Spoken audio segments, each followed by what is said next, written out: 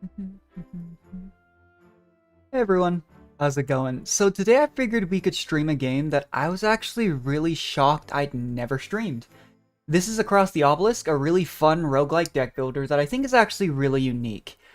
Funnily enough, the first game I ever streamed about 2 years ago now was Slay the Spire, the other big roguelike deck builder I played.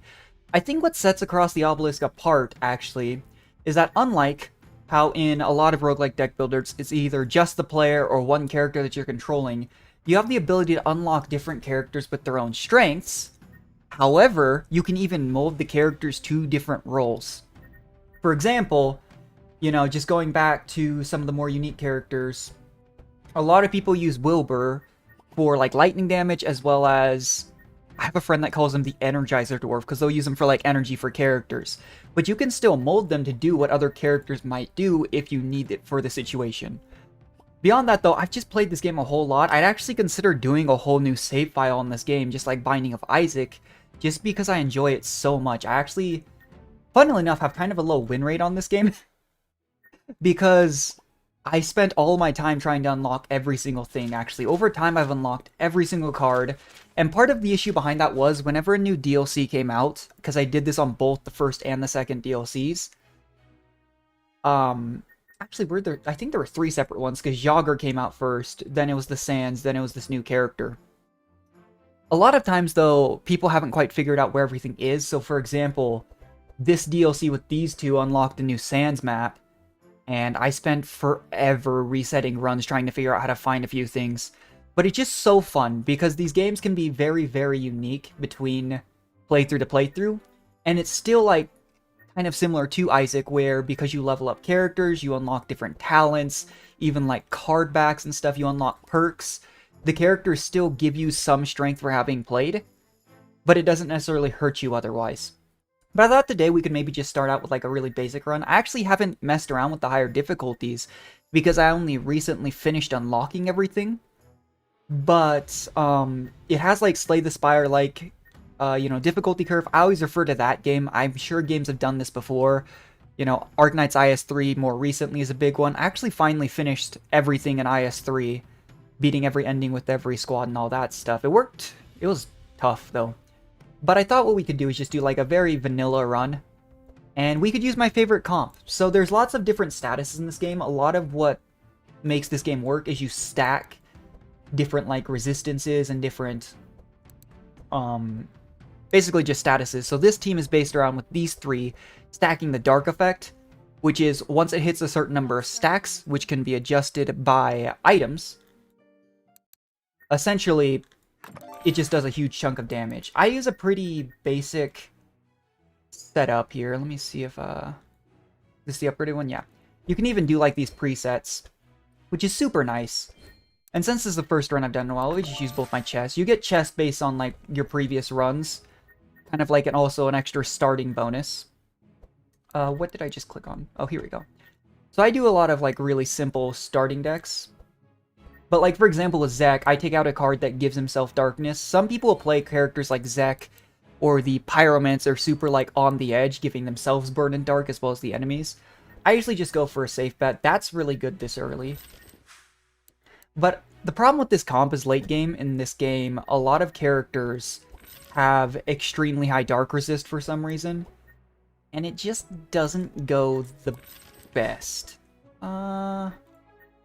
Far as pest goes, but because I played this game on this team so much, I feel like I've struggled at endgame. It's the same thing as like how I keep referring to Arknight's IS3. I crutched really hard early on Thorns, because Thorns is just generally really powerful. But Thorns falls off really hard. Any arts damage based dealer in IS3 falls off really hard late game. But I'm just going to do a couple quick rerolls. We have a lot of resources because I took 2 chests. But I just kind of want to do a really vanilla run, and then I thought maybe we could do the, I think it's like monthly Obelisk challenge. Maybe grab this. I'm trying to remember what else we can get. I take a very specific path when I'm going through this game on Dark Team because it works really well. But essentially speaking, right, we start out, we have our turn order based on speed. You have this, which gives you extra rewards depending on how fast you do it. I usually just run Magnus because he's one of the fastest warriors, so he's good at blocking. And then I use a very stock standard, like the attacks I give him are really cheap. And the idea is to get block. But you can do some ridiculous damage. So this team's based around just quickly... I might have done this wrong. But that's when the dark procs, right? I think it's... Because we have the Cup of Death, it's what, like 15 stacks? 16, yeah. But super, super fun game. But I think the highest damage I've ever seen is there's a character that applies a status called Fury that makes them do a ton more damage, but they apply a ton of bleed to themselves, which will kill them. But you can get an item later on that makes you immune to bleed. So I've like one-shot the final boss. It's hilarious. Another big one that people like is there's a robot called Heiner that's based around keeping block at the end of the turn and stacking it up pretty much infinitely. Pretty fun stuff, but that's what's fun about this game is you can play the higher difficulties and have a real challenge, or you can just do some really dumb stuff. But Magnus here is basically just a pretty decoration, if we're being honest. Like, the entire damage for this team comp is just proccing Dark over and over. Anything this early on, too. Like, especially once you have all the trees for the characters. Basically, any time that you proc Dark, they're gonna die.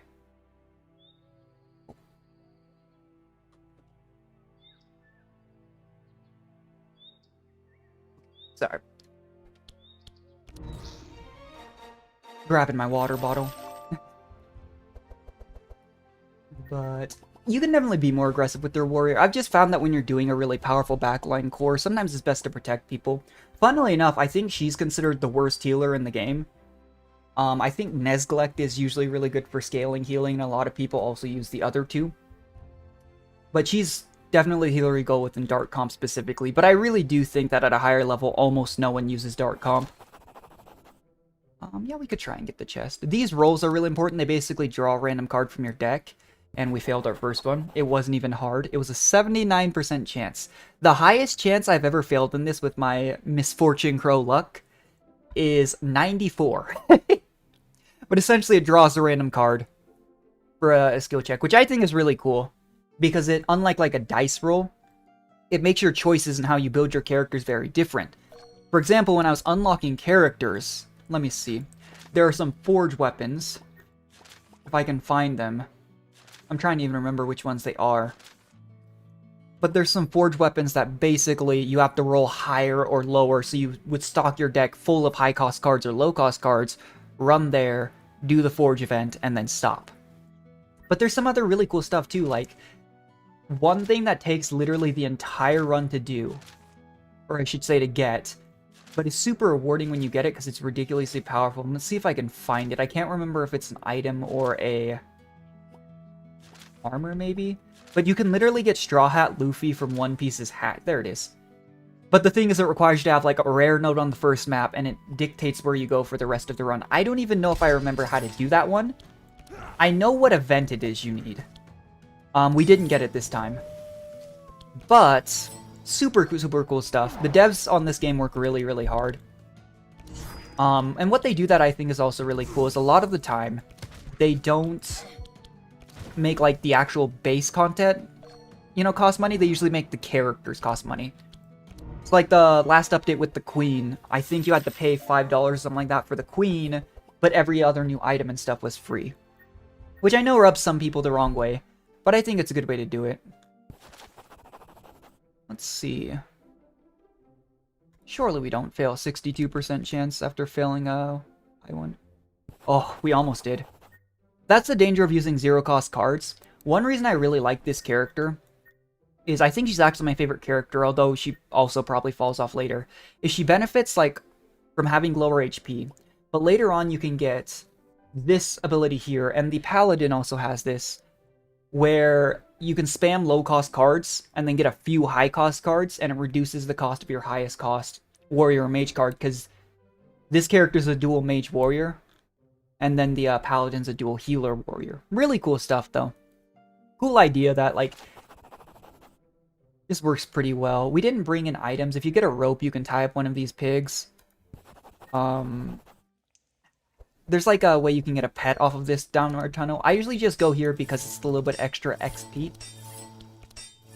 But generally speaking, I feel like you almost always hit level 5 right after you hit the second to last boss. It's like two little... It's hard to explain. They're like two statues, I want to say? They're like big suits of armor, but we'll get there eventually.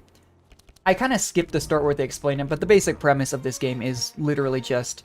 The princess was captured by a wizard who's kind of gone mad. We gotta go save her. I don't really know what I'm gonna give Magnus here. I really like the AoE blocks. At this difficulty, I don't think we're really in any danger, to be honest. But I kind of want to do a quick run, just kind of show my favorite comp and explain the game. For anyone who hasn't played it, I first got introduced to this game by a friend. You can actually see every single run you've ever done, I think in your past games here. And it was like all the way at the bottom. I first played this game with some friends. Super fun time. Essentially what happens in multiplayer though is it's not anything too exciting.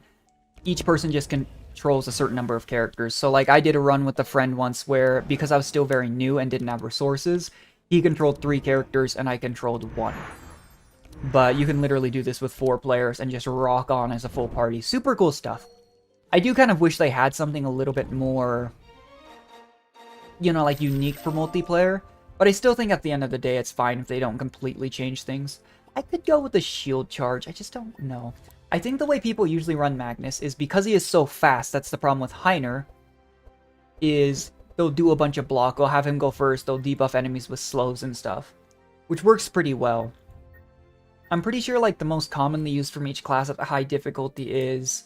I want to say it's Magnus. I know it's Gustav. For scouts. I'm not earning a scout now, but... Or Sylvie. I think people run Sylvie. For mages, I believe it's Wilbur. And then for healers, I know a lot of people actually run Reginald. But here you have all these different options. Depending on who you have with you, too, you can get specific options available to you. Like here, he gets a boon every single time she draws this. The boons basically all let you draw an extra card when you pick them up. And then they do something for you. Really helpful stuff, but here I could help the demon. I believe this is how you get one of the pets. And it's worth noting, the way all of the equipment in these games work is once you get multiple copies of them on the same character, they become corrupted, I believe is what it's called, and they get much stronger effects. So you always want to echo different cards if you can on the same characters, and that also applies to your pets, the companions we brought. The problem is, I know we didn't get the wolf event, which is actually on the first plane. I'm not doing the beaver events. And then the 2 cubes, I don't think we'll go for. We could go to the desert because it's the newest map, but I don't usually go for that. I maybe shouldn't have brought the Holy Cube, but essentially the Holy Cube does Sanctify, which is something Reginald's really good at, where whenever it gets hit by an enemy, you heal by that number of stacks. And it's actually really helpful. Because essentially if you don't get one shot and you're not dying to like full-on stacking debuffs, you can hit a point where it's just not a problem at all. But you'll kind of see as we go on, even at base difficulty, how hard some of these enemies scale. Makes it really difficult to get away with some stuff. But this is why I bring some dispels. Later on, we'll get a mass dispel. I am really curious, though, because I have messed around with literally every character. That's why I have max rank on every character. But I'm curious, because Gustav, for me, I think is a really good character, but he has, I would say Gustav has the highest skill cap of any character in this game. It's really confusing. Let's see, I actually don't mind Invigorating Blow. See, a lot of times you end up just using shards. We have an extreme excess of resources, again, because we took 2 chests. I usually only take 1 to kind of keep that efficiency, but... We'll see. As far as stuff here, I mean, it never hurts to get something if you don't have it. Like, I could get some more HP resistances on our healer. What else do we have? I mean, Zek doesn't have armor, so we could give him powerful at the start of the turn. Do a little bit more damage. At the start of combat, I mean. There aren't any rings here. I don't like messing around with Surprise Box. It can turn on you real fast. Why slow? Sure, I don't really want a Searing Blast. The problem with some of the boss drops, though, in this game is they can be really hard to corrupt later on. But they added this with the last update where you can get Eldritch Rifts, which allow you to be a lot more liberal with where you, like, go. because for a long time, because this was just the last update with the Queen, once you locked yourself into a path, you could never go anywhere else. Which was a little sad, because like here, I love going to this mini-boss event, but down here, if this is a purple event, it's one of the strongest ones. I think it's in the middle here. The first DLC, you can actually go here, and it's a completely separate event. Interesting stuff, it tells the story of Yager. We probably won't do that. I'm not going to attack the horse, because I can't remember if it forces you to go there, but we already leveled up, which is pretty early. And you get to choose between different perks. So for example here, Novalia can go for a heavy frost build, which isn't the best. I think even more so than dark, frost is probably the weakest effect. It is nice. All of the abilities that stack, basically, as you can see, reduce resistance of that type. But the problem is, chill really only works to slow down enemies, which can be helpful, but at some point it's completely diminished returns.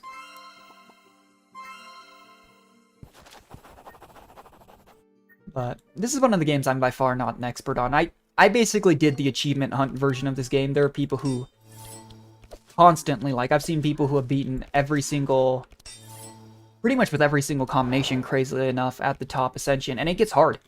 Like the chests we took at the start that made us so strong off the bat, you actually can't take sometimes.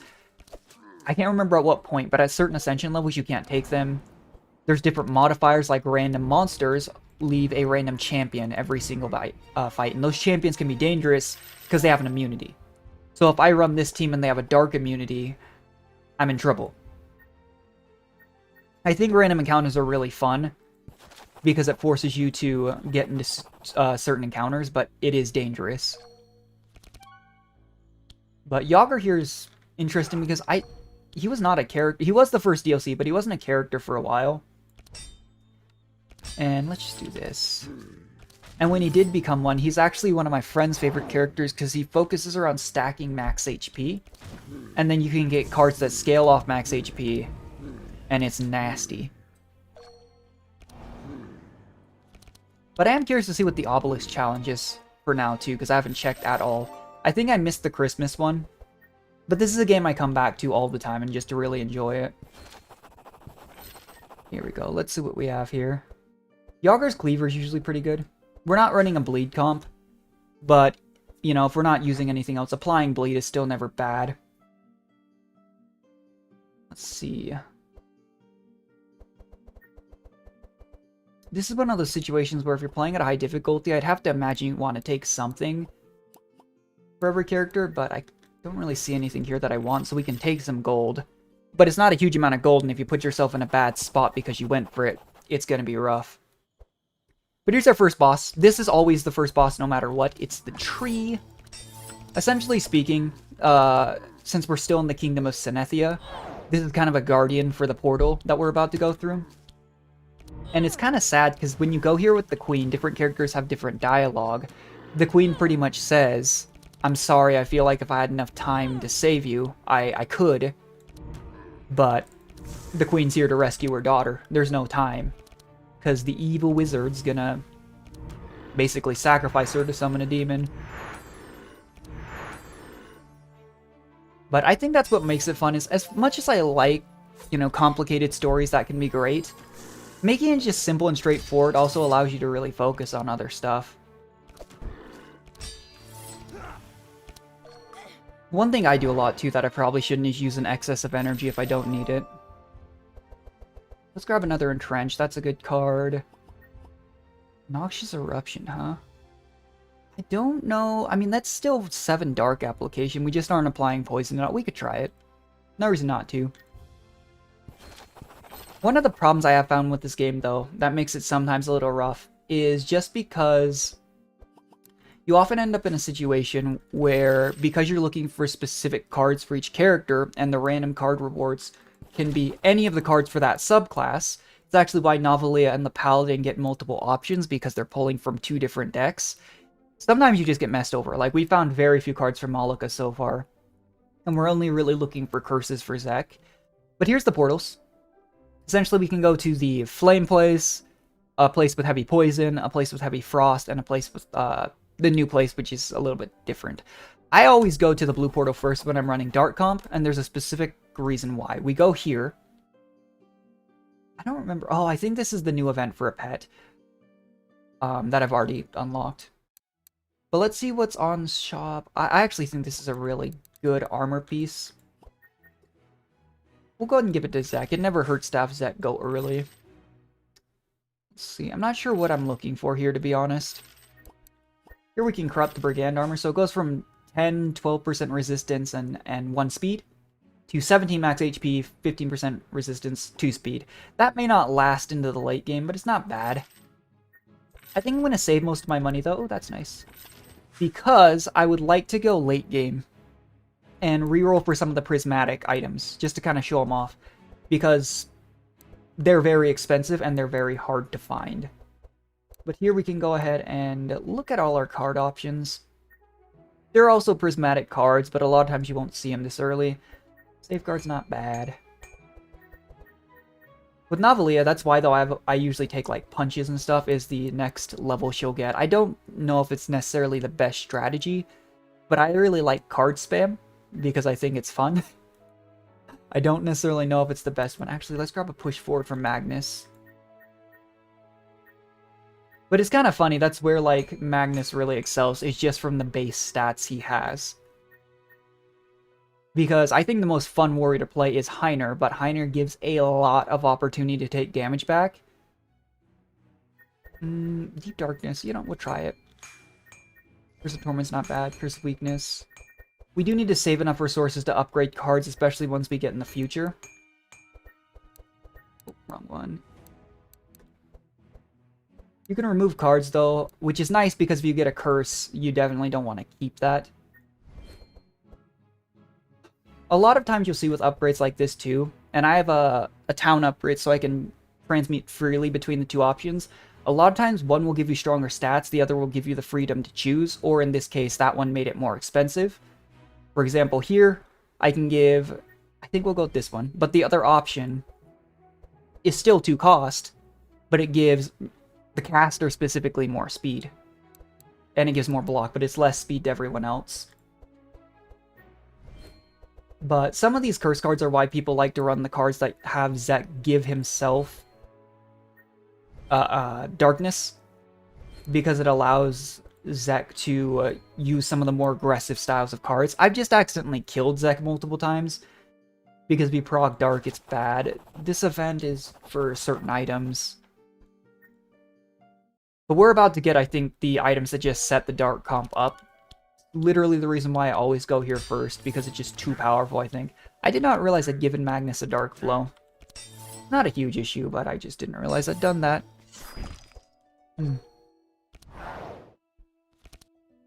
Let's see.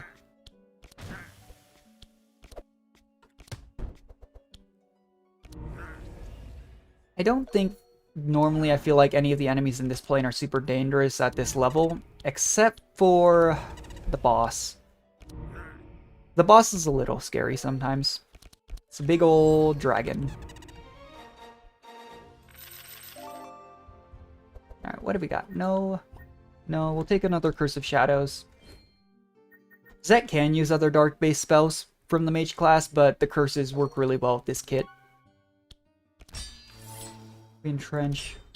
I like putting Wolfguard on one of the squishier characters. But a big... Oh, I forgot you could pet Magnus. But a big part of this game, too, is that... I already lost my train of thought, jeez. Been a long day already. What was I gonna say? Now I feel dumb. Oh, the fact that positioning does matter. So many specific cards and character abilities or enemy abilities target certain slots. As you'd imagine, the first one's usually the prominent target. There's spells that bounce, but still protecting your backline's always important. But after this, I guess we could real quick go over how most people build every character too, because I didn't really talk about that. But here, I always go to the sewers. Basically, Zek, if you have him with you, can bypass. I don't remember where you get the key if Zek isn't with you. But this event right here allows me to get... Where is it? The Cup of Death guaranteed, which is really good. It also allows me to get this card, which is For every dark charge you apply 1 bleed. I'm going to give that to Novalia, not Zek, because of something that's coming up. But these two goblets appear most of the time, and it's incredibly helpful. I'm gonna actually trade this. That wasn't a thing for a long time. But, hey Christos, how's it going? I'm playing Across the Obelisk. It's a roguelike deck builder. But here we go. Some of these enemies, the dragons can be a little dangerous because the dragons can transfer statuses here.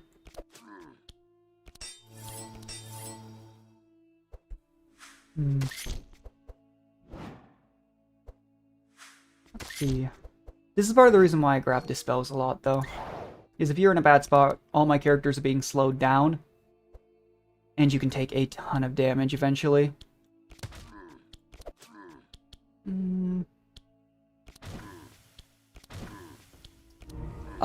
Essentially speaking, you have 4 characters out of a big roster you can bring. And you just kind of go through a kind of set path where you're basically just trying to rescue a princess. But each character has like different strengths and weaknesses, and it makes it really fun. For example, the characters I have with me right now, 3 of them are based around proccing this ability, which is once I put a certain number of stacks, it does a huge chunk of damage. The problem is the enemies are all stealthed right now. I thought this was AoE, so I can't hit them. They silence my healer too. Why does it look like Darkest Dungeon? It's kind of a... I mean, the party setup, I guess, looks similar. It is not quite similar to Darkest Dungeon, but I can see how it looks like that, though, with just the character setup. Okay, let's take another barricade. Let's see. Trench. Is this an innate? No, I've just been drawing in trenches early. That's interesting.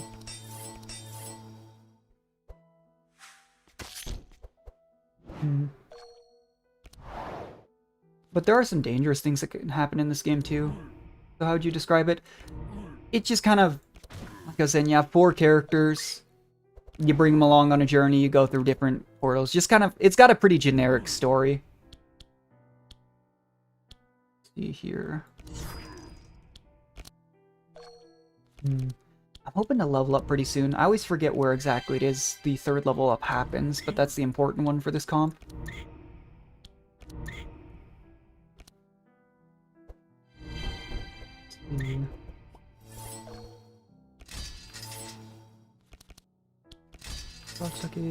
What would you compare it to? I mean, the other roguelike deck builds I've played are like Inscription and Slay the Spire, but I wouldn't really compare it to either of those games. I'm sure there's games that are pretty similar to it out there. I just can't think of one off the top of my head.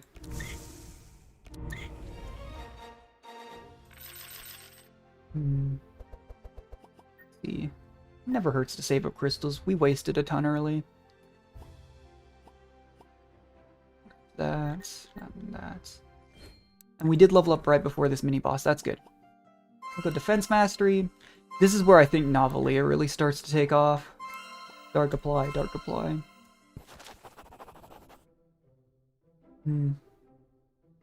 So fighting this mini-boss, though, is where I think we get the last big dark ability. You can get a prismatic one later, but I almost never see it.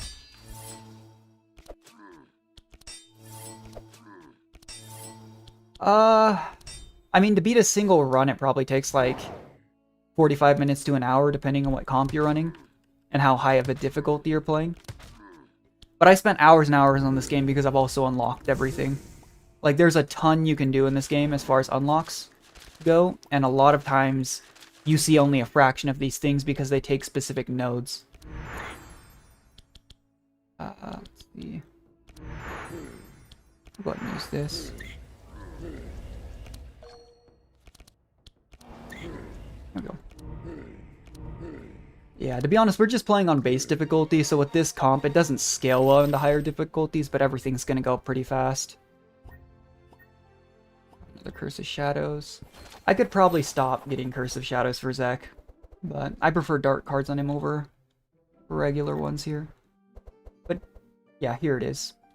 This one makes the charges explode at 30. Oh, that's not what I meant to do. Thankfully, it lets you retry. Alright, grab this. I was hoping for another one of the rings. You can get rings that for every dark charge you apply give you effects. Really powerful, kind of similar to how the Bleed Goblet works. We need rings. Yeah, sure. Go with that. This spits us out right before the boss. This, I think, is the only really dangerous enemy on this plane at base difficulty, though. So what are the card types? So, essentially speaking, every character has a deck that they pull from. So it'll be Warrior, Scout, Mage, Healer, and then there's equipment and such. But the characters I'm running are Warrior, and within each archetype there are definitely specific cards. It's like the Warriors have a lot of blocking cards, a lot of offensive melee attacks. The Scouts use a lot of poison and bleed. The Mages can do any variety of things: frost, shadow, fire, ice. Or that's frost, lightning and such. Healers usually have healing, holy application, and debuffs. Basically, each character has kind of a starting deck and strengths with their talents that they work towards. But you can kind of mold characters to do whatever you want, to be honest. It just might not be the optimal play. Got rid of those too early because they can apply shields. It's a lot less complicated once you get used to it. And it's one of those games where you can main a certain comp and that makes things easier as well.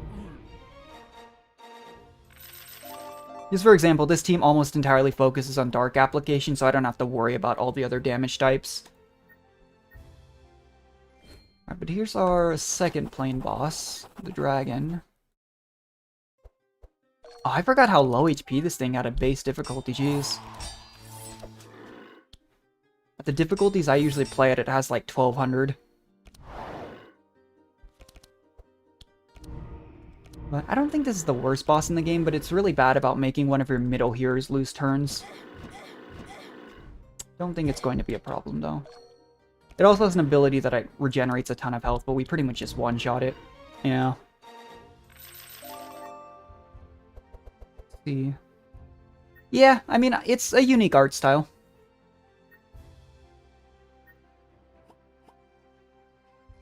What do we got? The problem is there's not really going to be any gear here that I want to, and the gear you get is affected. Oh, actually the Dark Flame Ring's good. Now let's give that to Malika. But a lot of the gear, because we went to a frost plane, is frost-based. Which isn't the best, but doable. As for the third plane with this team, I think I usually go red portable. Let's go yellow. This is the newest one from the second of the 3 DLCs that are out. Where the Knight and the Paladin are from as well. I can't remember. I don't think it's a very big development team. I'd have to look it up. Go... I guess we could go bottom path. There's a merchant. Yeah, we'll probably go bottom path. I think at this point I can grab... do a couple rerolls. Okay, yeah, I think I need to wait till the next plane. So we're gonna grab a Mass Dispel. It's hard remembering what's available at each plane sometimes.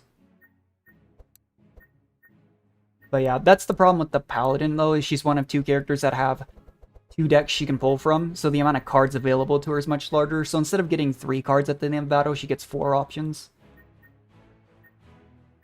But... let's see. Yeah, I don't really think there's anything on this plane I'd like to get. Let's see.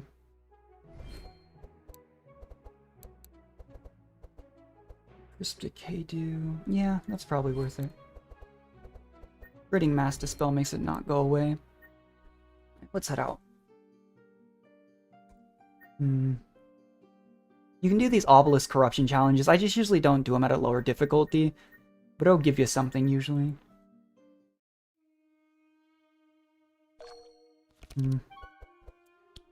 This plane has a lot of enemies with Evade and Invis. Yeah, I greatly underestimated how I think I might start a new save file in this game if I keep streaming, because I really love this game, but with all of the max level trees and stuff that I have for characters, I I can run through and roll pretty much anything.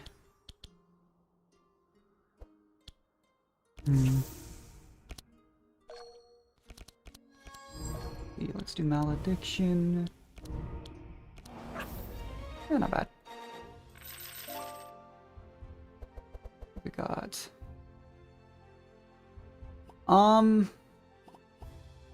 yeah, I get it. It's a hard game to pick up at first. Basically, I guess the only important thing with this comp is this guy blocks. These guys apply dark. With the items I have, when dark hits a certain stack, it hurts a lot. That's basically all I'm doing. We're going to rescue a princess. These are the 4 heroes I chose at the start of the run.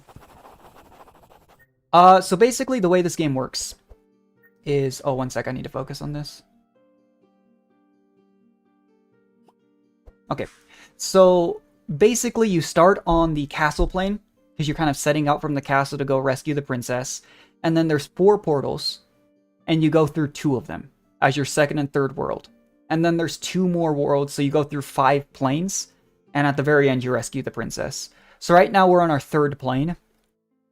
We chose to go through the blue portal because there's really good items for my comp in that portal. And now we're in the sand portal because, to be honest, I don't think it matters which of the other ones you do. It's more preference. But once we get to the map too, I can explain some of the nodes as well.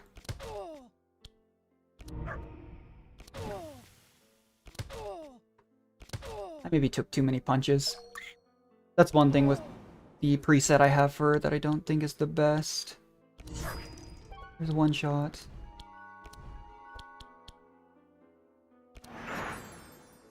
That might have been overkill.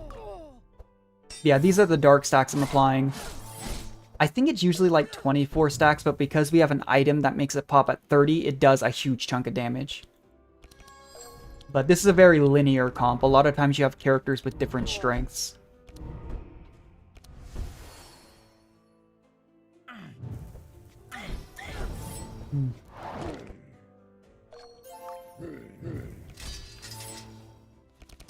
See.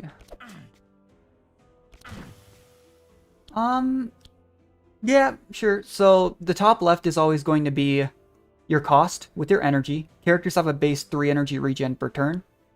So this character does... this attack hits the front monster. It does 7 slashing damage. Because there's different types of damage, because there's different resistances. It's like you can see the character resistance. This one's pretty resistant to blunt damage, and a little bit less to the other types. This card it grants X, so it grants however many block as your draw pile, so it'd be 21.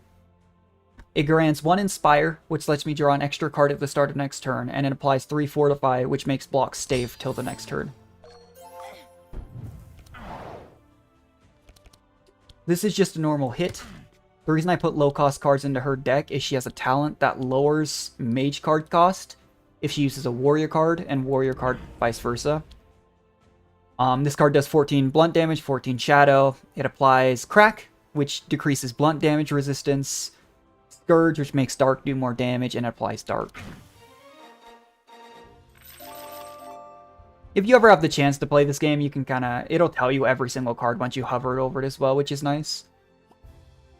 Pretty good evocation. But here on the map, you have like healing nodes. We've been through a decent amount, but you have event nodes, battles. These are where you unlock characters if you don't have them. And then these are kind of map transitions. They take you either to the next map or to somewhere specific.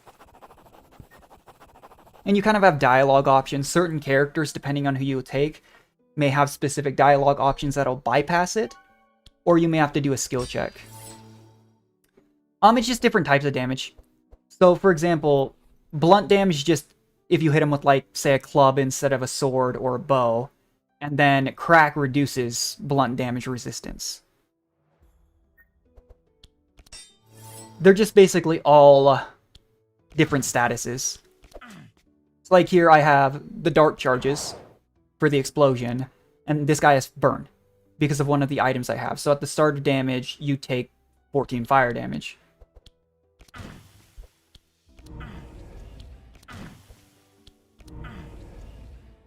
Not too bad. And remember, this guy goes stealth. It's probably best to take out the healer, but doesn't matter too much. Like, Zek here is based really heavily around curse cards. A lot of them apply different statuses in addition to Dark. Different one here, so this effect here is the middle one. I've had a lot of practice on this game. This is psychic damage. Sight allows you to see what the character is doing. We might want to one-shot this thing if I can. I didn't. But this game's definitely hard. Like, even if I were to start a new save file, I don't actually think I would win my first run. Because I have massive skill trees on these characters, and endgame, it's pretty rough. But I wanted to do this run, the weekly challenge, or I think it's monthly, actually. They don't do them super often. And then after that, I might start up a new save file. Because I have everything except the higher difficulties on this one.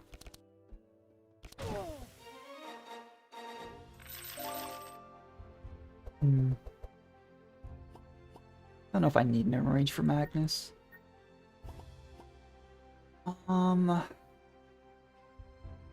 Yeah, Voln's good. Purge is good. So here we go to this place. We could run, for example, a skill check, where basically it randomly draws a card from our deck. And then an example, in this card, we try to get through Force Field. We draw a random card. Everyone who draws a 1 or higher cost card, so not 0, won't get hurt. Or because I have the Dark Paladin, he can just go straight through. Oh, I got a purple event. This is probably a pet event, actually. They added an event for temporary pets that you can get, and they're all purple rarity. Which is odd, because they're not good. I'm playing on PC on Steam. It's not necessarily a monthly update, it's just basically like, if you've ever seen like the Binding of Isaac, how they have daily challenges, it's kind of like that. We'll see. This run shouldn't take too much longer. The last plane takes a bit. But I think it's monthly. I don't know how often it is. I don't do the, they call them Obelisk challenges. I don't do them crazy often. So I can't remember for sure how often it refreshes.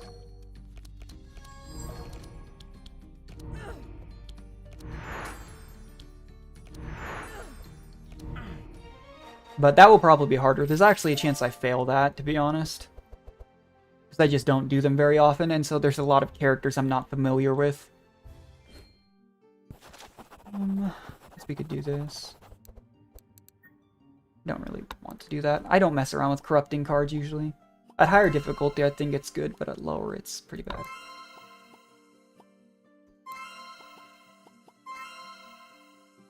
Alright, I'm gonna go for the Ancient Machine. It's another matching game. The Binding of Isaac is complicated nowadays. Over time, they just... You always start at the same place in Isaac. But... over time, they added more and more endings and split paths. The dailies are necessary in that game, so basically they give you just... I don't think they choose them, I think it's probably on a cycle. But Isaac dailies, basically they give you a set character.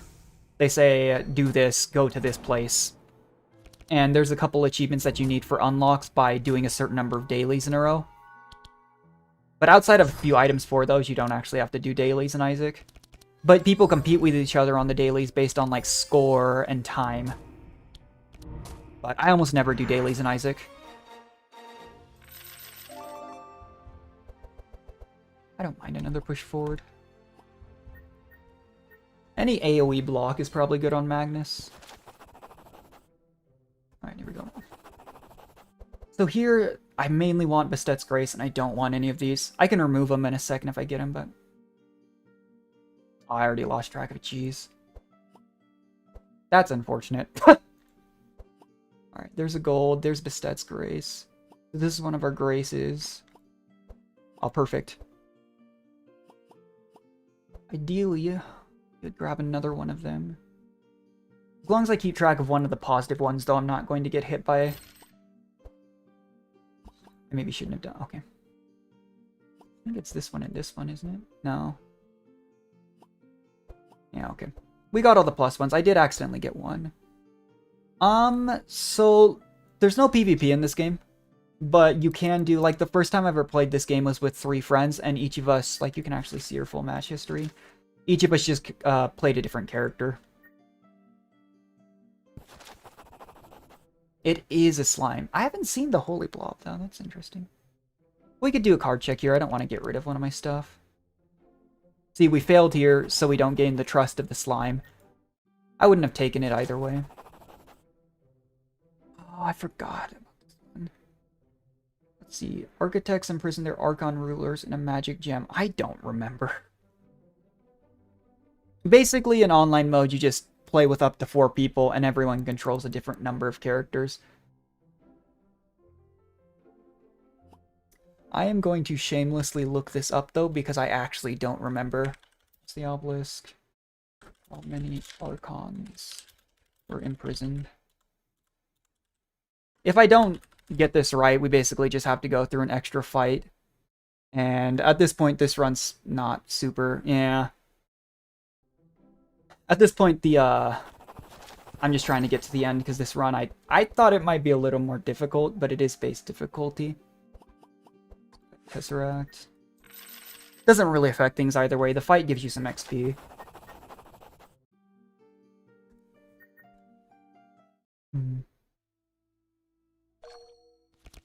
The fight's just really tedious because you just have to survive a certain number of turns. Which isn't hard, it's just boring. But I actually did not know the answer to that question. Are you what? Are you close to the end? I'm still on plane 3 of 5. To be honest, I don't necessarily need to finish this run, but I usually try to as a habit.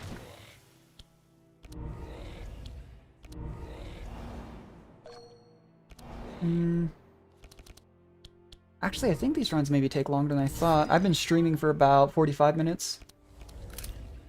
And I think I talked for like 5 minutes at the start. Oh, this thing's immune to dark. That's awkward. Some enemies have immunities, and when I'm running... That's part of the reason why you don't necessarily, at a high difficulty, want to run just a super singular comp. Because all of my damage is invested in dark, so if an enemy is immune to it, it's a bad time. And all the endgames have high dark resist. But at lower difficulties, this team's, I think, one of the fastest clears. We're basically just gonna have to slug this enemy down, which isn't a problem. It's not like it heals.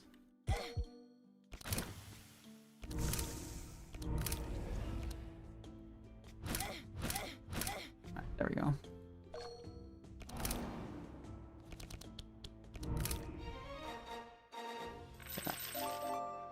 Here we go. No, no, no, and no. I'd like another Mass Dispel. Like in that case, the Dark Paladin knew this boss. It's... The entire basis of this area is basically like an old Egyptian-style, like, tomb. And she was kind of sealed away for a long time. So because we entered, we have too powerful. It's usually just a small buff. Like on the first boss, you can, get like a speed increase or something like that with certain characters. Not really enough that it matters, but enough that it's interesting.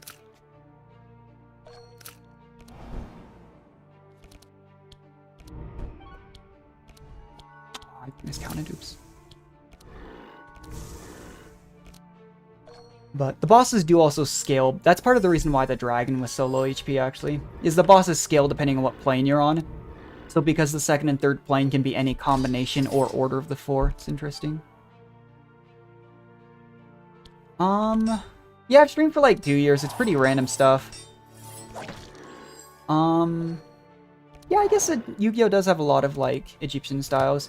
So I have played Xenoblade Chronicles, like the first 3, as well as I had a friend tell me a lot about another one. But I played 3. It was good. It was interesting because Xenoblade Chronicles 3, I think, takes place in the same universe as 2, but there aren't blades. But really wholesome game. Essentially speaking... I'm trying to remember, it's been a while. I really would have liked a Citadel and Magnus. Sorry, it's been a long time since I played it. It was a fun game, though. Yeah, I really don't know. I'd look up, like, actually, someone who's explained it, because there's probably good synopsis plots on it. Oh, in the end, basically, we just kind of... It's been such a long time. I barely even remember the plot of the game. I just remember it was really good.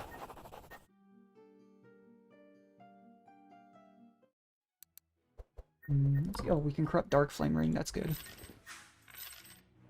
Ooh, that's nice. Zek is gonna poison himself, but it's not a big deal. There's a prismatic, but it's not a good one. I think I'm just gonna aggressively reroll here and see if I can get one. Mountain King, that's perfect. Even though I just bought that ring. Mana loop's really bad unless you have low-cost cards. Ooh, Yin Yang Badge is really good too. This is not good. Mirror of Cassandra is one of the best ones. Take it. Nice. Ordinarily, you don't have anywhere near that much money. 10 hours. Well, I remember, funnily enough, even though I played 2 a lot longer and not on stream, 2 was basically humanity separated on these different floating kind of like animals or beasts, and characters have blades, which are kind of like spirits, basically, that you fight alongside. Main character ends up meeting the Aegis, which is Pyre and Mithra, if you've ever heard of them. They're kind of two sides of the same coin. Mithra was the original Aegis. There's a prequel as well explaining all that stuff. But essentially speaking, the basis for the plot was Rex is looking for Elysium because humanity's, you know, separated on these islands. Everything's kind of destitute. And eventually he gets to Elysium, realizes it isn't what they thought it was, and kind of still bring humanity together. That's like a super general explanation, though. It's a little bit more complicated than that. 3 takes place in, like... It's like a later time period as well, but there's characters from 2 directly mentioned in 3. But part of the reason why, I think it was... What happened in 2? Yeah, it's been a while, but... I don't believe 1 is linked almost at all to 2 or 3. 2 and 3 are definitely linked. But, I do know there's like a DLC where you can recruit Shulk and another character in 2. But I don't remember 2 and 1 being like linked at all. What do I want to go? I think we go up. Look for another prismatic. Never see the dark one when I'm playing this comp.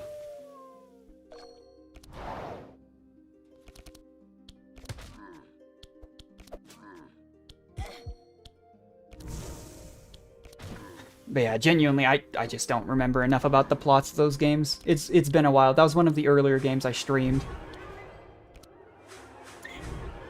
I'm about to... Need to be careful with Zek. Zek applies a lot of dark to himself, and now he applies poison with dark, so... If I'm not careful... How long is 2 and how long is 3? To give you an idea, I think I had... Because some stuff you can only unlock in 2 and New Game Plus, but you can speed through New Game Plus, I think I had about 200 hours in 2. And I did not complete everything in 3, but I think I had... Even just the streams, I think, was probably like 60, 70 hours, and it's probably about double that. They're long games, especially if you want to do everything. Like in 2, every single blade has a side story you can do that takes like an hour sometimes. Not helpful. But they are good games. If you ever get the chance to play them, I would.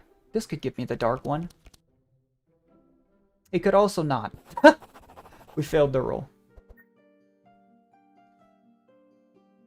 Let's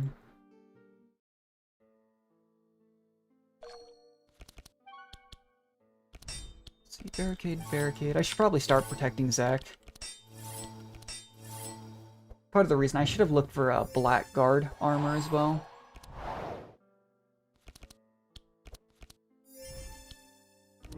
Probably need to get rid of the orb. Here I'm basically just speedrunning to the end though. Like this is a run that I'm literally guaranteed to win.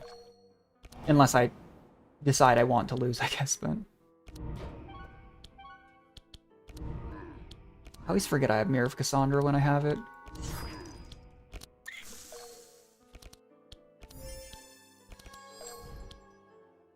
Let me pop the evasion. Still pops that. Want that to die on turn, or just die now. The amount of armor that thing gives at high levels is so obnoxious. This guy's really dangerous playing Bree. So the characters I'm using right now are Malika, Zek, Novalia, and Magnus. Magnus is my warrior. Novalia is a mage warrior. She's a dark paladin. Zek is a dark mage, and Malika is a healer. Funnily enough, she's considered the worst healer in the game, I believe, by most people. But she's also the healer you use in dark comp. And literally no other comp.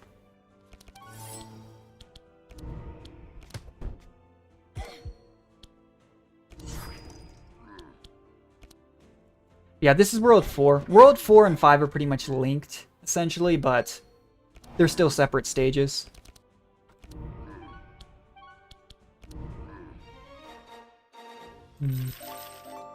Any cards I take here is going to be kind of hard to upgrade, so probably Curse Nomicon's good, Mass Dispel's good. An upgraded Max Dispel too. This guy just gives me a ring. If you have a certain ore, this guy can forge you something. But the last floor as well is like a double phase boss fight in like 3 fights. Last floor isn't too long.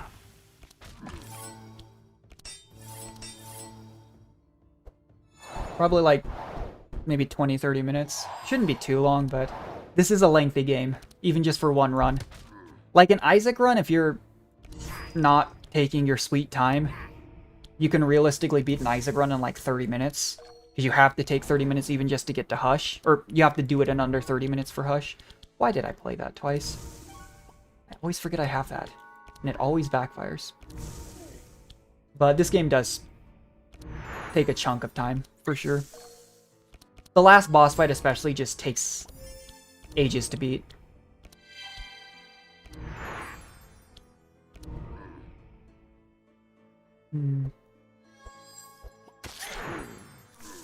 Oh boy. This guy's ridiculously dangerous if you're running Thorns.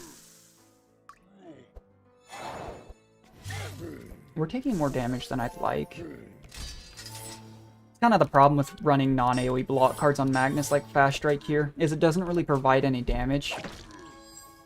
And he's fast, but he's not applying block that lasts to the next turn.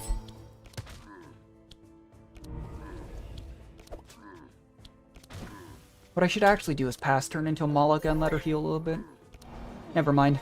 The way this healer works is every time she applies dark charges, she heals. Getting more Curse Nomicon. We'll take that though.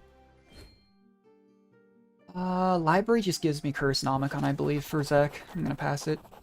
Normally I take it, but I have like 2.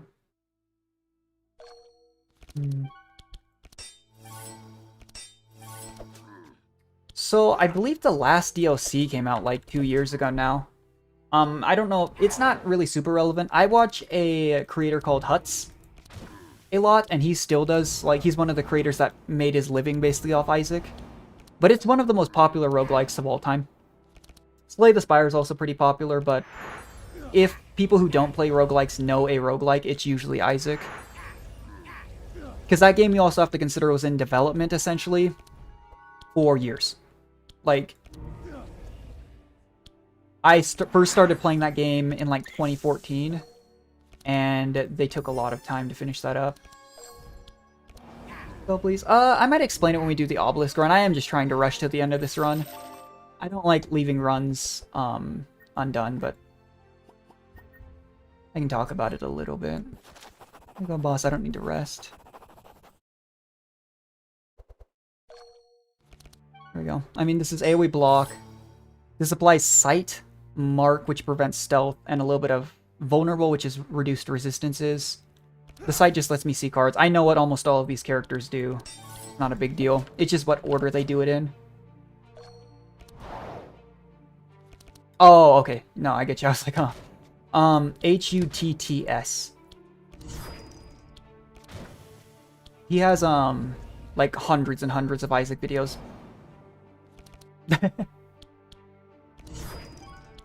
Yeah, I really enjoy watching his stuff even now. He doesn't do as much Isaac now because Isaac is kind of... I don't want to say dying, but it is an old game at this point, and a lot of people have started to move on because it got its last DLC.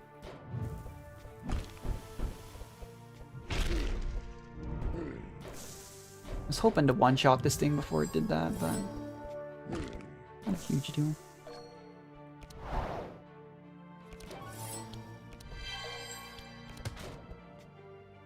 Normally you have to wear these guys down pretty evenly, but... This is low-level, low difficulty dark run.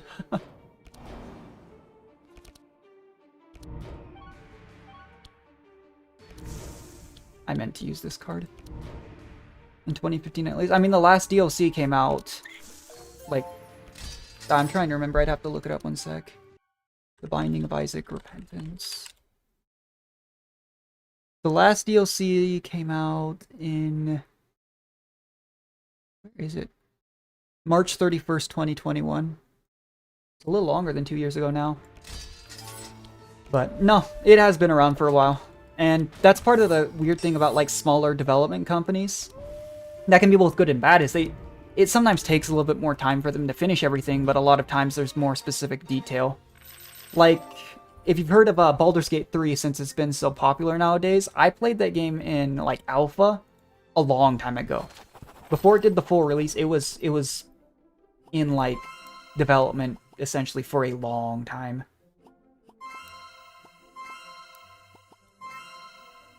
But very few people talk about it nowadays because it is kind of hitting the end of its life cycle. I wish I'd bought this earlier. Bonk Hammer? Better than Tesseract. Kingmaker. Pure. What's the Bleed Ring? Oh, it's on her. Some good items here, but you can only take one per character each instance. I'm going to go up.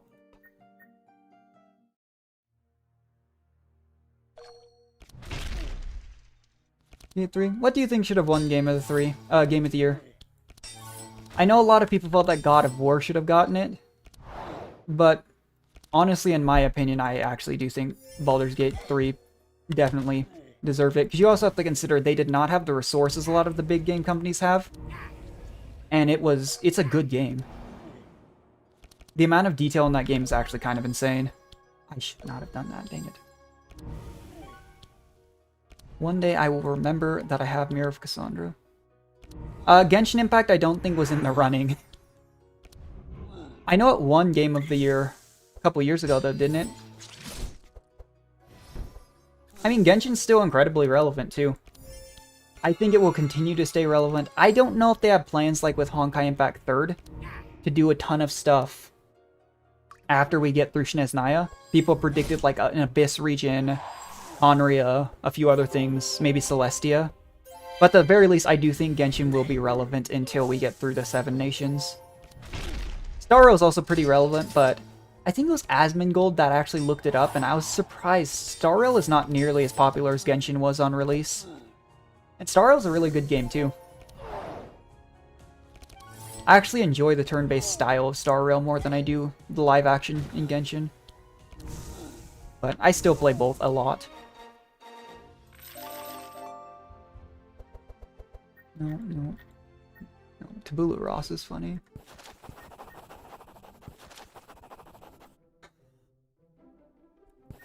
Take max HP on everyone. But yeah, I have 3 more fights in this run. Did you see the Genshin Impact game trailer? For which thing? Trying to remember. Genshin's had a lot of really good, like, cinematic trailers. I think my favorite was a Winter Nights Lasso.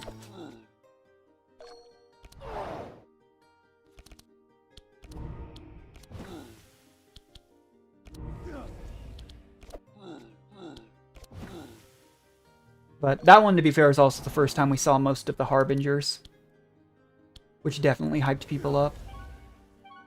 Oh, when the game came out. I do vaguely remember that, but that was a long time ago. I played Genshin pretty early on. I'd heard of it for a long time before I played. I didn't start really... I'd made an account before, but when I first really started playing that game, like, and invested into it, was the first Eula banner, at which point it'd been out for a little bit. But I'm trying to remember which trailer that was. But it's a good game. And I'm actually kind of glad that I started playing when I did, because at the very, very start of Genshin, it had some struggles. Star Rail's having this issue too, where because it's a gradual release of content, you can kind of hit a wall with what you can do. Because that's a big criticism people have of Star Rail right now. Until like 3.5, that's fine. I mean, that just means you have a lot of content to play through at the start too. The big downside, I guess, of starting late into gacha-style games is that you don't have the same amount of time to save up, you know, resources. But that's one of those games that the more you play, the more there is to do. Or, sorry, the later you join, the more there is to do. Nowadays, I have a bunch of side quests I haven't done, because they're just super time-consuming. But nowadays, I really don't have much to do in that game except, like, dailies and Spiral. Except for when events and a new patch comes out. You can one-shot this guy in like 2 turns. He doesn't kill your pets, but... Why did I draw all my...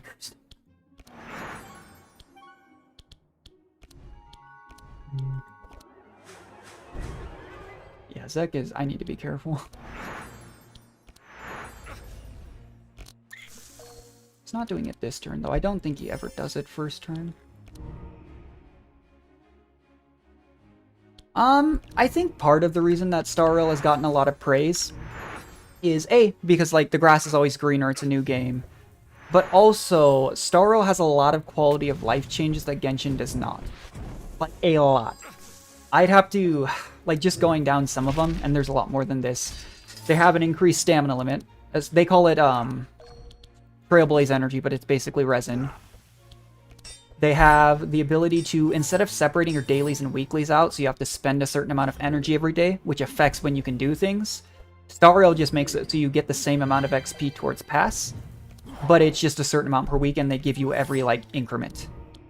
Like, I do think that's a big thing, is most of Star Rail's player base is Genshin players.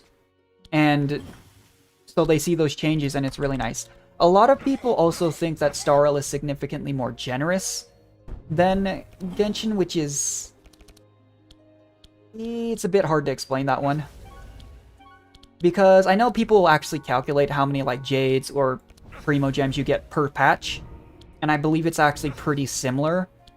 But Star Rail, for example, at the first patch gives you, like, 10 wishes over the first patch. There's, like, a few other things they do. But they did also give the current limited banner character for free. If you were to start that game, this patch would be the time to do so in the next couple weeks. Because the current limited banner is free. You just get one in the mail. Like,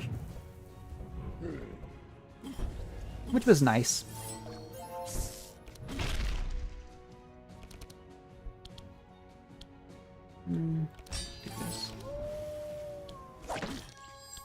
This is where it backfires too, that I take the powerful version of the cards that only hit front monster. Because he's killing my pets this turn. Zenless Zone 0. I have no idea. I mean, it really just depends. I think, something that people don't always do, and that you should do, is judge games fairly as, like, a standalone. Even if they're coming from the same company. I think too many people are making direct... Like, it's nothing wrong to make comparisons. But when people are putting one down for the other, that's where I get a little annoyed, because they're not the same game. Even if they're by the same company, it's different development teams. You know, like, an entirely different genre of game. Like, people somewhat compared Honkai Impact 3rd to Genshin. But even then, you know, it wasn't this bad. He's not going to kill my pets. I haven't done that in a while. But no, I definitely think there's things that Genshin still does better than Star Rail. For sure. And there's other things too, like, I know a lot of people pointed out how good the ult animations are in Star Rail. But for characters, you need, A, because timer doesn't pause in Spiral Abyss, If you had really lengthy ult animations in Genshin, people would be mad. It doesn't work that way. Star Rail's turn-based. But, too, like, I was thinking about this the other day. Characters in Genshin have to have so many more animations as well. Because Star Rail, really, on the overworld, you have, like, what, running, your basic attack to enter battle, and your technique. They don't have, like, flying animations. They don't even have jumping animations. Like, there's so many comparisons that I just outright don't think are fair because of that. But a lot of people like to make them.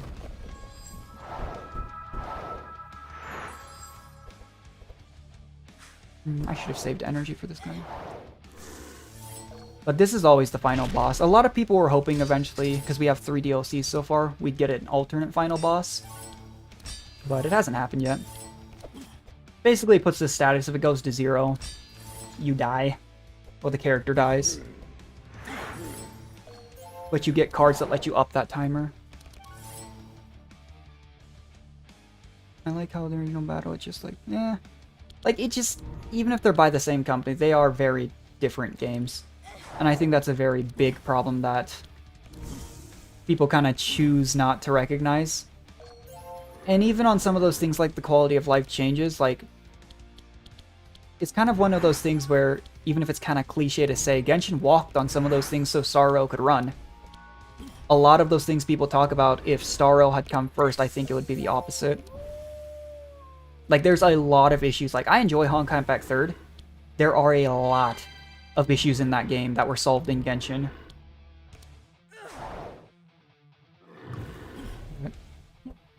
I think part of what makes those games too super popular is they're very accessible. Being on mobile while also still being like a PC quality game, I would say, is very helpful.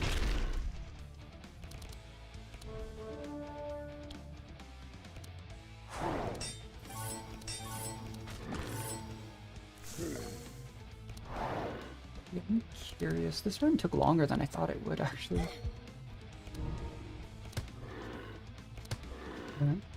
No, I'm very on the fence. Like, I think that a lot of people just want to dislike something. Like, I think one of the big ones I remember that made me crack up was, I don't know if you would have seen this depending on when you joined. I think it was about a year ago. Someone tried to call out Star Rail for having overly, like, sexualized characters. And that did not go over well because Genshin is significantly worse about that than Arknights. Like, to give you an idea, I think one of the ones, let me see it. What is it? Mona versus Astasia. Astasia. What's Astasia? Let me pick up monitor 1. So this is a kind of a fan thing, but let me see if I can find it. Yeah, I think it's always a really vocal minority, to be fair. But I can't find the picture, but someone compared Mona to Astasia in Arknights, and they literally just said, guess which one is the guess which one's the astrologer from Genshin and which one's the astrologer from Arknights. But I don't know what it is. You see those in every community, to be fair. It's why, like, League has a really bad reputation, even though I would say most people in League just don't type. But I've noticed in Genshin, especially the shipping community, I don't even get involved in that stuff, but even, like, I've heard of how bad the shipping community is about, like, actually threatening people that don't agree with them. I don't get it. But I think the majority of people that I've met that play Genshin are actually pretty cool people. A girl in a Discord server I was with for a long time played him. Really sweet person. Played with a couple friends as well. They always enjoyed it. Oh, it doesn't give me a timer. It just... The people who shout the loudest and the ones you're going to hear are the people who are mad. Oh, there are weekly challenges and Obelisk challenges. Oh, Obelisk is the fully random one weekly. It is a weekly, apparently.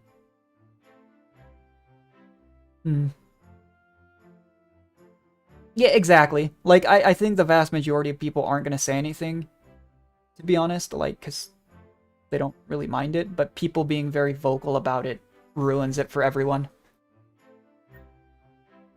Because if that's the only thing people see, that's who they think is the case. So we get Nesglect, Gruckly, Sylvian, Magnus. I'll probably go for a bleed build, most likely. So we can go sharp. Weekly modifiers. Yeah, okay. It's a bleed charge. Okay. Bleed deals damage at the start of turn, but can't be prevented. Okay, so we're not going Fury build on Gruckly. Extra energy, less speed. Even injury. Okay, so no injuries, no Fury build on Gruckly, because Blood Guard won't stop it. Good to know. Oh, I forgot they did this. Well, we definitely go Defender on Magnus. Oh, you get to pick a different one. Okay. Guardian.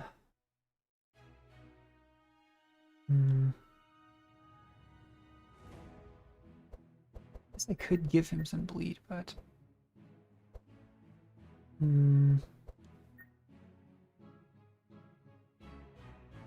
Oh, so... This is the weekly challenge.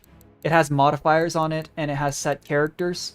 So the modifiers on this are...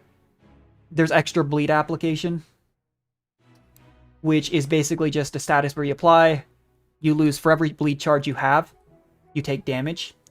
Fury is a status that Gruckly here really specializes on, and it makes you do a ton of extra damage. However, you take bleed charges at the end of turn. Ordinarily, what you do with Gruckly is you hard search for an item that makes him immune to bleed. However, the modifier is that you can't become immune to bleed. So we won't be going for Fury build, because even though it's a lot of extra damage, Gruckly will die. So I'm debating what else here. Probably Warlord.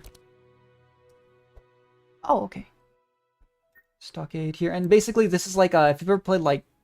I don't know if you've ever played MTG. I don't know if Yu-Gi-Oh! Does this, but it's basically just drafting a deck. Like how some people do out of booster packs. 4 perks. We want speed. We want block. HP and resist. There we go. But there's a very real chance that I just get smacked down. No, you're good. I just beat the final boss. This guy right here that we fought in the last run was the final boss. I could go poison as well. Like this. Adrenaline. I'm doing the weekly challenge, which is where I'm drafting cards here and trying to figure out what I'm gonna do. How full the HP is. Might be safe. What do we got? X equals your bleed. Yeah, that's the Fury effect. Let me see if I can... Here, what else do we have? Yeah. The Fury, you get 3% damage per charge, but at the end of turn, you suffer that much bleed. Funnily enough, the only build I've done that you can one-shot the final boss involves making Gruckly immune to bleed, and, like, getting, like, 5 cards that triple his Fury, and you just one-shot him, because it's 3% damage per charge. But we'll probably go for Yager's Cleaver. I really want to avoid Fury charges. It's gonna kill Gruckly. That's fine. Not bad. Speed that, bleed, and... probably resistances. What have you got? Can I get a Dispel? There's a Dispel.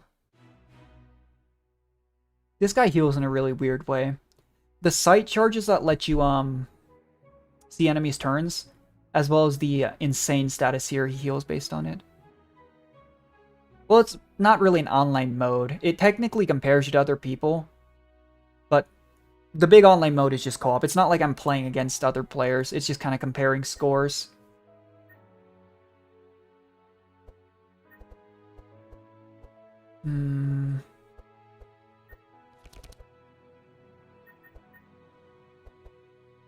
We need Sight and Insanity.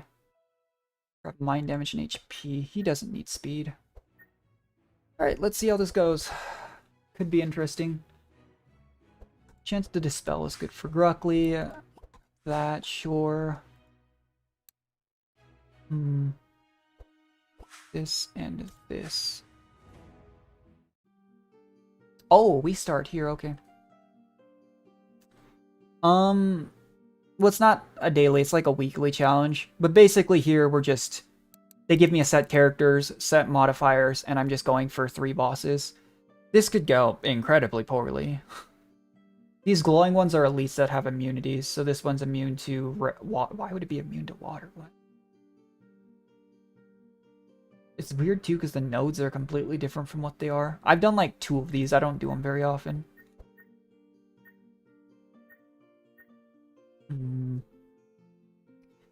actually going to do a Obelisk challenge here. It's a modifier that makes enemies stronger, but this fight shouldn't be too bad.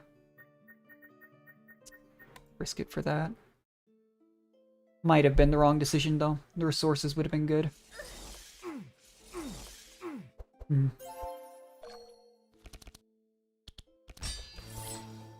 Oh, none of the cards are upgraded too. I forgot about that. Yeah, there's a very real chance that I just actually get smacked upside the head here.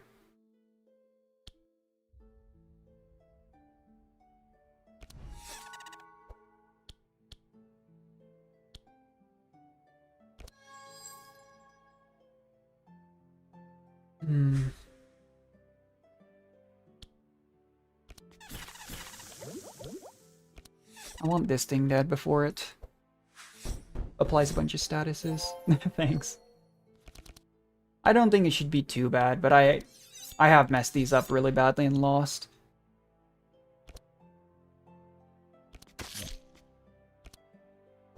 And see, he got 7 bleed already. He only has 106 max HP.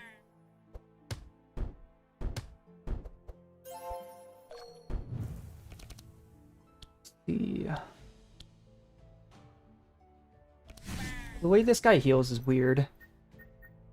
At the end of your turn, you apply an insane to all monsters. You heal based on a percentage of the insane insight charges. So, you essentially want to have him stack statuses on the enemies that'll survive longer. To be fair, I should be focusing the elite, but...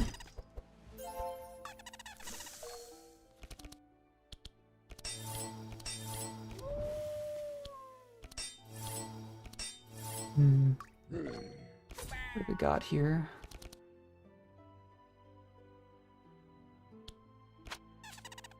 Alright, that dies next turn. I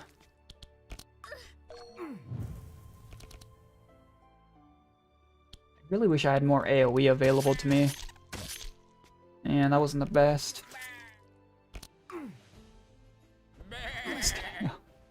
Grugly's gonna die at least a couple times this run. Oh boy. That's the bleed, yeah. That's helpful.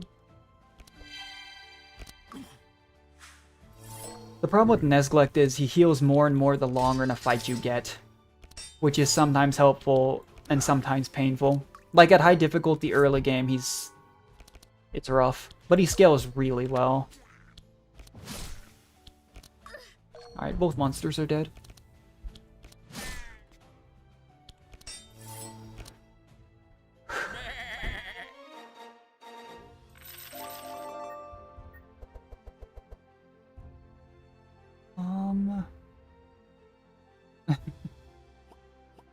I don't know. These runs are always weird. None of these cards are good. I took a modifier too that made the cards a higher tier, and none of them were good. Not good. Who has skills in the deck? Magnus has 1. No, Magnus has 2. 2. Sylvie's most likely to use that then. This. On these challenges, even if they're not the best, we should be taking items. Immune to crack. Don't think any of them are immune to bleed. I'll probably just go bottom path here. Oh wait, I have to do this first. Oh, it's a matching game. If I mess this up, we get double curses. Really?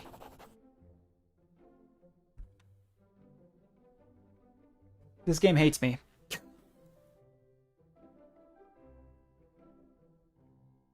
That's upsetting. I had an 85% chance of making the rewards better on this game, and I made them worse. I want Bestet's Grace really badly, though. Oh, I've lost it. I think it's here. Oh, no. No, what it is it was an 85% roll. So I had to roll 5 or higher. So it randomly picks a card from each of the 4's deck and combines them. So because of the composition of the decks, I had an 85% chance to roll 5 or higher, and I didn't get it. That's not good. I don't think it's worth it, because we get double curses.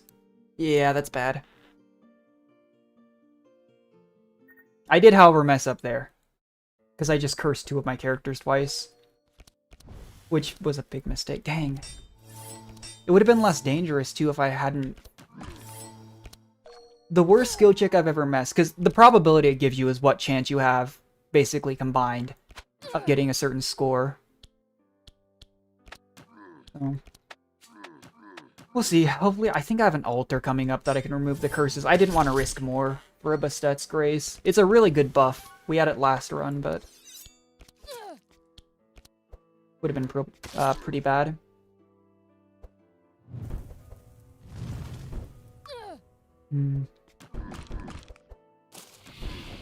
To be honest, this team comp is strong enough that if I just play it safe, I'd probably be okay. Pandemonium's good. I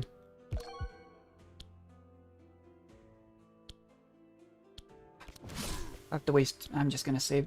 Well... I should have played this first. Fine. Ooh, the slow hurts. Gruckly goes after. The problem with slow and Magnus too is Magnus is where my AoE block comes from. I really don't want to waste energy on this tree because it's dead. That worked out well. If I'm gonna use Fury, it's gonna need to be when I can control it, hopefully, and get a Dispel. Because he's already got 16 bleed charges. I do not currently have a Discord.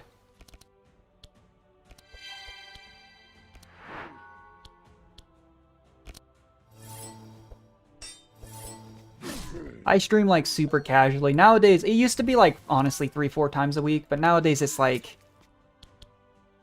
maybe. I think Bleed's modified in this one to affect end of turn. But the only Discord I'm really in is the one my friend's one, and I don't even think I have permission to invite to that one. Ring, that's not bad. It's okay. The orb doesn't do anything to me. I'm not gonna go for a discount. I can't remove the curses. Oh no. Should have read the modifiers better. That's really bad. That's not good. I think you can try these runs multiple times though. If I fail, I'll probably give it another go. Yeah, I don't... If I couldn't remove it on altar, can I... For science. Oh, you can, okay. That had me scared.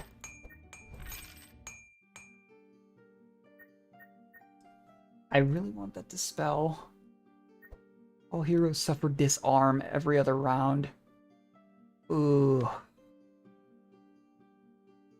I really want that Dispel, but I actually think this modifier is a little bit too harsh. Not being able to attack every other turn would be a really good way to die. I'm not really too interested in doing it, to be honest. Maybe one day, but not really super important to me.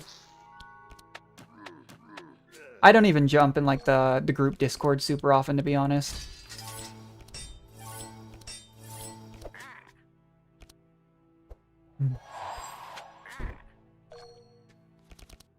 I wonder if you can get mass dispels this early.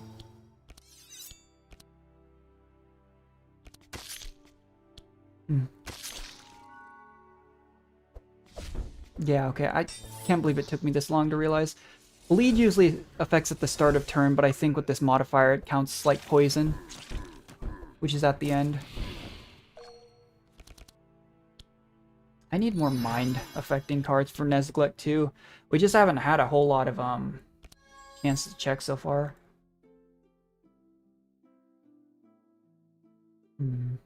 Do I have the energy to use pin? I will. X is usually just a factor based on... It's basically just a random value based on what happens. So like this card is heal X. X equals the target's discard pile. That's why it's 0 healing on everyone else here, because there's nothing in their discard pile. Can we save the energy on Nesglect? Nesglect will have a good turn next turn.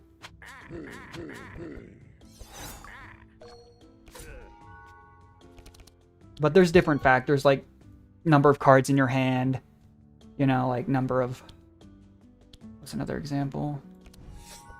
If that evade. There's one that's like number of cards in your draw pile.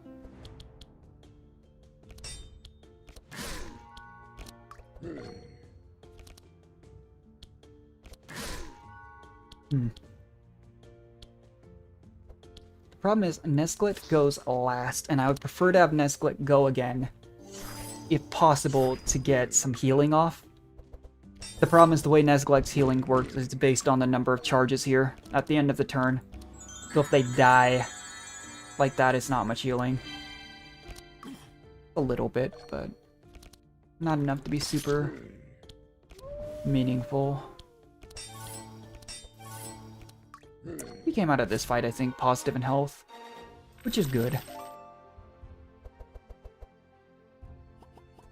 Take that. Yeah, we haven't seen like any mind cards. That's really bad. I'm a fan of Rampage when you can upgrade it, but it might be making a mistake in not taking enough cards. Not a terrible modifier, but I might be playing it too safe, to be honest. Why is my Magnus so much slower? Usually he's one of the fastest characters on field, even without speed. Oh wait, I think there's a modifier too that gave you minus speed. That would make sense. We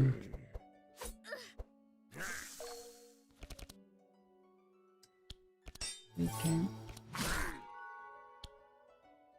What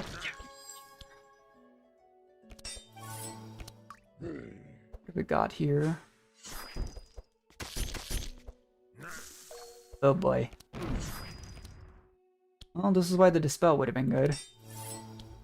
Speed difference between you and the target. I'm not actually sure on this one. It looks like a 3-floor challenge.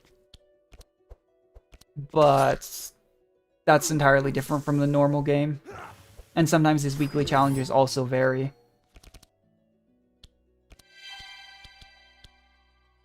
So we're gonna have Nesglect stack up charges on this guy, and we'll just focus them last. If he has Omen of Peril, I could probably go for a couple more standard healing spells if it keeps not giving me helpful cards. I should have actually slowed this one. I was hoping to kill this one before its next turn, but that was probably incorrect. Actually camouflage.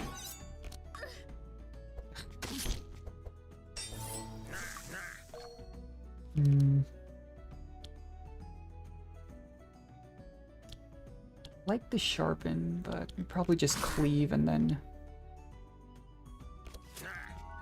Yeah. Like, these are at least characters I'm not too unfamiliar with. I don't use Gruckly very often. Sylvie was the first scout I used to use a lot. Boy, okay. I think we have to have Nesglect focus on healing here. And some poison. There's not enough poison. What is this thing? Good amount of healing. I believe weekly challenges are random enemies. So ordinarily, if you're playing without random enemies, each plane, like these are from the blue plane, these guys are usually red, this one's usually green. Both random, it can be any mismatch, or mishmash. Loss reduced by... I don't know if a volley will be necessary come next turn, but we'll see. this. Okay, that's fine.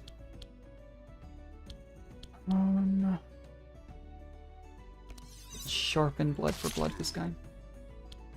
Oh, I guess I can do this too. That's really obnoxious. Bonus bleed charges, but they proc at the end of the turn. To be fair, it'd be bad for me as well, because a lot of enemies do bleed in this challenge, but... Oh, it disarmed Magnus. Night Terror. This one's dead at the end of next turn.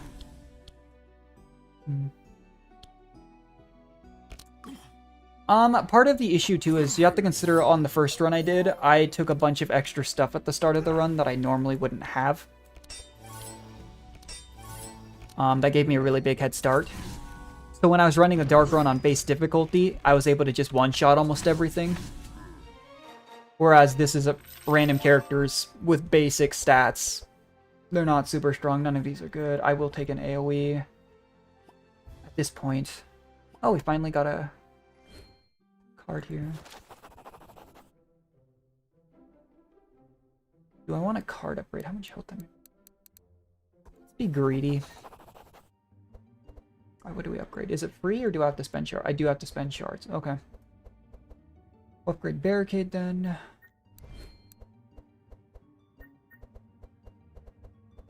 Make quick shot free, but I'm actually going to upgrade only 2 damage. That sounds good. Over. Spell here. Alright, so our first Obelisk challenge is Yager. It's one of the mini bosses I fought on the first floor. I don't know who this is, actually. Upgrade the quick shot. I do heavily favor going for free cards because of the energy system in this game, but I actually think the quiver is going to be a little bit more helpful. Potentially. We're going to get rid of his goons first, most likely. Flush. It's definitely Entrench, then it's probably Cleave.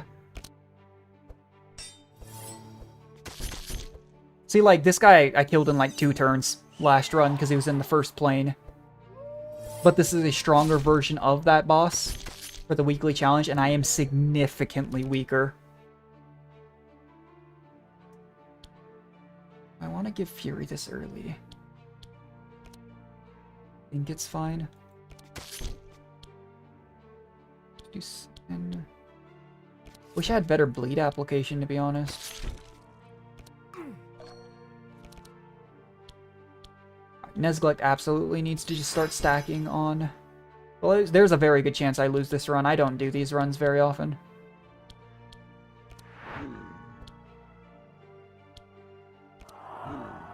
Healing is that? That's like 5. Jeez.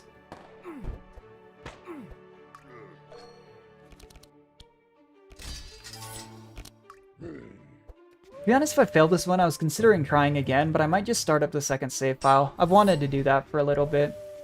I don't know how many times I'll stream this game, but now that I've completely unlocked everything, I think it'd be fun to do it again.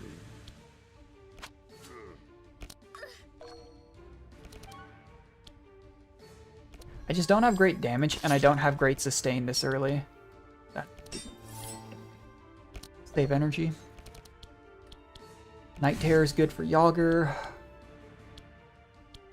We got how much energy does he have? Okay. I'm going to do this and this. If enemies die and you win, or if allies die and you win the fight, they come back with like a certain percentage of health, but they get a curse that when they draw it is really bad. It's called like Death's Door or something like that. And because this weekly challenge gives me double curses, I really do not want that to happen. I mean, yeah, good little jujutsu. I don't mind. At the end of the day, I really just stream for fun. Like, I know a lot of people go into streaming with the intention of, like, becoming a big streamer and making a living off that. I'm very happy in the school path I have. So, Darkest Dungeon. I did enjoy Darkest Dungeon. A good game. That's a big thing. Is like... I'm not too worried about, like, advertising my stream or anything like that. Making a Discord is I'm just kind of doing it when I'm not in class to have fun. Oh, Scry is free. I should have been using that. But as the fight goes on, Nesglik applies more of these stacks and you heal more, which is nice. The problem is, it's not as fast as I'd like.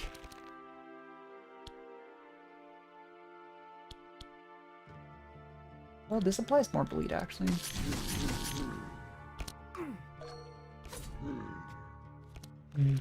I did never have a chance to play Darkest Dungeon 2, though. I don't know how good that one was. I think a lot of people said they actually found it kind of disappointing. Oh, ow. Let me do this. Have Magnus Scry to make sure he gets blocked. He's not going to have enough energy. Wait, no, he will. We can get rid of that. Then he won't be able to play Wolfguard. Problem is he won't have any free cards. That's actually fine. I really need Yager to die this turn. Otherwise I'm not going to be in a good spot.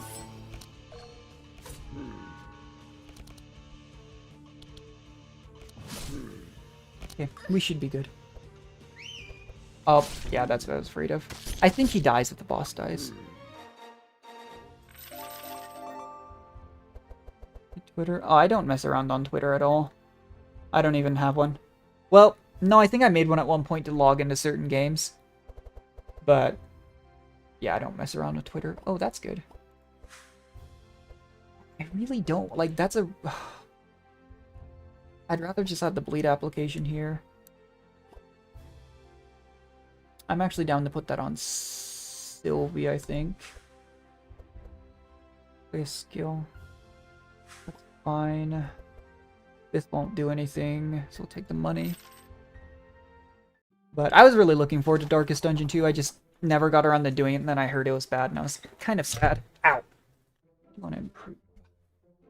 The thing is, I'm not really reliant on pure damage. I'm reliant on bleed stacks. I actually would like the speed. It's been a big issue. Defense cards. Sight and bleed works well with Nesglik. That's good. I don't know if with the modifier that'll still reduce.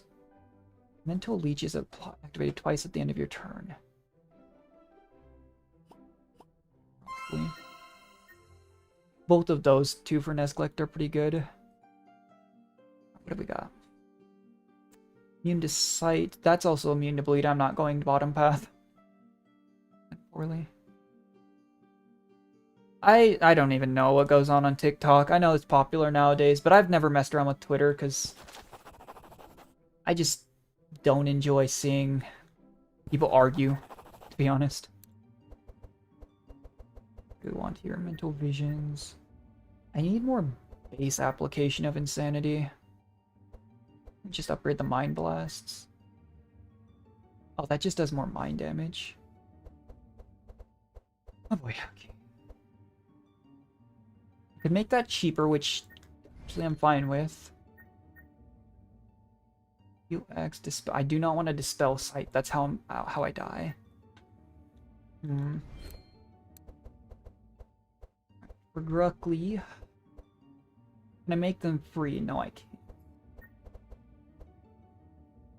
I really just forgot Dark 2 came out, and then by the time I thought about playing it, I heard it was really disappointing. I can upgrade a quick shot to be free here because she has bleed and sight application now. Can I make camouflage free? No. 50 shots.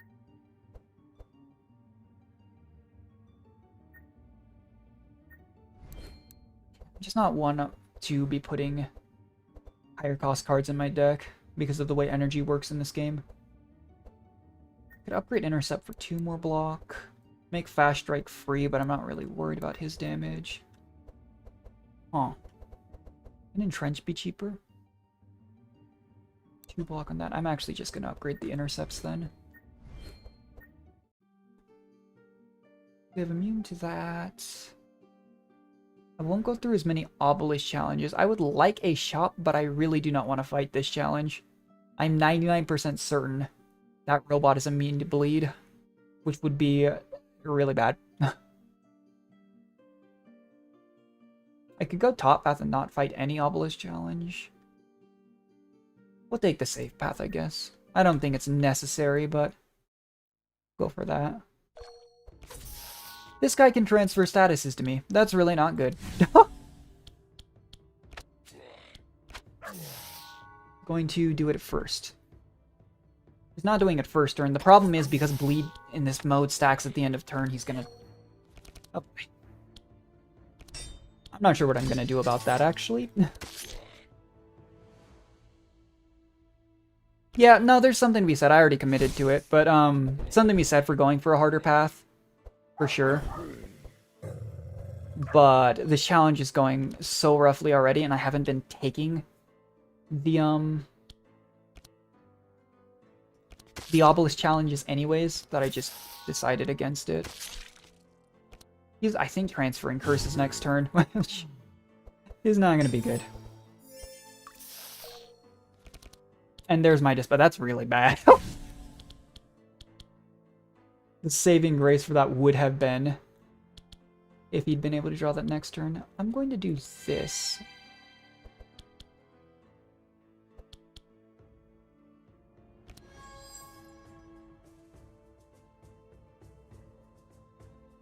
Cycle through cards faster, I can get back to that. Camouflage is okay. It makes you invulnerable to single target damage. You can still get hit by AoE, and then you do a little more damage out of it. So some cards are pretty good about it. Is he transferring? Yeah, that's what I thought. That's really bad.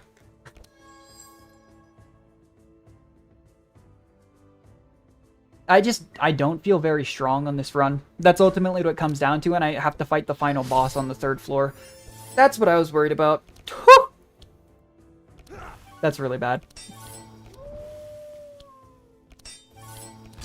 The strategy might have been to just gradually work this enemy down, but...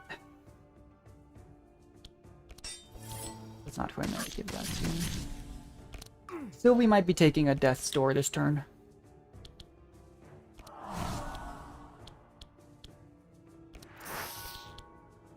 Actually...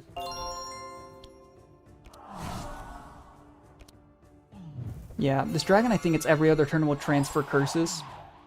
And so some of them aren't so bad, but transferring that bleed over to her is not good. Steals auras, that's not as much of a problem. Certain characters that's really bad for, but...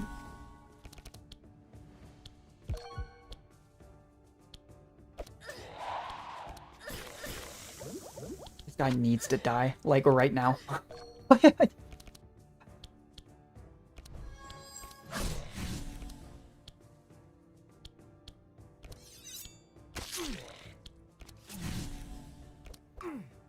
Don't target Sylvie, please. That's also not good. I forgot I could do that.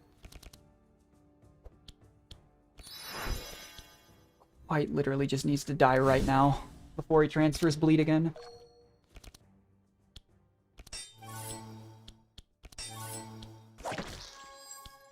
I don't think these disappear if we kill the mage too, it's the problem. Yeah, that's what I thought. Oh boy, she has 56 bleed charges. It's bad. Save energy. Really depends on how much Nezglek can heal. The problem is Nezglek won't heal very much because the enemies that had sight charges on are gone. Oh, and she's fast, so she's going first.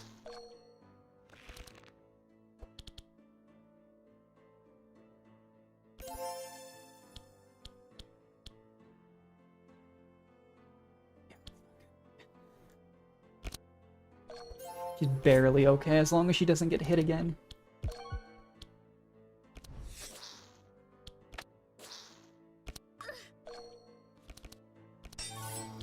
Yeah, that is how quickly fights can go bad, though. This is just a normal enemy. It transferred bleed stacks to me, and my archer almost died. I'm gonna go with no. No, you're good. Spell slow. That would have been really good for Nezglek. I don't have stanza cards. Strike. It is not giving me good cards for Nezglek. 4 AoE healing isn't even enough to take it. 4 potions for 1400. My current equipment. That's not much. I probably shouldn't be messing around with that. That's also not helpful. Yeah, sure. Let's see what we got.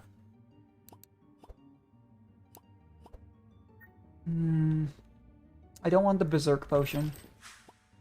I can't buy other potions. That's fine. That's a pretty big upgrade, and she's already low. Little healer once per combat.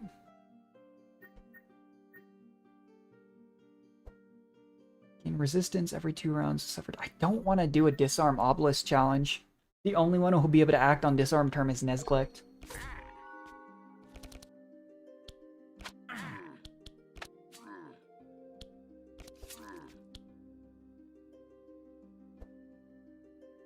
Yeah, front monster needs to go. Back monster's dangerous on AoE. Magnus did not draw a very good block, that's bad. I think the first and last enemies here are the ones I need to focus. This one does the most damage, but this one will add block.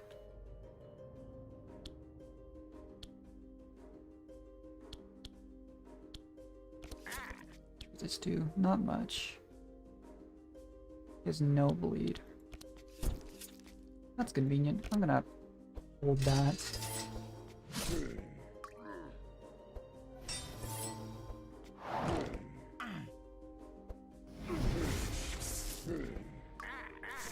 What have we got?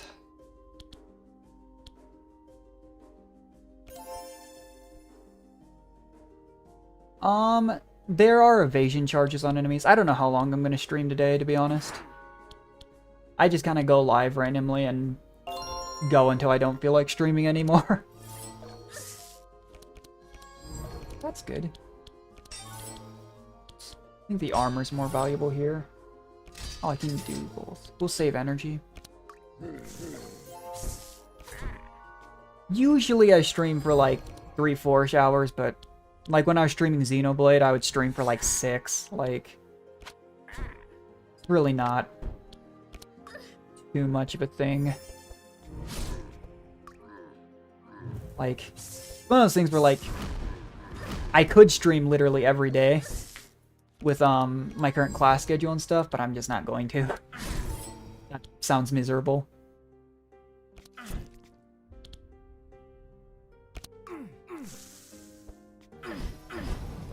Well, it's less that and more that, like, I don't work very many hours part-time right now because I've got a good amount of savings to help me get through school so I can focus on school. And so I have nighttime classes 3 times a week. And that's pretty much all I need to focus around. That and the homework for that. So that's great time management and more that I just don't need to worry too much about time management.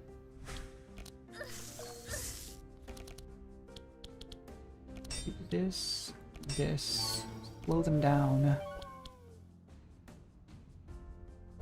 Well, gotta be that.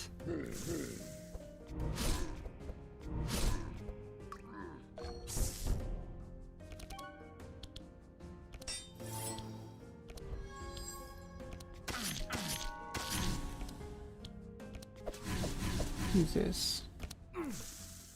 It dies this turn, so we don't get Nezglek healing. That's a bit unfortunate. Oh, 1 sec. I gotta go answer my door.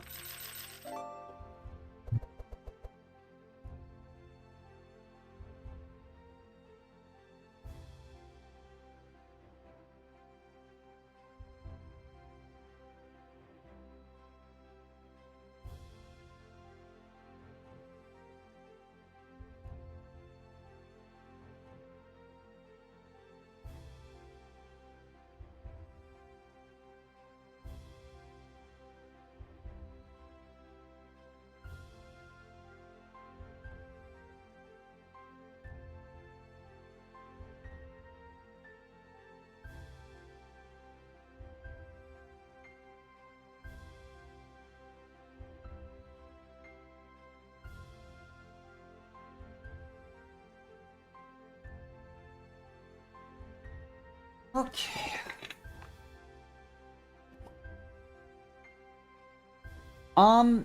So streaming with exams, the class I'm taking is it's a little hard to explain because I'm studying cybersecurity, which is a little different from an ordinary program. But I do spend a decent amount of time studying. Like if I were to stream on those days, I'd do shorter streams for sure. As far as debt goes, the way it's working right now is my family's actually thankfully helping me out with, because I had some, like the semesters I've done before, I have gone into debt and then paid it off over time, but in the current program, I have monthly payments. My family's helping me with that, and it's not too bad as well. But it's not quite the same as like a normal standard college program. This is the best way I can put it. That's really good, actually. Transforming bleed.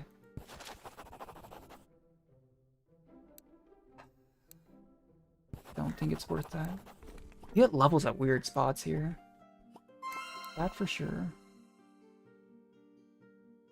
So cybersecurity is just based around like, I need to know basic programming. I need to know things like firewalls, how to protect IP addresses. They call it like hardening defenses. It's also how to respond in the case of someone getting hacked. So for example, somewhat recently, actually, you could look it up, MGM in Vegas was hacked.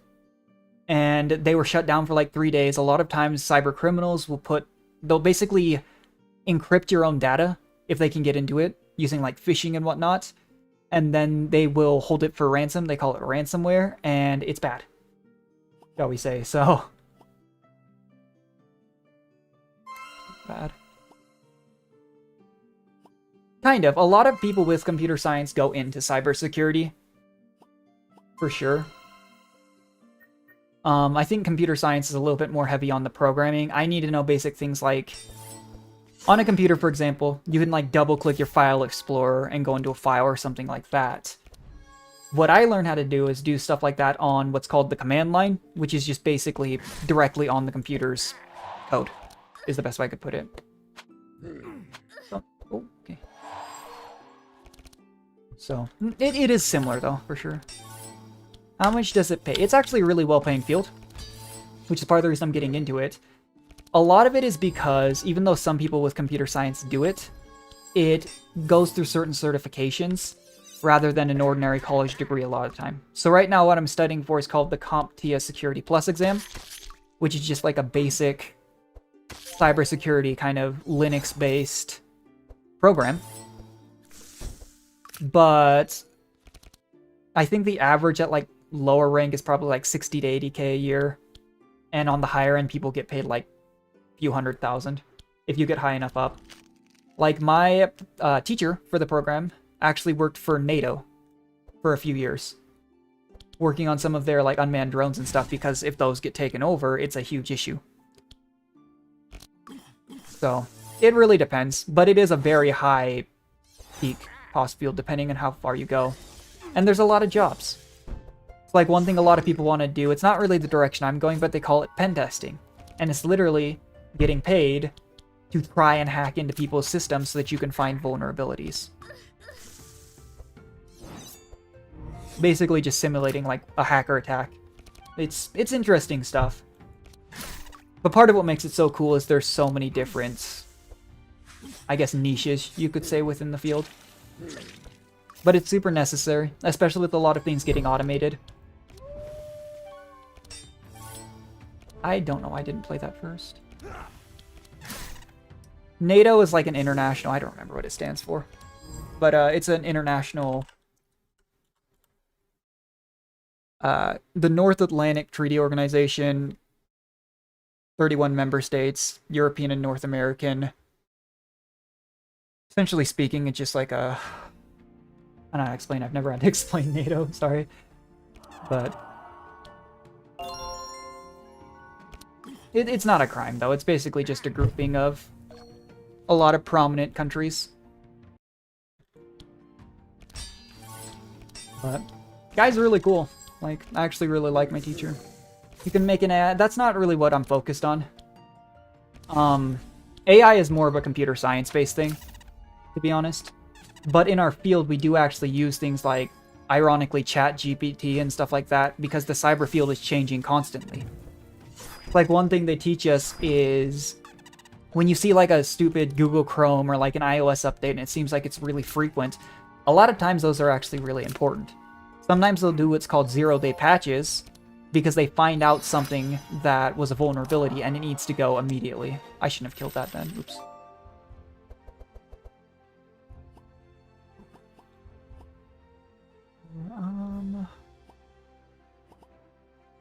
Fine.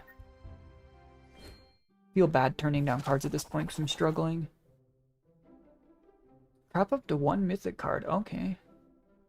No, the hacking. They literally have something that's called ethical hacking. It sounds really dumb, but that is actually a thing.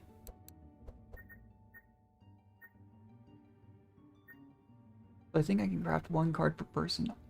I really need some good application for Nestlect here. But that is something that a lot of people like to go into because it's very well paying.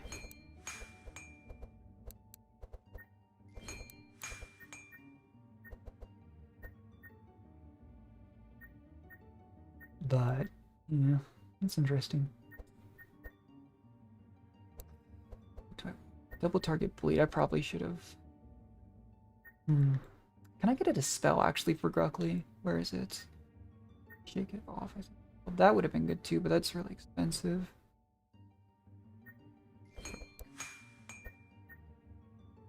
Sylvie, I'd like some AoE.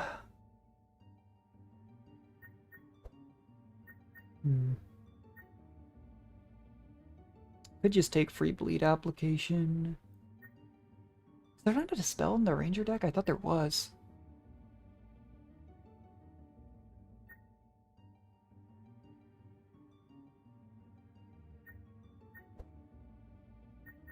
I'll take that. Okay. I don't want Blood Rage. Healing at the end of combat. It's just not worth it. Why are all of these disarms? That's so bad.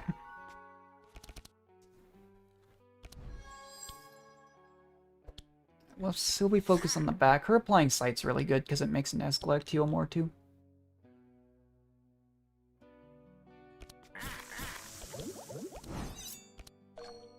What have I got here?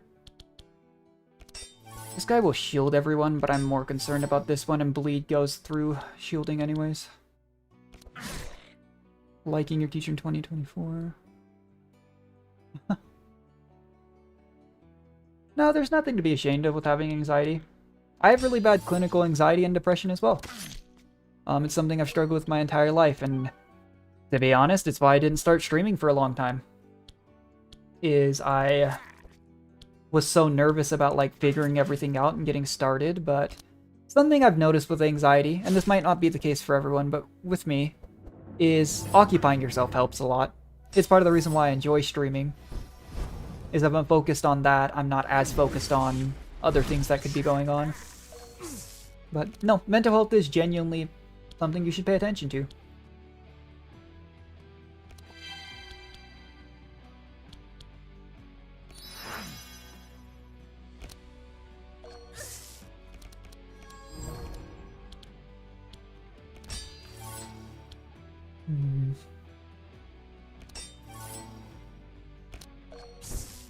The problem with this too is I can live with probably one of these 3 going down in a long fight, but if Nestlect ever goes down, I probably die. Unless the fight's almost over.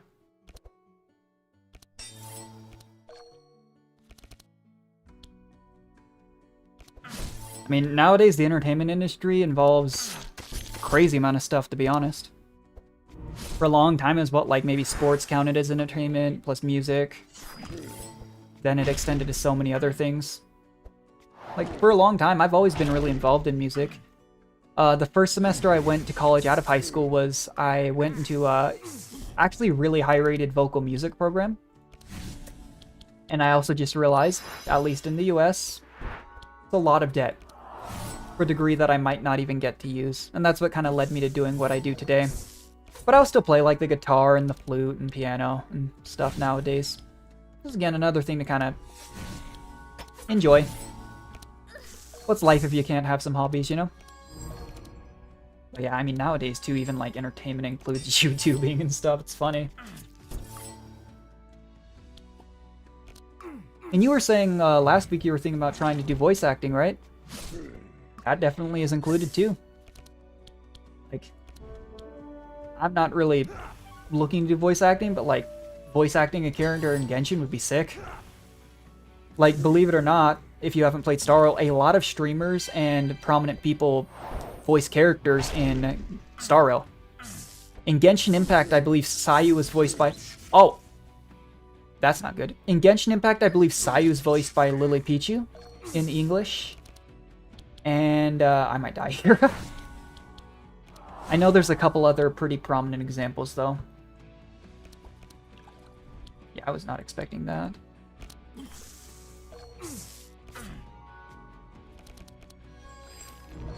Yeah, this fight needs to end, like, this turn. Magnus having Death's Door is bad, too, because he's all my defensive capability that's not healing. Oh boy.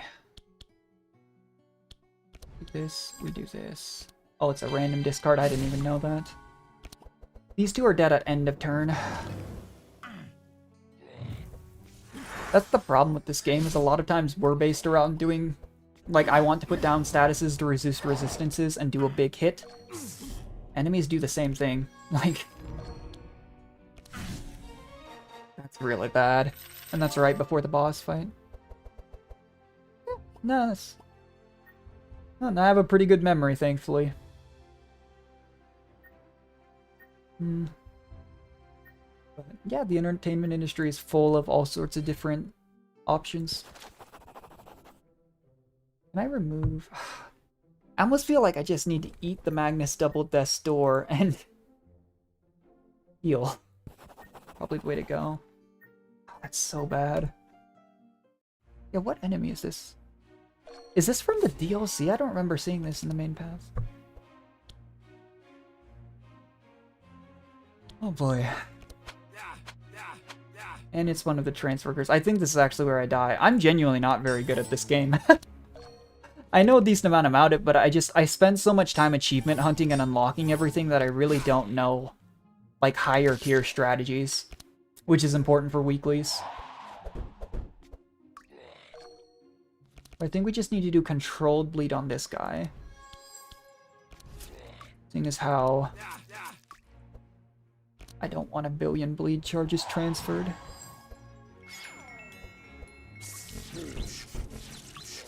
Oh, they're focused on right now. And he has the... This is not going well. I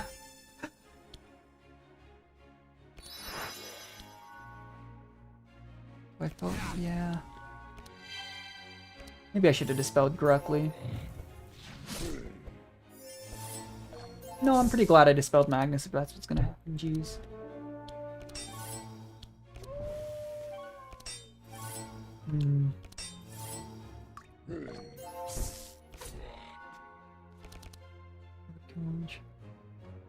I am very casual in this game, yes. There are like high, like in Arknight's IS3 is a similar like difficulty curve to this. I do high difficulty content. I enjoy high difficulty content in some games. This one I just enjoy playing casually, but I wouldn't worry too much. Genuinely, as someone who also has really bad anxiety, I've found that it's important to keep in mind what could happen in the future, for sure. Like having a plan, having things set out is important.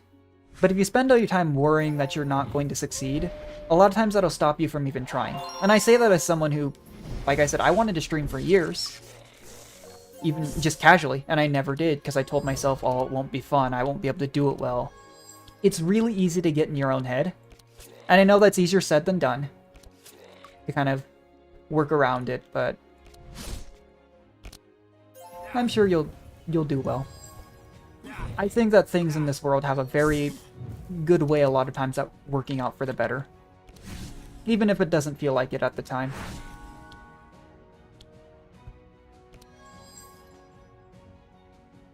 Okay, so all of Magnus's Death's Doors are on the bottom of his deck. It's not good.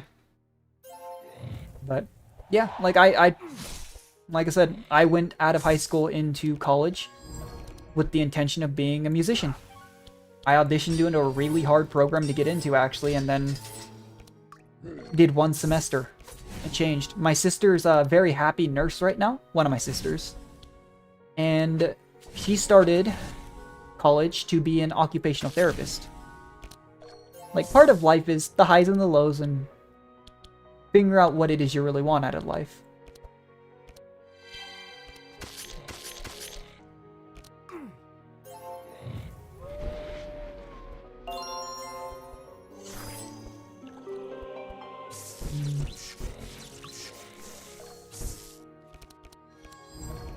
What's cool?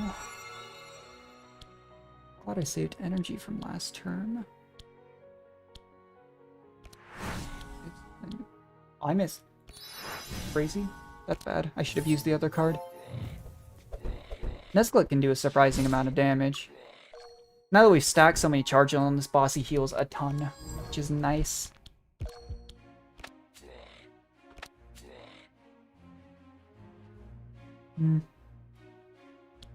Yeah, to be honest, I don't really do much around Discords nowadays. I don't play as many games with my friend group nowadays because they still play a lot of League. And League got extremely toxic. And I would never feel like you need to pay someone. Like, that's part of the reason why YouTube's generally free. And sometimes it can be easier to talk to people online. Like, I really don't talk to a whole lot of people when I'm out at work or stuff like that, but on stream and stuff, it's a little different. Door's box. This is weird. Okay. I think we give Magnus Nullifier. What's Last Hope again? Discover 8 and shuffle 2 in your deck. That probably goes to Nesglect. Well... No, this goes to Nesglect. This box. I know a song card. Use this and this. I hate to get rid of this because I give it so much, but I think that's the way to go. What do we got? I really hope I can get rid of the death doors here. 7 max HP and all resistances. That game, League, is extremely toxic. I don't play it very much anymore, and even when I did, I didn't play ranked in that game. I play ARAM, which is where you literally, instead of 3v3 lanes, with a kind of weird 5v5 setup, you literally get a random character and you fight 5v5 in one lane. So it's a lot more casual. But yeah, I think it's one of those games too where it gets a really bad rap because of a small percentage of people. But yeah, games are what you make of them. Like, I used to play a lot of Rainbow Six Siege ranked and, like, Overwatch ranked, and it really is just keeping in mind the games are what you do. Arcade was good, and the promo for it also good. Yeah, I know a lot of people are a little disappointed with Overwatch 2. I enjoy it still, though. I haven't played in a couple weeks. I think they added a new character, but yeah. I mean, things are really just what you make of them. I have not been using Vigorous Fury. I just haven't messed around. Let's try that. I want to keep that in case there's poison. The Banish is really good if you get another curse. We'll stick with that. Right, 3 more fights. I have no idea how Archon Nier is going to go. I thought I was actually going to lose out the second boss there, but we were able to stack up Nesglect charges. She gets to add 2 cards. They're free. I won't have stealth, most likely. Do these 2. I wanted to give that Last Hope to Nesglect, but... Is someone else here? Is that crazy? I'm not sure. I have my recording PC that usually is linked up to my stream as well, to make sure that A, things are working, and B, if I choose to record things. But I don't know. YouTube's analytics for like concurrent viewers and views is very odd. So like I have a couple videos I was talking about like how strong I think Genshin characters are and lore and whatnot. And like the number of comments it says on the page is versus like what it tells me in studio is very different. So, who knows? That video was like the first video I made though in a long time, and it was kind of scuffed. And I was wrong on a lot of characters. And I made the tiers really broad. But yeah, I don't know what it is with YouTube live stats. I think that's one thing that Twitch is a little bit better about. The reason I like streaming on YouTube, though, is it automatically saves VODs, which is nice. But yeah, ads are really, really bad on YouTube nowadays. And I've heard they've done this thing where they claim it wasn't them, and it's kind of hard to know. But if you use an ad block, it slows down the browser, which is also really scummy. But it just depends. I think that's kind of the trend of social media, especially free sites that are monetized through other things. One of those things that I wish could be controlled a little better.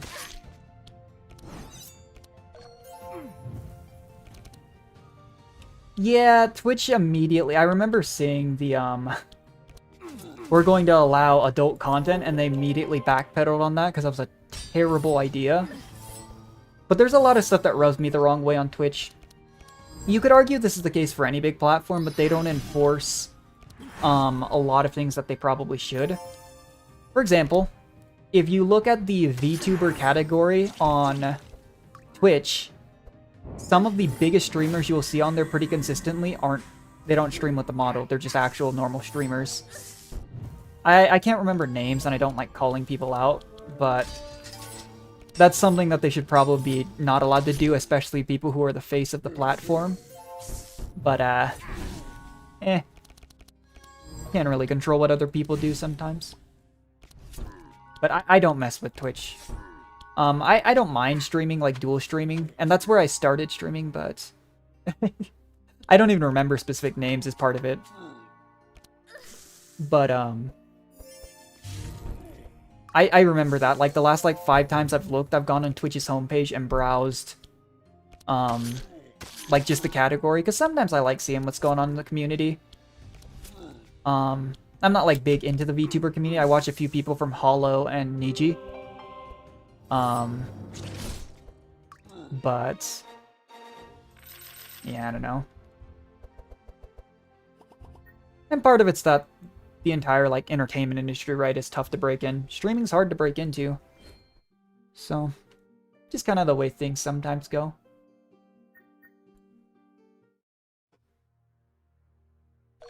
It's one of the many reasons why, though, I'm just glad this isn't the way I make my living. And the way I never really intend to make my living, because it's just... I very much dislike the idea.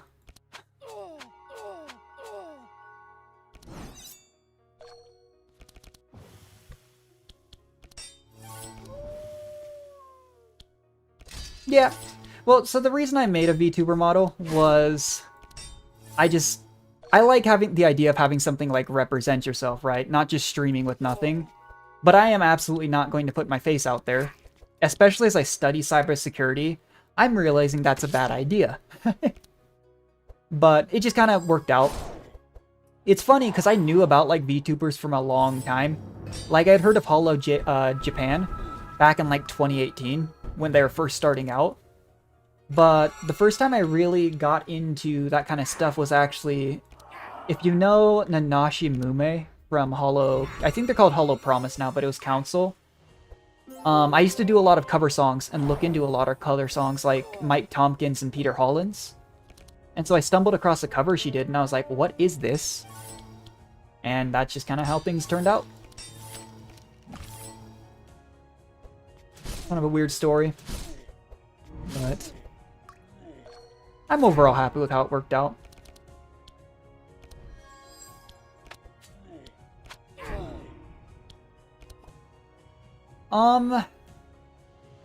So, funnily enough, I know the joke that immediately comes to mind when you see the model. I didn't even think about that when I had it commissioned. Genuinely speaking, the reason why I have my model... oh, I didn't realize that my monitor 1 view is still on. That's interesting. But the reason why I made my model is for a long time, a game that I streamed from pretty early on was Arknights. And my favorite character in Arknights is Texas. Her alter form's actually really busted. But I just thought, okay, most people make him on like a basic character. It's not like Catboy, it's like a wolf character. But it was one of those things that like I'm kind of dense, so I didn't even think about it. But as soon as I had it commissioned and I showed it to my friends, they were like, you know exactly what people are gonna think, right? But I'm still happy with how it turned out. The person I commissioned it from was really sweet too. They did a good job. But it's nothing like super fancy or like influential. I think a lot of people just have like a basis from a character they like, and then that's what they base it on. Like I saw someone who had a... It was a very strange looking Hu Tao model. But yeah, nothing too complicated, I guess.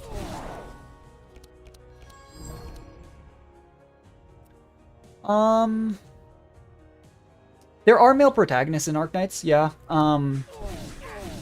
Arknights is kind of similar to Genshin in that aspect, where the idea is, well, this is different, but the idea in Arknights is you're the doctor of a company. Literally, the player's referred to as the doctor, and all of your characters that you use are operators. So basically, people with different talents that you can use and deploy.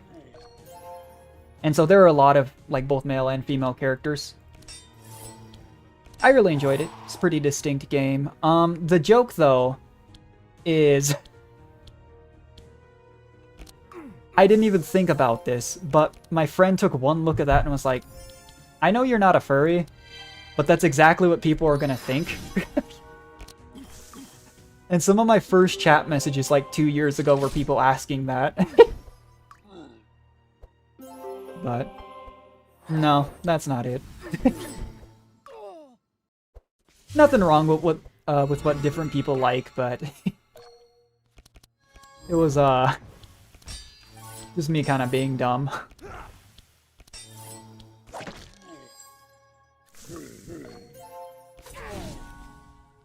I was always kind of the person who did really well in school and then missed really obvious stuff everywhere else.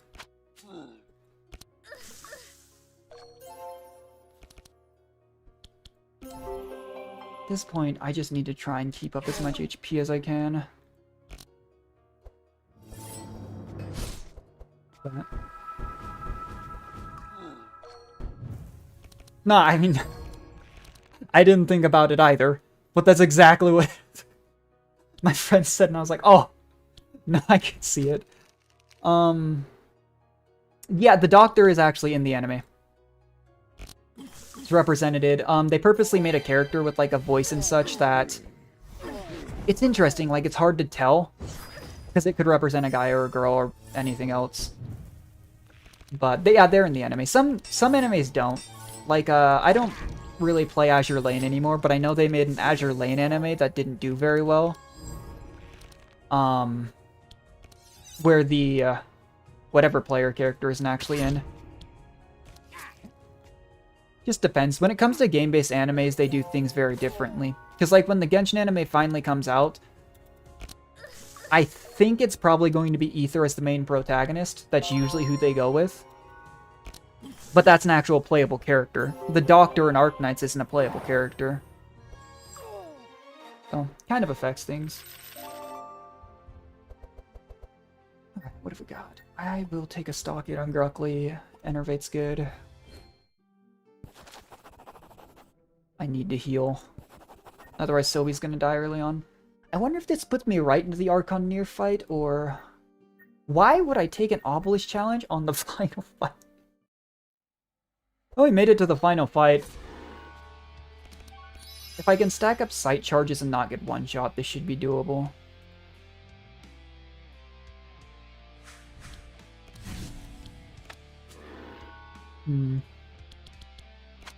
Use this. this. He summons the clones. I want to save some energy. Easy to get overwhelmed if the clone's still alive. This and this.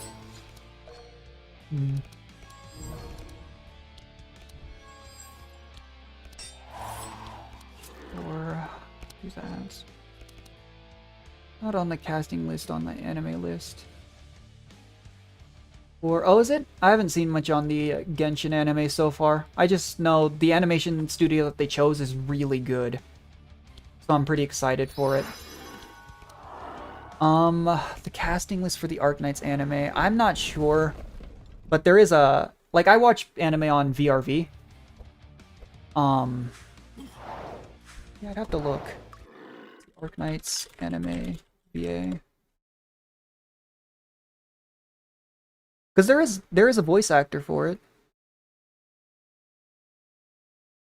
This page doesn't say who they voice. Voice actors. Yeah, I'm not sure actually. That's weird. But it is interesting then. If they go with the Archon War and stuff, that's really cool. Because there's so many things that people still speculate about. Like, we know Zhongli did very well in the Archon War, but how strong were other characters, you know? We see, like, the tragedy behind, I think it was the God of Salt in one of Zhongli's character quests. I'm looking forward to it, though. And if it does well, like the game, they'll probably keep doing it, too. Why do I have so many charges on this?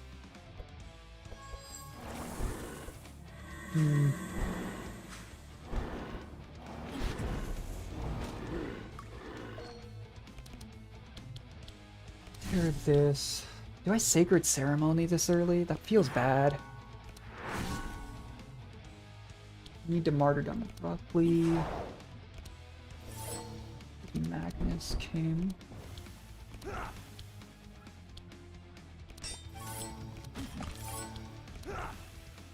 With how many turns or cards this Archon plays a turn, though, it's really easy. There's a chance we might see the Ice Archon. I've wondered, especially with just how many characters we'll see over time, because the only characters we really know from Snezhnaya, outside of, you know, potential other members, are the Harbingers. Like Linny, Lynette, and Fremne, we knew what the House of Hearth was before they came out, but we didn't know anyone from there.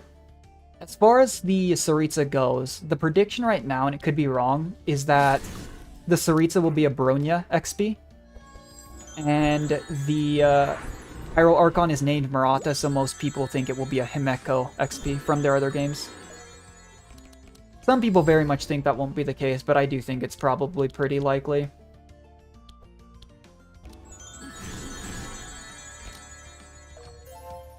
But it was weird that we didn't see her at all in a Winter Night's Lazo as well, now that I think about it.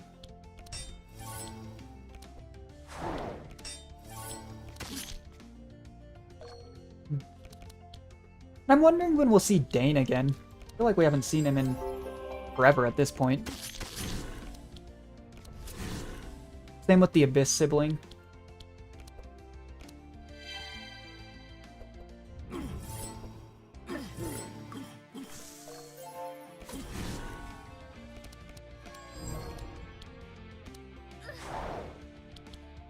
Shot. This is dead at the end of its next turn.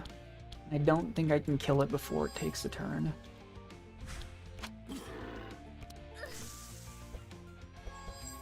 Well, actually, maybe I could.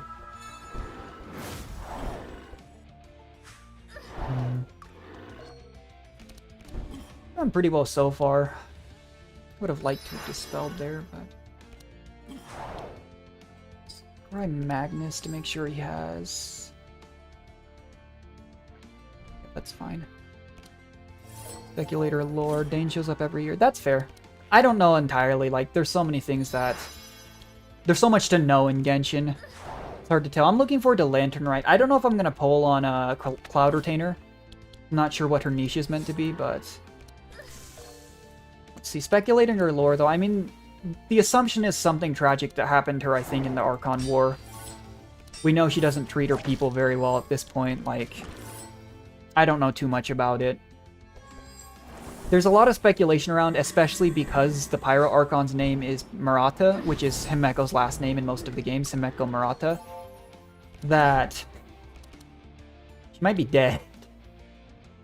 Because Himeko dies in a lot of the Honkai games. Well, if you look at Star Rail lore, people are really protective of her in that game. I'm really worried that Sylvie might die here.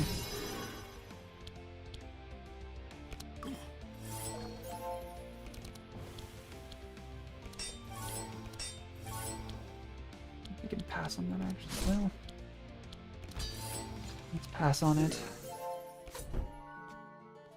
I'm not keeping up with the spells because I didn't get as many as I would have liked, which is dangerous.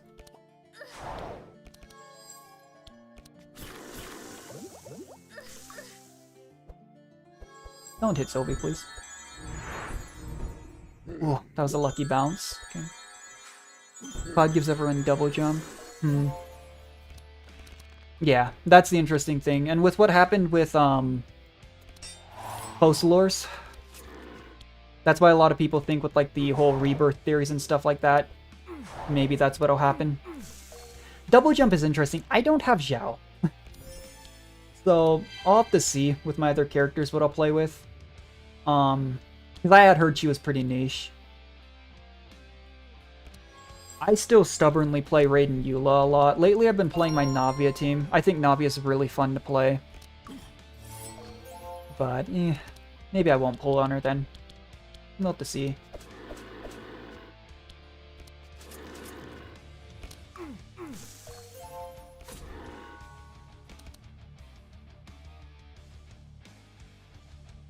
Well, that's part of it. Yeah, all of the old Archons, it's directly stated early on that only Venti and Zhongli are left from the original Archons, but then there's been so many technicalities.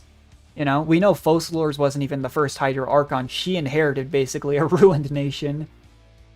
I mean, what else is there? I mean, A was alive at the time. However, it was Makoto who inherited the role of the Electro Archon. Let's see. I mean, so this... oh, yeah, and Nahida's like a branch right off of Ruka Devada, so... It's kind of interesting the way they kind of get around technicalities a lot of the time, I feel.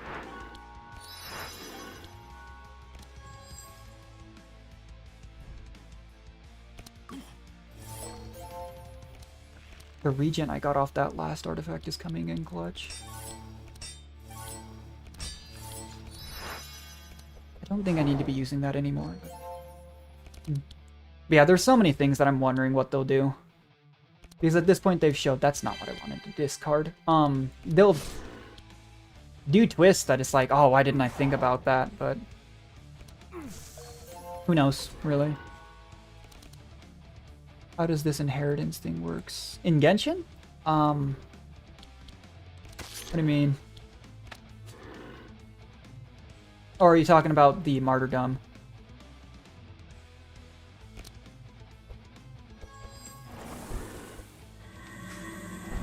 Sorry, you've lost me a little bit. Ow. This is gonna come down to the wire if he keeps doing that. Yeah, Archon inheritance. So it's weird, right? Because people generally still consider Venti and Zhongli, all of the Archons, as the Archons, even though they don't have their Gnosis. I really don't know. Because the examples we've seen so far seem to mean that they have to be a god themselves and they have to be closely related to them. But that might not be the case, right? I actually don't think they'd need to be related. Because Venti and Zhongli never changed. A was, however, the twin of Makoto. Nahida's literally like a descendant, in a sense. Kind of complicated, of Ruka Devada. And Farina was like a outside... Well, she was a human. That one, it's really... I don't know. There were so many complications. I'm not the best at... I enjoy lore, but I'm not the best at explaining it. But I really could not tell you.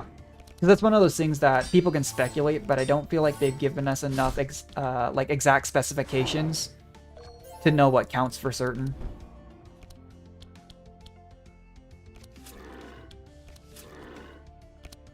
Who knows? But it has been interesting to kind of see... Oh, there's Magnus. This fight needs to end soon then. That's unlucky. But yeah, it's kind of hard to tell. It's the same reason why I enjoy like the XP talk, which is them using like characters from other games and kind of bringing them back, because there's no like set rules. Fontaine for Venus Anomaly. I know a lot of people really liked Fontaine, but that's because I think it was really well written. But it is definitely complicated. Like, I thought the whole story behind Ruka Devata was complicated, and then we got Fontaine, and I was like, oh.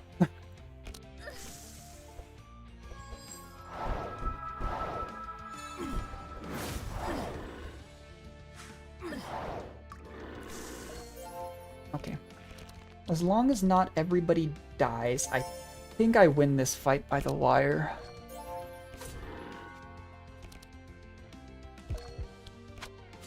Yeah, part of it's also, I think, recency bias.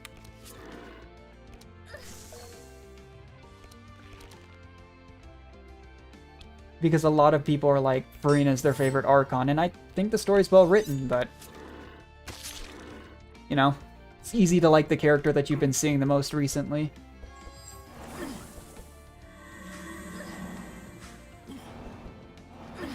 Oh, okay, that was close. That was really close. I'm surprised I won that. That was such a scuffed challenge.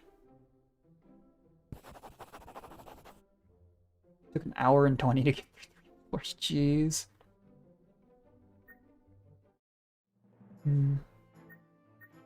Yeah, why not? I might start the... I made this, I haven't played on it yet. Character with rank 3. Oh, I can use a melee off the start. Yeah, sure. I guess you have to unlock the... Oh, I know you have to get Yager through the Wolf Wars. But yeah, like, part of it too is I don't have ranks. So, like, upgrade your starting cards. It does all this stuff. Need Chef and the Great Lord. Yeah. Well, like, in Sumeru, the vast majority of people felt like their favorite Archon was Nahida. Like, it just kind of... I don't know. Bit of a weird one. Yeah, this is going to be rough. I very much doubt. Like, I have all these perks. So all my characters have ridiculous amount of extra stats and stuff. Like, we'll do a couple of runs, maybe try and unlock some characters. But I'm not going to win this run. It all started on the princess. I think the easiest characters to unlock... I think Heiner... Oh, it's been such a long time. The easiest one's just to go to the DLC and unlock Yager, because I can do it on this plane. I don't remember you go here. Here you have to go to the bottom path of the red field. This one I think you also have to go to the mine in red. Duels, I believe you have to go green. We'll see.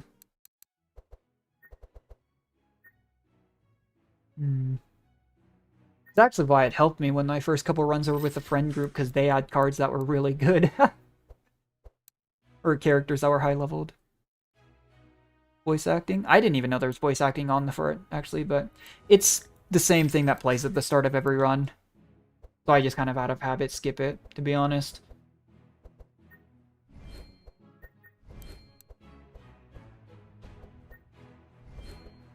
But it basically just explains that it all started on the first, like I was saying, started on the princess's 16th birthday. She was kidnapped by a wizard. That's the guy you fight, who gets taken over by the Archon at the end.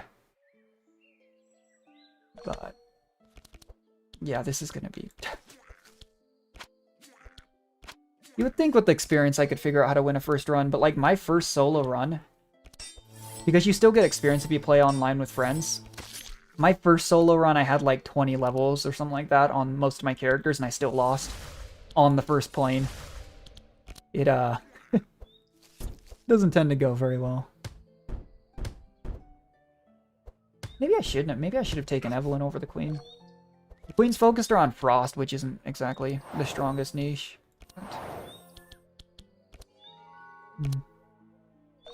I'm in MST. So for me, it's just before 5.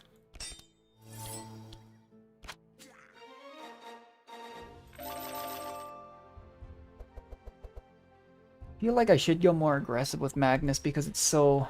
I have nothing going for me. In the afternoon.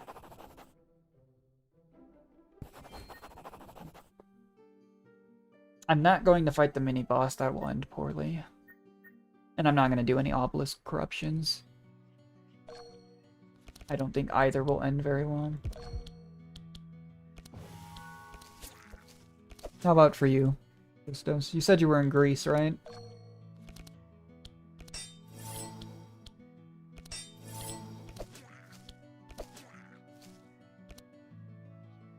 I don't know many EU time zones.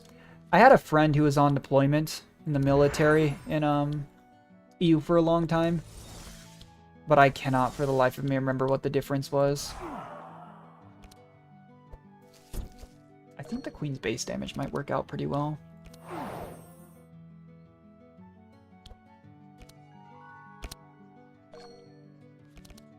I usually stream like mid-afternoon.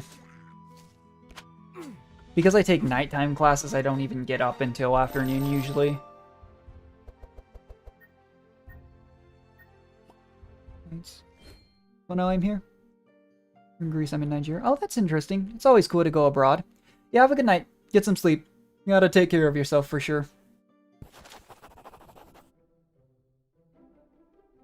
See, the accent is down left. We can help duels. I do not remember.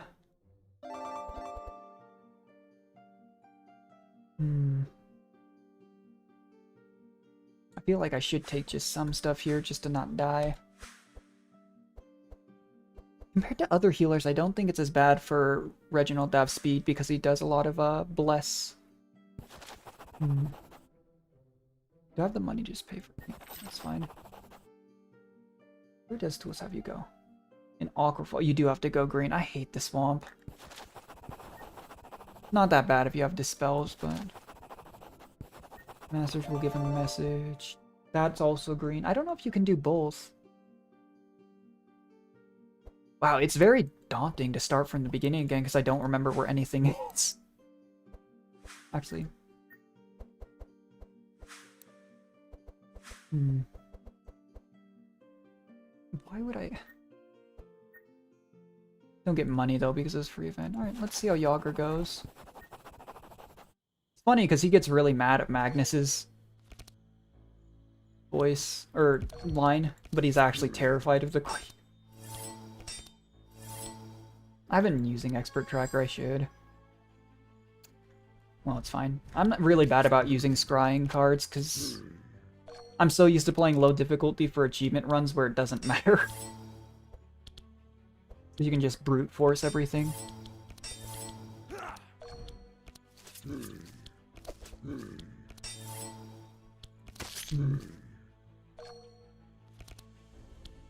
Holy Smite, Flash. Foresight, I don't think I need to bury... The amount of block too I get is so much lower. Like, I really did not realize it, but... It's so much value. I think she gets a Spell Sword charge for every... 2 or more energy, yeah. Although I think later on you can get it for cheaper cards. And the problem is I think I have to focus this one in particular. I don't think I can continue just hard focusing Yager. Because if you kill Yager, they disappear, but I don't believe I have the burst just to do so. And the middle one will heal him. Oh, but his lowest HP... I think it's probably safest just to do that.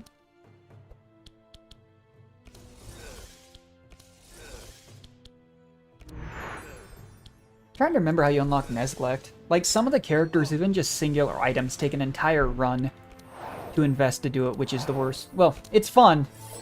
Makes there a lot of replayability value, but it also makes it kind of rough. You do literal entire runs just trying to unlock one thing.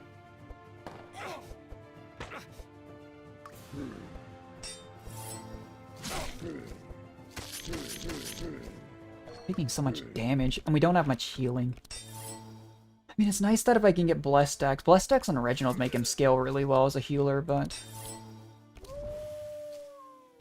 The problem is you only heal to full at the end of a map. And even that's taken away with some modifiers. So if I'm not careful... I would be surprised if I got past second Blame Boss on this first run. Like, you just lack so many options, to be honest.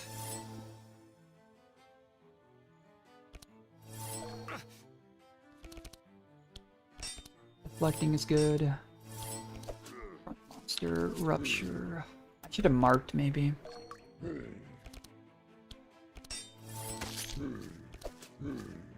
I think this is doable, but we're gonna be limping to the next fight.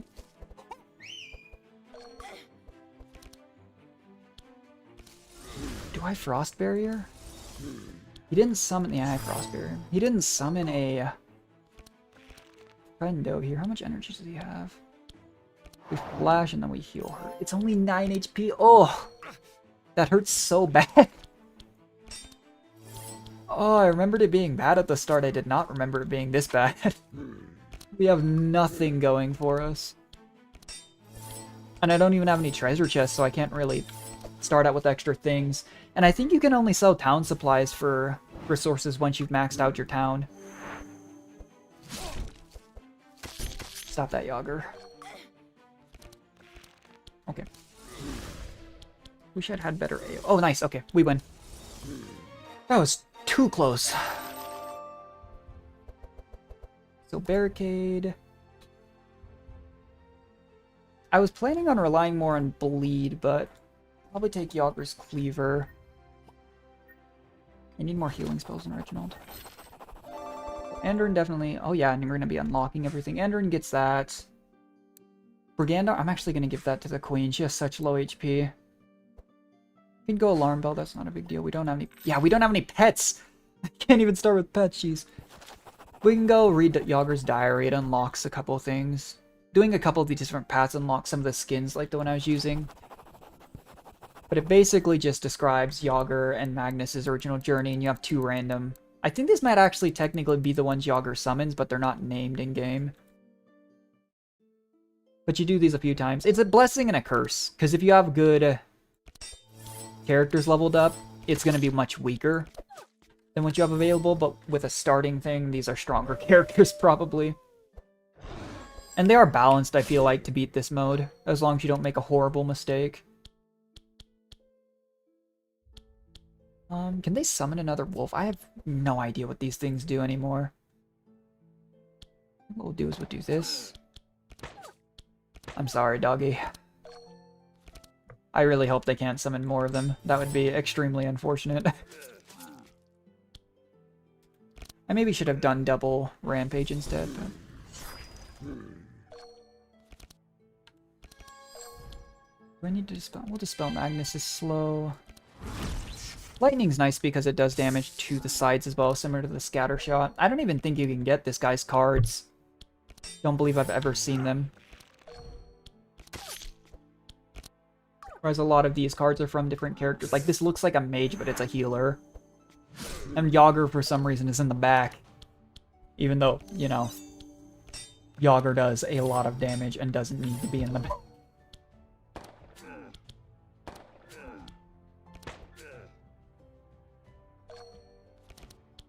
Alright. Should be fine.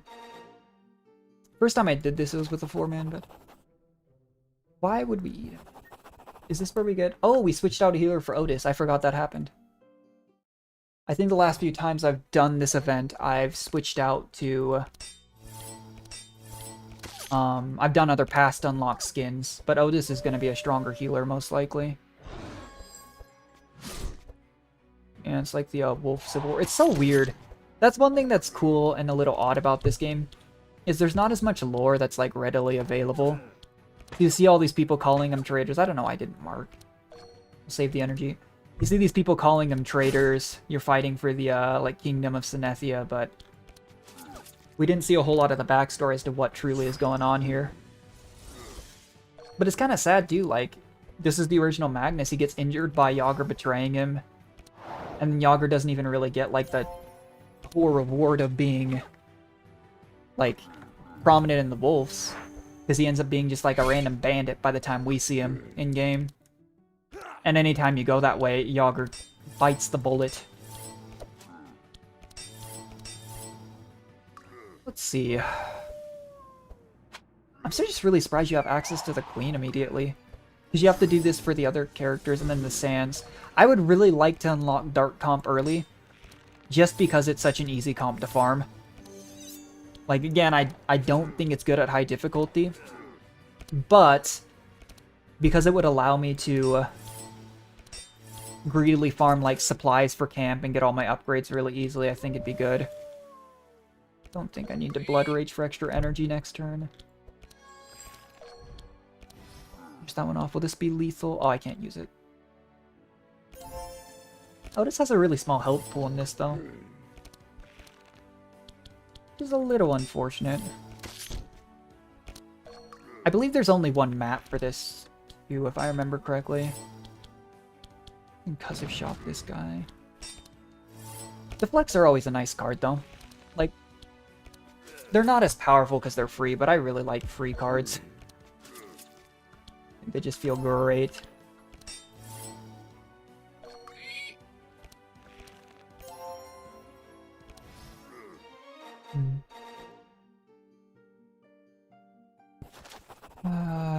We'll go with Magnus options early. Oh, we fight Bree here? I thought you recruited Bree with that option. Because it was Magnus's, Huh. Maybe I should have reread the dialogue. And maybe it was just a different path. Because this is, I think, a Bree skin you can get. We take aim. We have... So I'm tempted to mark Concussive Shot Bree here. She doesn't stack it up, but I think what we do is we try and take out the Dryads. In the tree fight as well, I think Dryads are usually top priority. Which is funny, because if we were to go bottom path instead of fighting Yager here, I could have done the Moonstone thing. Which is actually, I believe, how you unlock Sylvie.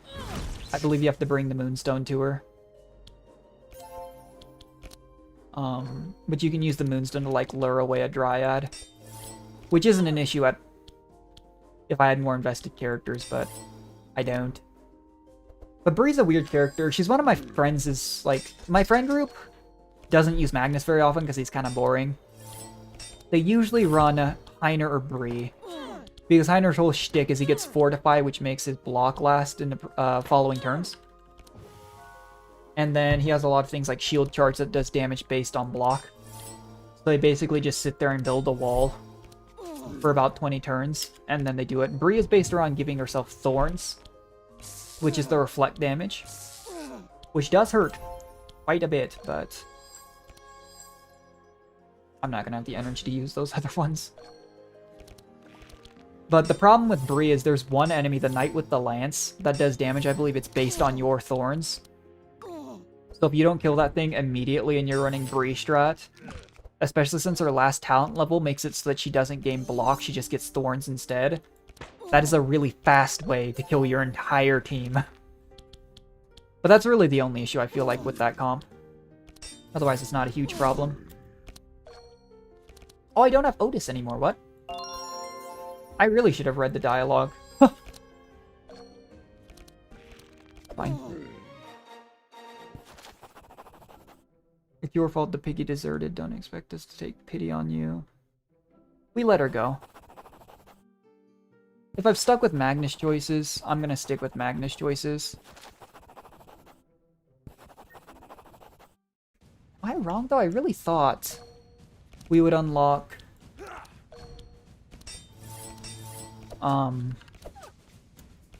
Oh, this is where... That is where it was from. From the weekly challenge. That's what I thought, but I couldn't remember. I wonder what happens if you lose this fight. They don't exactly make this fight difficult, so I've never lost it, but I've always wondered. He has the Spectral Wolf. I think you only unlock the Spectral... Like, the only way you get it is from, There's an event node that can be between Yager and the tree.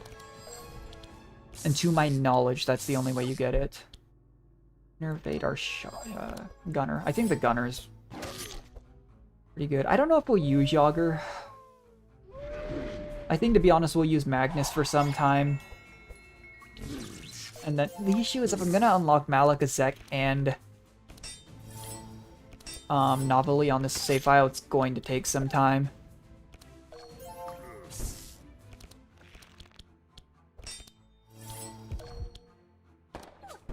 Alright, I cannot remember if this guy summons more allies. But I feel like if you're not a high DPS team, it's usually just the safest thing to do to take out the allies. I forgot that was targeted, not self. Oops. How badly do I don't think I need to dispel. I think what I want to do is innervate Gunner again. You know what? No, we'll dispel. Fine. Doesn't hit the bleed, but...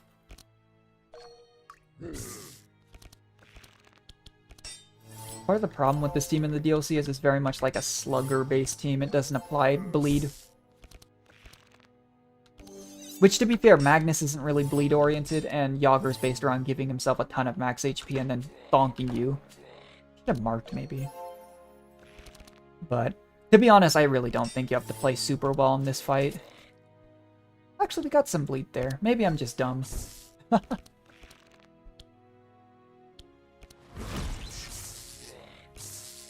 It's weird to have a healer that also uses mage cards, though, because that isn't really something that's happened. We have a healer warrior and we have a warrior dart character. The queen is solo mage and Yager's solo warrior.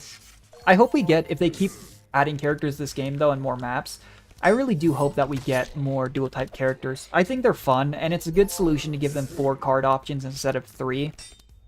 I think they could have even, to be honest, given them 5. But I think that might have been overkill. Because it can already be so hard to pull the cards you need. Genuinely. Like, we've seen that already today with, like, the Nesglect in the weekly challenge, or when I was going solo Dark Run. A huge chunk of the cards I'm getting, I'm just trading for crystals because I can't use them. Which is disappointing, but just kind of the way things tend to go. I wonder if over time... The wolves are doing more damage than he is, but he's dead this turn. So... And I don't think he... Oh, he does have 4 regen. I don't think it's a huge issue, but... Definitely does not hurt to do some extra damage. Yes. Yeah, he says those of you want to remain free, follow me, and he basically just hits Magnus and runs away. There's Yager. But the weird thing about this is it is completely separate from anything else. So, nice to get a character. We could go for Duels. Duels is really good for poison or stealth build. I think... Oh, I forgot to heal. I forgot how low Emilio was. Oh no. Well, I did say a lot of my runs end immediately on this early game. I did not, however... All we got was like 1 speed because we went in immediately instead of doing that. It's not even a super helpful buff.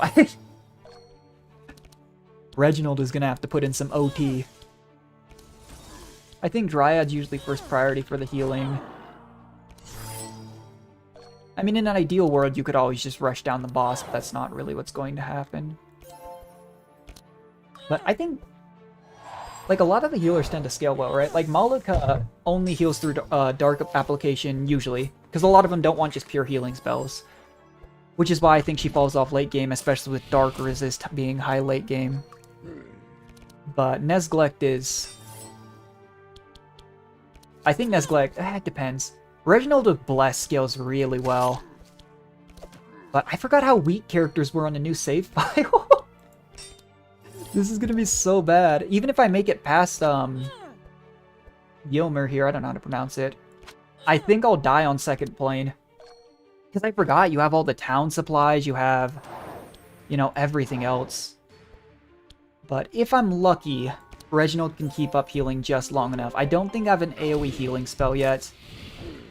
And if we can get just a little bit further, we get the treasure chest as well, which will help us out. How much energy do I have? 6? Okay. Frost Nova and apply some slowing charges to ensure we go first. see. 3 energy. I think we inspire Reginald. That's good because I really don't want... Well, he's not going to be attacking next turn, probably. I need him to heal. Let's drop a mark and do that. I'm worried about when Yomer applies Thorns, because we're already falling behind on damage.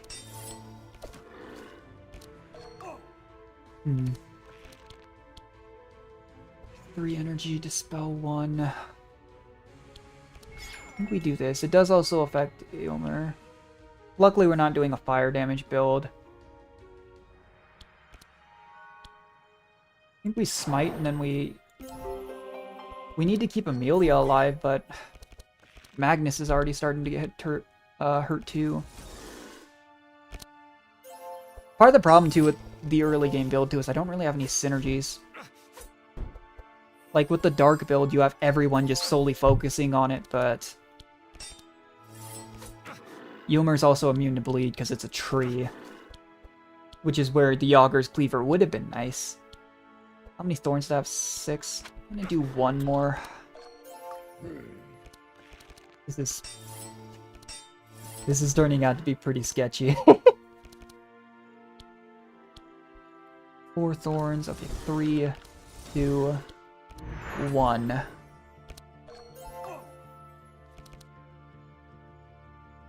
think we have the heal barrier. It stinks because if we're not being aggressive... Oh, yeah. I know Yomer has regen.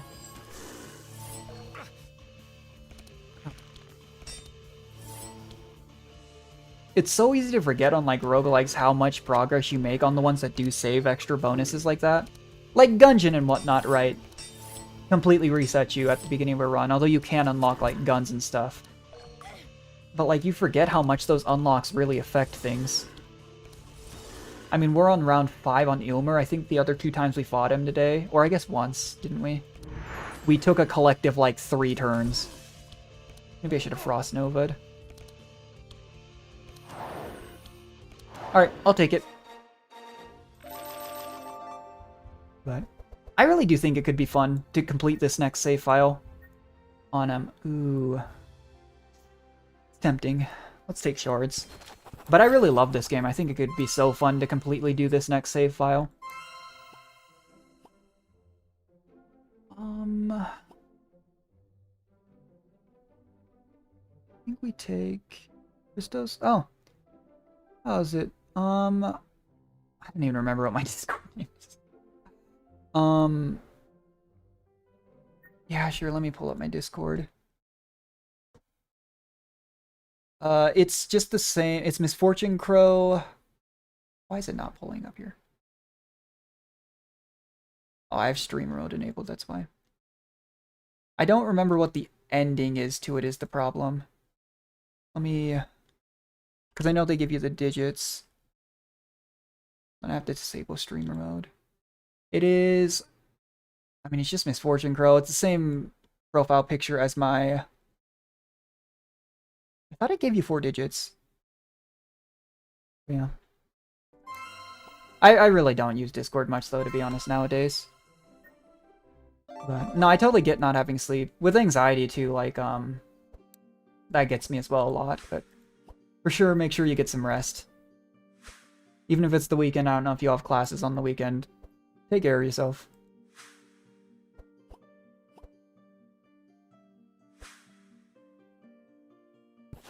What have we got? I really... With starting stats, I just don't think I'll be able to clear second portal. So I'm wondering if I should go for Duel's Unlock. Because I don't even remember where it is. To be honest, this game has so much stuff you just gotta look up. Or just, you know, trial and error, which makes it take so much longer. This is where you go, I think, for the... Oh, it is the Spider Cave. No! Malika's up here. I don't remember what her quest is. This is, Gustav. There's Gruckly. I'm trying to remember how, like, efficiently you can unlock characters, though.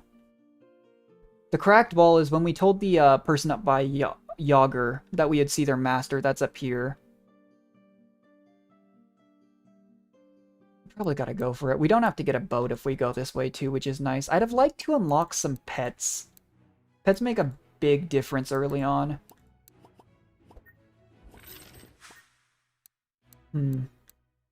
I could get more cards, but I feel like the solution here is actually to just upgrade what we have available to us. Like, I can make all the fast strikes free, which allows... and the defense, which allows Magnus to be more aggressive on higher cost defense. I guess he can keep some damage, because we're definitely starved for it. The problem is the Hydra does a lot of status.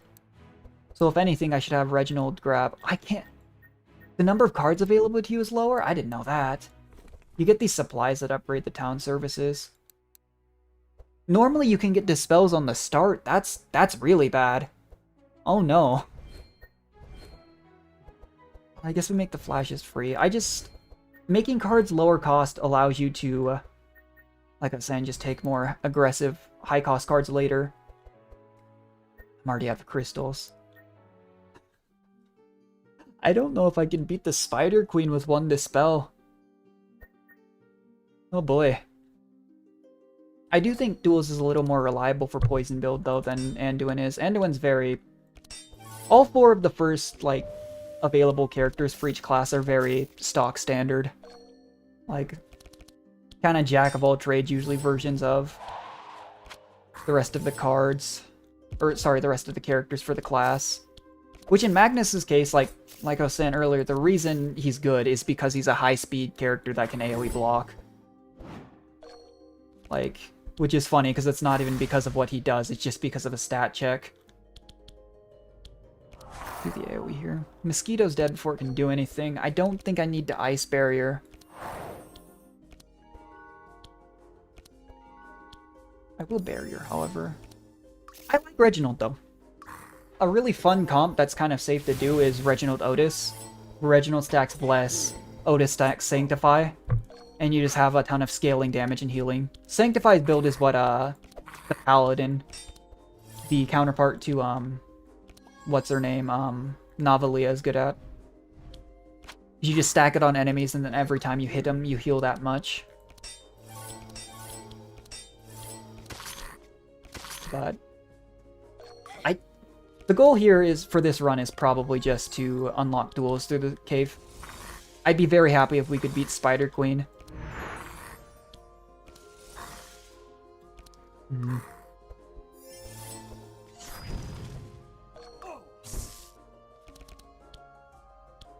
We smite first.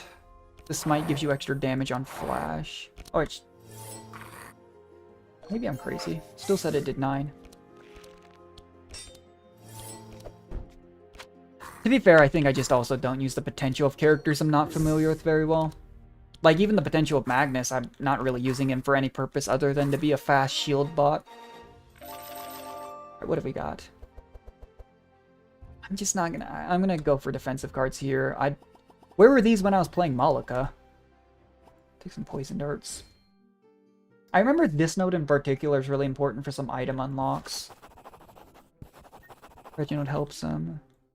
We get the hammer. The hammer, I think, is where you, yeah, fix the boat. You can pay for a boat. Malika has a boat here. Like, we definitely go down here. What have we got? So I believe we can get a boon from doing this, right? Merciful, yeah. Merciless is up here for a long time. And I don't know if there is a purple version down here. Part of the reason I have like 20 resets that I didn't need to on my first account is to get the Merciless boon. Where is it? The Merciless boon, you need a purple event, and everyone said it was this one.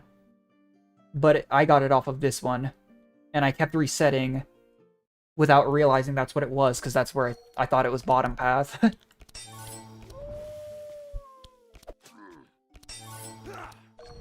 Alright. The downside, though, is making all these costs 0, or all these cards 0 cost, is they aren't as effective. Let's get rid of the slime. I shouldn't have done that to the slime, though it's immune to poison.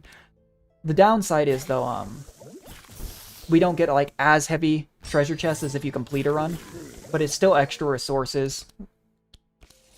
Like, I'm genuinely curious to see, like, what strategy people would use if they were starting a new save file. Not even a new player.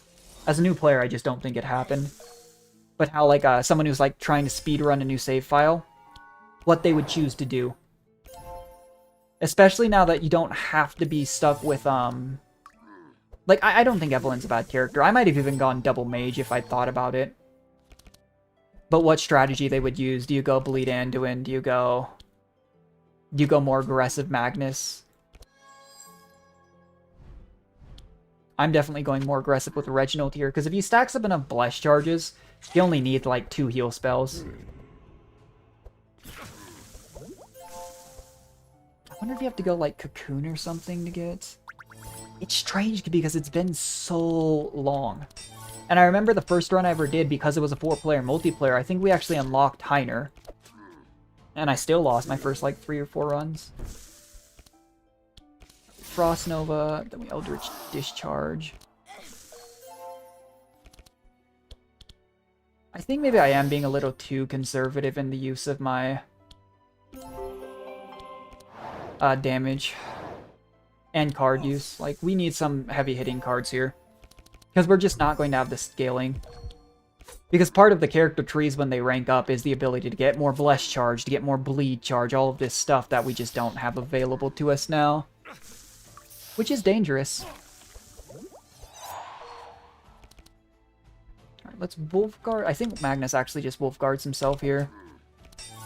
Some nice protection, especially for your squishier characters usually, but he's kind of suffering.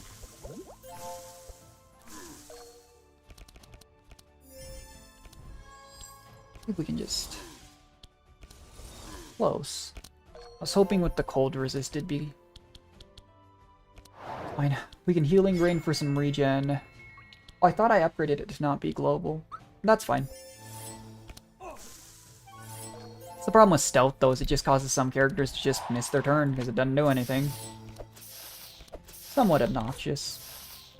But this is where Heiner struggles, is Heiner can give everyone Fortify, keep their block, but he just can't. The first couple turns especially, or if Fortify is stripped from a character, you miss out on so much damage that could have been blocked. Of course there's damage like Poison and Bleed that goes through it anyways, but...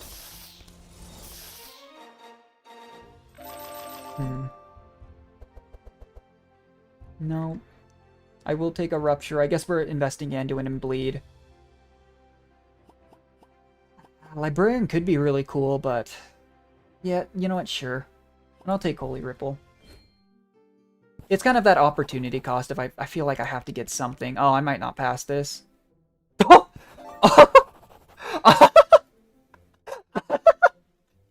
was only a 20% chance of... It was only a 20% chance of success, but that's pretty funny. I don't think that's ever happened.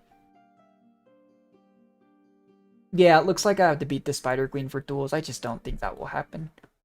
And now we have an injury. That is actually hysterical, though. That's funny.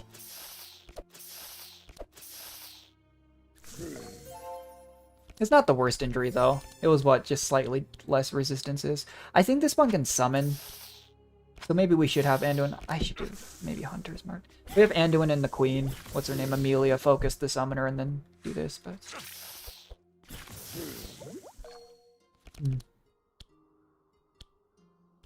Do this. This. Frostbolt do more or Nightmare Frostbolt does more? That makes sense because we're already reducing Frost Resist. I really don't think that Frost is like the strongest thing to use for sure in this game, unfortunately. But, making enemies go a little bit slower can guarantee your warriors, I guess, but your defenders go earlier on.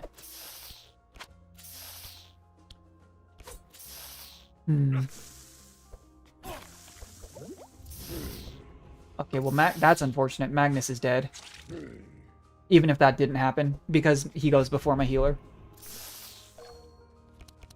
I think we can still probably win this fight, maybe. This barrier, but...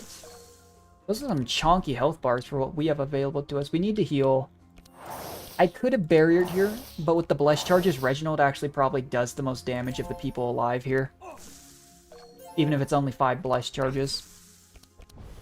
Oh, it still summoned the spider... Oh. I really don't even know. Like, I'm trying to think of people that you can unlock in the first 2 encounters that I would actually use. and then we'll probably stick with those 4 and try and level them up. I'm completely fine with using Reginald and Magnus. I'm just debating whether or not I'll use the Queen and Anduin. Because I like having characters synergize, but you really do struggle if you run into someone with resistance and you have all your eggs in 1 or 2 baskets. And tools can do a ridiculous amount of poison. That's one use, okay. Let's track him. Well, we can bypass the injury. I don't think we need Healing Grain. They'll both reveal from stealth. Most enemy units that can stealth don't do it every turn. Anduin's probably dead. They didn't have a whole lot of healing available to me, and I could... Oh, that's self. I'm an idiot. I'm not even going to bother with the Librarian. He can focus heal Divine Grace. Oh, because of the Dispel, he's not dead. There was an argument to be made for burying him. I probably should have, because he would have survived that. That's obnoxious. Well, we heal that, and then we're going to bury her as well. Global Rain. Even if it heals the spider a little bit as well. Like, I did not think I was going to die to a random fight. I was 100% certain I would not be able to beat the Hydra on my first run. And I was greatly debating whether or not I'd beat the Spider Queen at the end of this one here, but not looking like we'll make it that far. I mean, one more fight until then, but with Death's Door and injuries on everyone, it's not looking too hot. It's kind of funny to think, too, like, yeah, we just didn't save the princess. Everybody died. Archon Near showed up, all the hero party was dead to random spiders in some cave. I do think Reginald's cards are important. I don't... See, I feel like Sight is helpful if you need extra applications, if you're running someone like, you know, Nezglect as your healer. But Nezglect takes forever to unlock. I feel like he'll be one of the later ones. So, we'll see. Maybe I shouldn't be focusing the slime. I'm just wary about getting poisoned a lot. Early enough to do this. I'm down for a Scroll of Intellect. We give that to Reginald, give him some more energy. What to do here? I really want to go aggressive, because I just feel like this game isn't quite like Arknight, say, in the way that it just feels outright better to just kill everything before they ever get the chance to do something to you. It's not quite in that same vein, but the issue is this early on we don't have the healing or the damage to keep up. We can't do Dark Comp like insta-nuke, and we simply don't have the bless stacking to, you know, win the long run. Which is, to be fair, what a lot of comps do. Stack Forever Bleed on Archon Near, stack Poison, you know, stack Fire, Lightning Charges. It's just a fairly reliable thing, and the scary part is at higher difficulties, they actually cap statuses at like 200. Which is still a hefty amount, but because it doesn't stack to ridiculous amounts, it turns it into more of a battle of attrition at high difficulties. Which is dangerous. Focus Heal, Prayer of Healing was a really good draw, though. I'm not going to Global Heal here. That was a really good draw. That might keep me in it. To be honest, I'm not usually too picky with who I take down early, which might be a mistake. I have certain fights, like on the 4th and 5th floor, there are definitely certain characters that I want dead immediately. But like this early on, I can't really say I'm like super concerned. I just want something dead. Which is why we kind of focused our early damage this fight on the slime, and now we're focusing towards the front monster, which isn't great. With the spider summons as well, it is good to lower them down evenly, but that's still more enemies that can be hurting you. Like Magnus will die to poison pretty fast if we aren't careful. But because Reginald has to keep up with the healing here, he can't keep up with, for example, getting more bless charges to do more damage. I think we just kill this thing.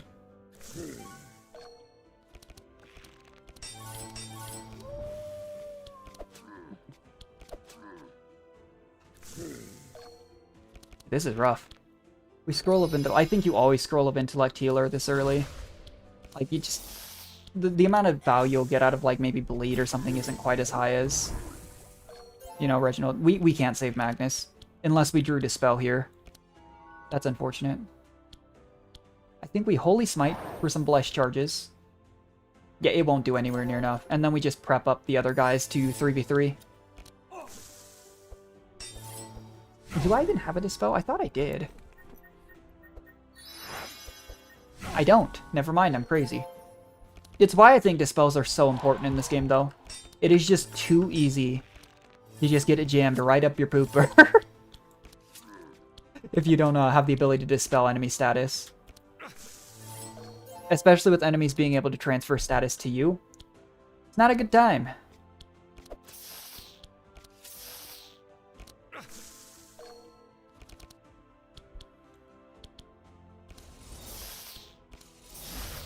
We go defensive. You know what? I think we just go full ham.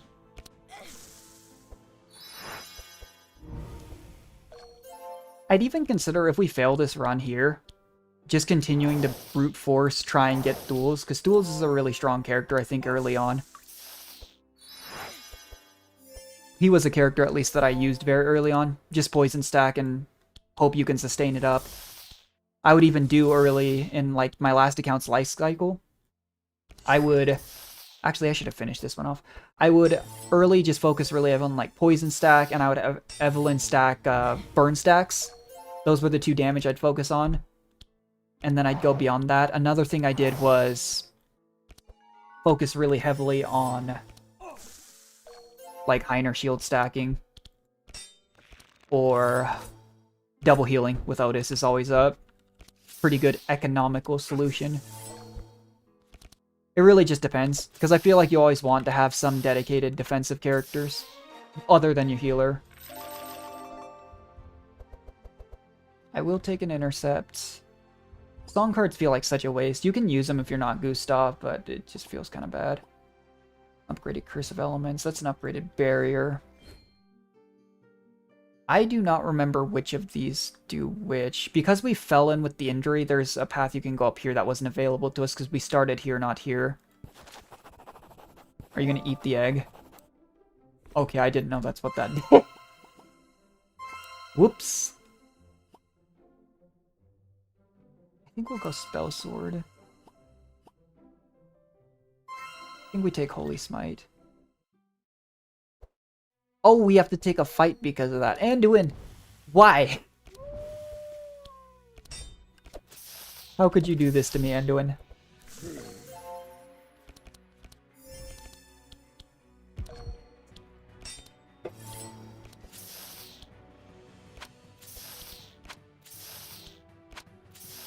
Alright.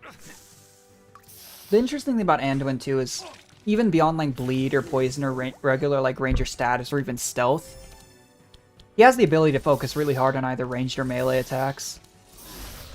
Which isn't a bad thing, it's just... I really do feel like the way to go in this game is to focus on a couple statuses and really let that ride. But the Holy Smite allows Reginald to do so much damage. Because, let's face it, we're not out sustaining things. Like, it's just not going to happen.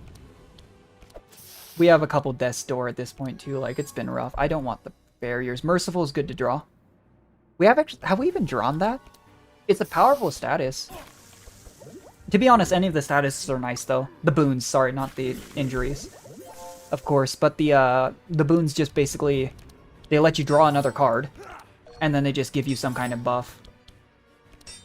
It's kind of a win-win here. They'd be worse, genuinely, if you didn't draw the extra card on top of it, but because you do, it's just so nice. Frost Nova Discharge. I feel like the Queen was a better option than Evelyn early on. But I definitely don't think that Evelyn is a bad character. She was one of the first characters I actually max leveled. Just because I feel like she has base utility. Like, honestly, the starting characters, not Anduin, I feel like are pretty nice to use. And it is playstyle dependent, to be fair. Hydra's Broken Bone, that's fine. That'll kill that exactly. We'll just get some stuff going on these guys. I keep thinking, oh, this is where the run ends. Even during the daily, and then somehow we cling on by a thread. Please don't summon something. Okay. Oh, but it did ensure that the spider doesn't die. What have we got? Arcane Reflection, Curse of Elements. As long as he draws an attack spell, we're good. Which he does. Really? That's actually really unfortunate. Oh, I guess I can focus heal. It lasts for 1 use. I should have held that. I just don't think he'll even go another turn, to be honest. Alright, they're both dead. We just put up the defenses. I don't think it matters if we even get rid of that evasion charge, but... there's something to be said for passing turn here. Yeah, I should have used... oh, that stinks. If I'd used focus heal, that would have been a big heal. I just didn't even think about it because I thought they'd die, and then the monster healed.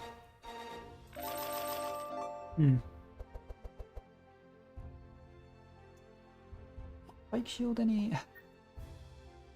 we do that. Winter is Coming is a good AoE. Mana Surge is also very good. Vitalize feels a little bit better with other team comps. Alright, what have we got?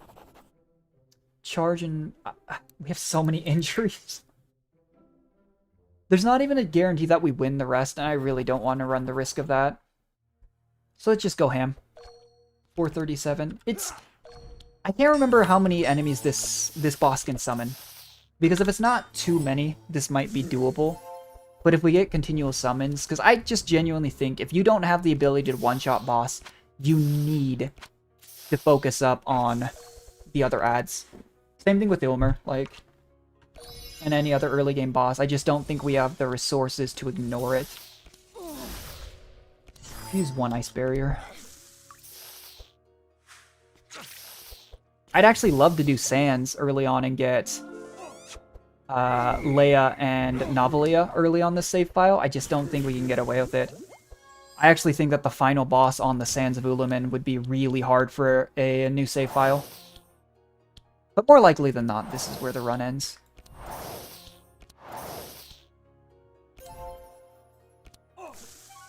We'll probably focus pretty heavily on giving Reginald some more Bless charges. With our upgrades, I might just give... yeah, this is, we're donezo Lorenzo. Oh, especially if Reginald died. He didn't even draw any healing.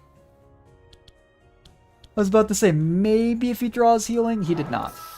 We haven't even killed the ads, let alone touch the boss and our healer's down. The problem is there's... oh, wait, no. Apparently. Oh, because of Sanctify. Nice. There really was something to be said for...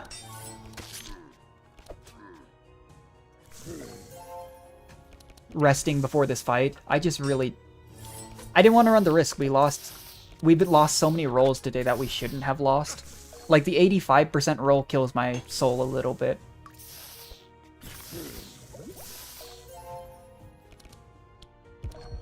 Let's have him sift through. That's good. Get rid of the barriers. He needs healing. We slice to get rid of that. We do that.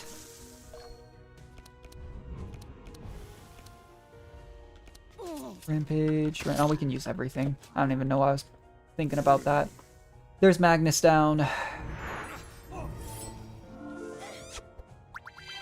Yeah. It's easy to forget how tough these fights are.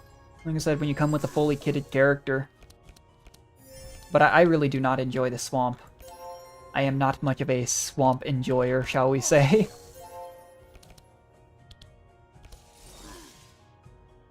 We have a lot of energy because she lost a turn, though. Librarian. I'd be much more tempted to curse Nomicon if we had more healing. Let's Encyclopedia. And then we can shuffle in... Mana Surge will be good if we make it there. Insulate actually could be helpful. We just have to hope that Reginald can keep drawing well enough to keep ahead of the poison. And we just don't have Dispels, so... Alright, go ham, buddy. He only applies 1 bleed per hit, but that's free damage. Oh, don't hit Reginald. Oh, no. Oh, yeah, that's it. I was thinking maybe. Maybe we could really squeak something out there, but... I don't even know if you get more points for continuing the turns, to be honest. Not to be, like, the featest or anything, but it might be worth saving the time of slowly dying to the Spider Queen. Because sometimes roguelikes can surprise you. You might be able to pull a victory out of your butt, but once you play a lot of roguelikes, I feel like sometimes it does just hit a point where you know it's not too good. The damage on spell swords too, now that we get more procs, has been good to us. Like, I really do think it might be worth using Amelia early on, even though she's generally not, like, the best character. You can do it, Queen. It's only a half-health mini-boss. With her 26 health and 8 poison. I believe in you. He misses the turn! Oh. Anyway, there is no reason to retry that combat. There's no world that we win that. It's refreshing to see all the unlocks, though, because literally anything we touch is pretty much an unlock. We'll get this extra resources. 5 ranks isn't bad. For only getting to the second plane of 5, that's not bad. Oh, I guess I'm not going to do the challenges. I'm just a little bummed we didn't... Well, I guess we did unlock Yager. I'm actually willing to use Yager over Ender, and I think that will go a little bit... Oh, do you get global levels now? Oh, for the perks. I thought it was... I guess to be fair, it's been such a long time. So, for Yager, HP actually goes a long way. Starting shards and gold, there's something to be said for too this early. I think we go slashing. Requires 3 points. Invested in general, is it? Or... Hold on. Okay, that's what I thought. That's fine. We'll go HP. I can't remember what Yager's starting deck is, and I could check, but... Really, these early runs are just seeing what we can make do. I'm really wondering if I should use Evelyn instead of Amelia and go burn build. Perks here, we give her some HP. Resistances are nice. She's really focused on cold damage. We'll go ahead and do that. And I'm actually willing to get a few more. Well, oh, we can do speed early. That's nice. Magnus is block. These two are good. Speed on Magnus is actually really helpful. Why do I keep going to the wrong page? More block is good. And then... Yeah, that's what I thought. I guess it's ranked for unlocks and then everyone gets the global experience. There's something to be said for trying a higher Madness, because if you just need to clear like the first or second plane a couple of times, doing that could be really helpful. Oh, I didn't do Reginald's points. That'd have been tragic. What do we do? Holy Healing, Bless. Oh. Bless. And Heal done. I actually think it's better to lean into the Holy damage, especially the Bless, because you get more value of that anyways. But... what's the... Yeah, Bless is all the way down here. What do we get off rank for a starting item? Okay. That's also helpful. Do I have any skins unlocked? We could use some. Nope, I don't have the Halloween skins. That's the only DLC I don't have, actually. Outlaw Soldier. Did I get Wolf Wars? I did. I like this Magnus skin. Well, we've been streaming for like 3.5 hours. Let's do maybe another run or two. It all started on the princess. Probably be going to eat dinner soon, and then I have a quick errand I want to run today. Otis isn't even here. What? I was gonna go bot path, but what we might do then... The problem is I believe it also requires us to do a mini-boss. I don't even think I'll use the Pyromancer this early on, especially if we're investing into the Queen early as our mage.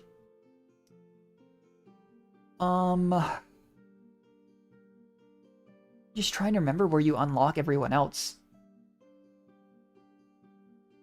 Because Pioneer, I'm like 90% certain you have to go red plane. Pyromancer, you definitely have to go red plane and fight the cultists, which I also don't think we'll be able to beat this early. Duels is obviously green. We got to the fight we needed. What are the other warriors? Just going top to bottom. Gruckly, I don't remember where he even shows up. I want to say it's Swamp. I think it's Swamp, and we actually saw his... Yeah, he's on the cave. Hold on. I mean, it's going to be easier to think about this with, actually looking at it. So, Heiner, yeah. Bree, I could not tell you. I don't remember. Tools we've seen. Sylvie, you have to get the Moonstone and bring it to the blue plane. Gustav, I believe, is Swamp. Cornelius, we've seen. I have no idea where Wilbur is. Zek, I want to say is blue plane, but I don't remember. And a lot of these require multiple planes anyways. Otis, we've seen. I don't remember where I have to go. Malika is in the swamp. She probably has you run some errand. Nesglict, I just remember... I think Nesglict, you get an event early on. Leia and Novalia are desert. So, let's get going. I'd like to do another IS stream for Arknights because I still enjoy it, but there's no whole lot to be done. We could save up the chest and try and do one really big run. I just don't think that'll work. Let's see what else we've got. Transforming cards, common cards available, crafting. That's nice. Extra common cards. That's probably where the Dispel was. I think what we do is we do this. I don't think there's any reason to unlock the pet shop because we still haven't seen a pet. If the wolf had been available, I'd have gone for that pretty early on. Cards in Starting Town is free good. Transforming. You can make it free. That's just switching between the two forms. I'm not too worried about that. Divination rounds is a funny thing because you can go... I almost never do it in solo player. But you can spend gold to get cards and shards instead. The issue is early on, I feel like you want to spend those shards on things anyways. He's not super focused on that. That's just probably better than this, to be honest. I don't want to reroll because that's so much gold. The sort of things will remain.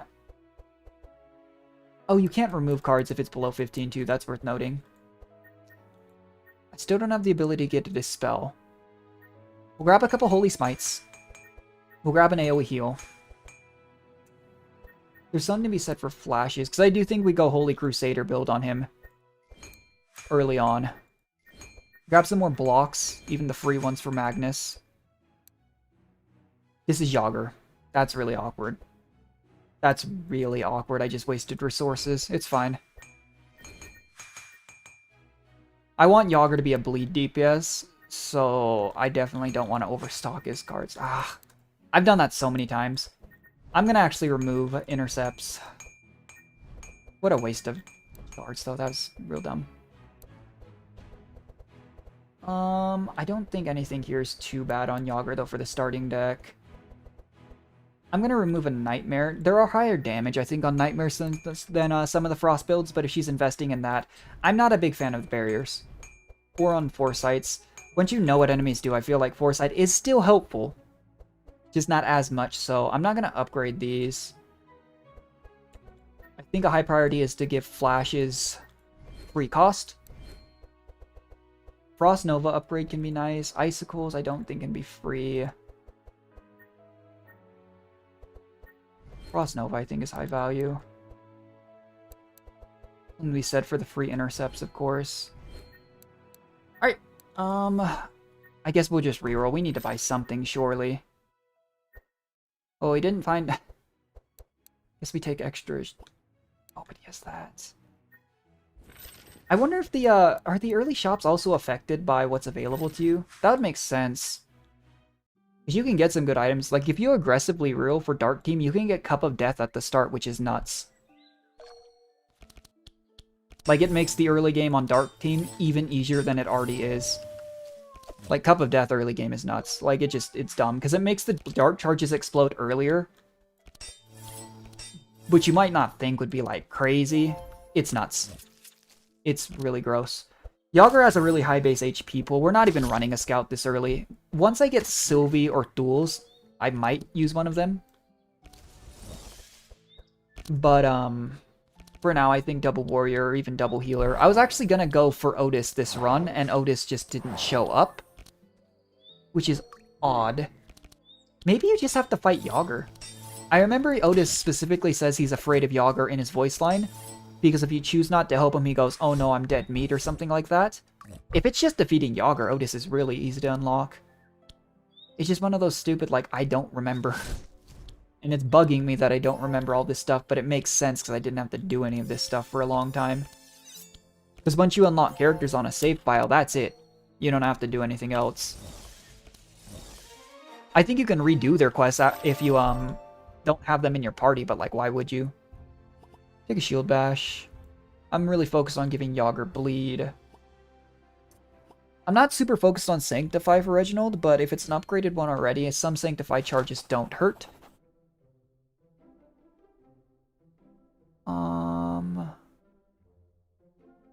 Sure, let's roll on the 55% chance. Little better than a coin flip. We didn't get it. That's okay, we only lost like 60 gold. My luck on rolls is just sad, to be honest. It's why like the blacksmith and particular artifacts took me so long, and so many rerolled runs. It's like I've legitimately failed a 94% run. I don't know if I still have the screenshot. The only like screenshots I had for a long time on this game were needs more attacks. I specifically remember I had one that was called Gruckly is Angry. Because it was a screenshot of Gruckly doing like... It was a screenshot of him one-shotting the final boss because of Fury charges. And then I had one for me failing the 95% check. And I was really mad. I was very upset. Because normally it doesn't bother me if I fail runs. You know, that's part of roguelikes in general. You will lose. That's a lot of intercepts. But the fact that I managed to fail a 95% check was just upsetting. It wasn't even like an important check, I remember. It was just, I was mad. I was like, what is this? That was an unlucky random roll. I should have used War Paint. I actually don't mind random roll damages, but I'm starting to wonder if this early on it's not a good idea to invest in them. Because making them fully random, or like the front only cards or back only cards, like I was saying earlier, you can usually go for... I don't want to punch. You can go for things that don't really let you target it as much, but do more damage. Or you can get the specified monster, which is controlled damage, but doesn't let you target. Let's go for the slow. That'll let Yager move first. One thing I don't do enough when it comes to cards like that is not wasting the energy if it doesn't make a difference.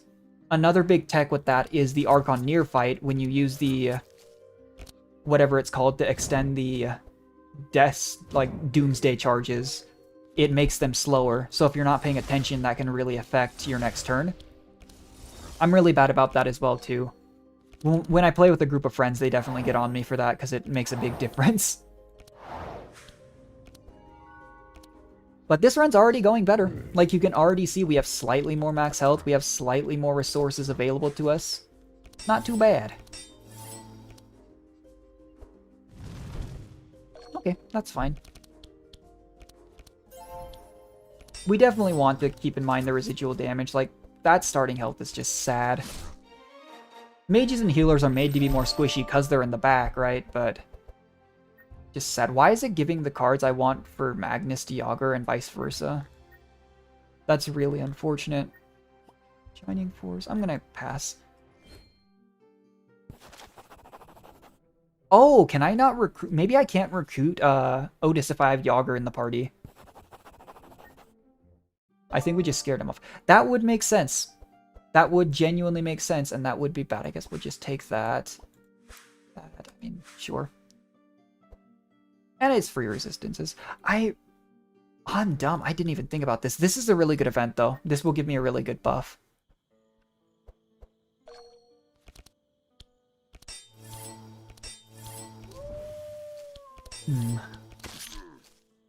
So just racking my brain for who I can work to unlock. I had no idea, though. Because I thought Otis was there 100% of the time you didn't have him in party. And if it's because Yager's not in party, I shouldn't be using Yager early. The problem is, like the Queen, I think Yager's base damage is high enough that it's very helpful to have him. Would have been nice to Eldritch Discharge, but... we'll have to test that theory. I'm thinking, because I'm going bottom path, if I grab the Moonstone, it could be good to go for Sylvie unlock. Because I don't think you have to fight an elite for Sylvie. I believe you just bring the Moonstone to her. Unless there's something else. Because there are characters and big unlocks that you literally have to go to the last floor for. I think that might actually be Bree or Nesglect. I want to say it's one of those two that legitimately you have to go last floor. Which is obnoxious, to say the least. I guess I could be putting Yager in front because he has more max HP, but I think Yager works really well in second slot. For the purpose he fulfills. Because Magnus is there to apply block. And he has a lot of self-block with the way I play. So we'll grab another flash. Okay, well, we're not stealing the stone. We do want the stone, though. She's gonna summon allies. Yeah. I forgot it was immediate, but... we might take some pretty heavy residual damage from this, but... I'm a big fan of using Sylvie. She was the first scout I leveled up. And at a high level, too, you can really be greedy with, sharp strats. Like, she can do some ridiculous damage. I think we save Fresh Meat because he starts out with the ability to get some extra max HP. It does a percentage of his max HP, so there's definitely something to be said for holding out on that. We've got the Dryad's allies. I cannot remember. You can use in the tree fight. You can use the Moonstone to draw away the Dryad in the Eomer fight. I just don't remember if that gets rid of the Moonstone. We'll test it for science, but that would be a little sad. Because that would change who we could go for the unlock for. Get rid of that so it still goes on time. The heal. Because it is important that Magnus goes early. Otherwise he just completely wastes block because we don't have Fortify. Because the only ways to carry over damage is either Fortify charges or armor charges, which just gives you that much at the next turn. Give everyone some intercepts. Like, intercepts are kind of just like a small band-aid block, right? It's not much, but it's free, and it's helpful. She didn't dispel or bleed, which is good. That hit a lot of us. The weird thing about enemies in this game is they really don't... we'll just use this. They don't have, like, energy costs, right? They just have a set amount of... they're going to do this action, it will do this much damage. I think I can be greedy here and just focus down the Dryad. Especially if Reginald draws some holy spells. Which he did. Yeah, we're good. A lot of bosses, though, or mini-bosses that summon things, you really want to one-phase. Once you've taken out their ads. Otherwise, it's a bad time. We take it. So weird to see all these unlocks still. Yeah, why not? No more bleed cards. We just aren't seeing the cards we need on Magnus, which is a little worrying. Not Magnus, sorry, Yager. I don't know what happened. Oh, I think if you grab the Moonstone Gold quickly, you take some damage or something like that. I always just wait for it. Better safe than sorry. Sausage Factory is good. We'll try Regal Cold this time. I will take Focus Heal. I think Divine Retribution is better value once you have more Bless charges. We'll see. Alright, so what do we have here? We'll give Forest Crown to Yager. Dryad Mask maybe to her. This and this. I mean, just any items that give you extra stuff is nice. We just accept the offer here. We get well fed. It's extra regen and vitality, max health. Very nice. That purple event, like, usually I go Yager path. Because you can go both mini-bosses. Yager as well as, the demon that we fought last time. But if you ever see that purple event, I think it's worth it to redirect for that. Because it's very nice. Let's sharpen and butcher. Blood sauces, I'm trying to remember. Oh, it's a heal. Yeah.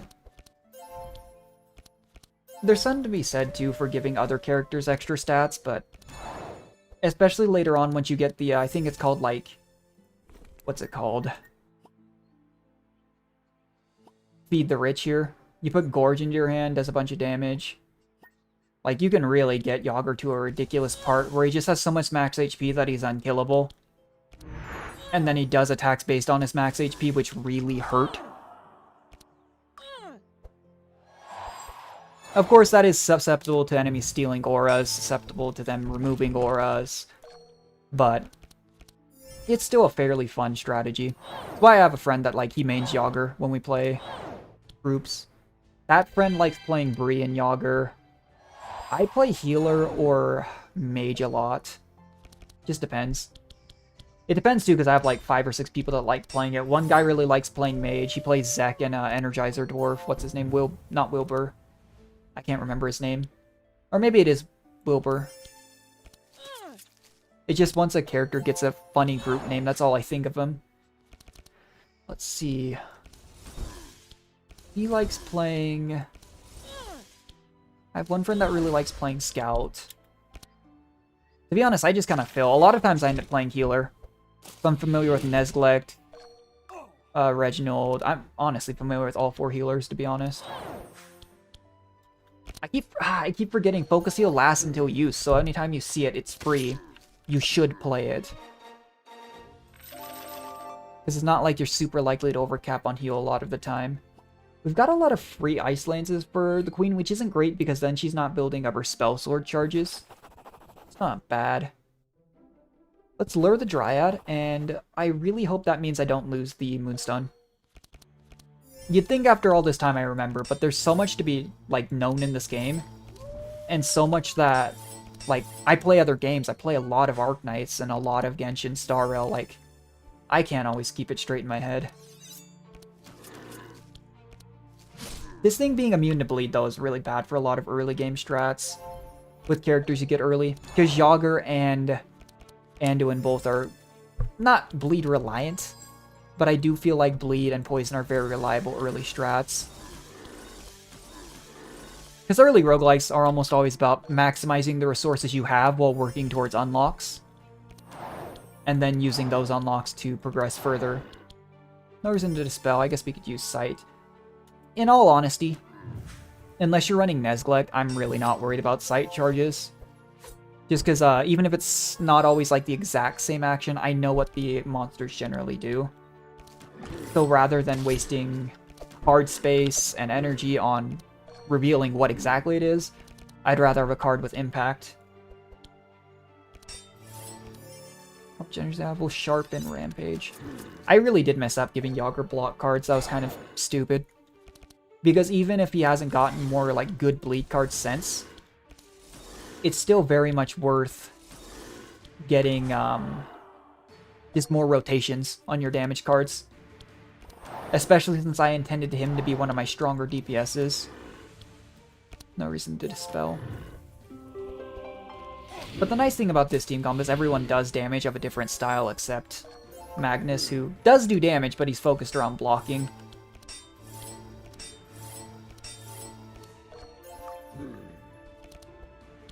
Sausage Factory, sure. We Warp Paint. Use that to heal someone else. Give him more max HP. What's the highest damage we can do? This does 8 twice, this does 16. It's pretty much the same. But the nice thing is I don't think most later enemies are immune to bleed. It's really just Yomer, so it's usually really workable. Whereas like some other bosses, like you don't want to bring a burn build against the red floor boss because he can use it to heal, which is ironic because that's where you get like Cornelius's unlock and a bunch of other stuff. Because you go to those planes to get that style of gear a lot of the time. But if you go to those planes, you're fighting enemies that are an uphill battle with better resistances. Like we saw that when we fought the dragon last time, almost all the gear we got was affected by like cold resistance and such, which was not helpful to me.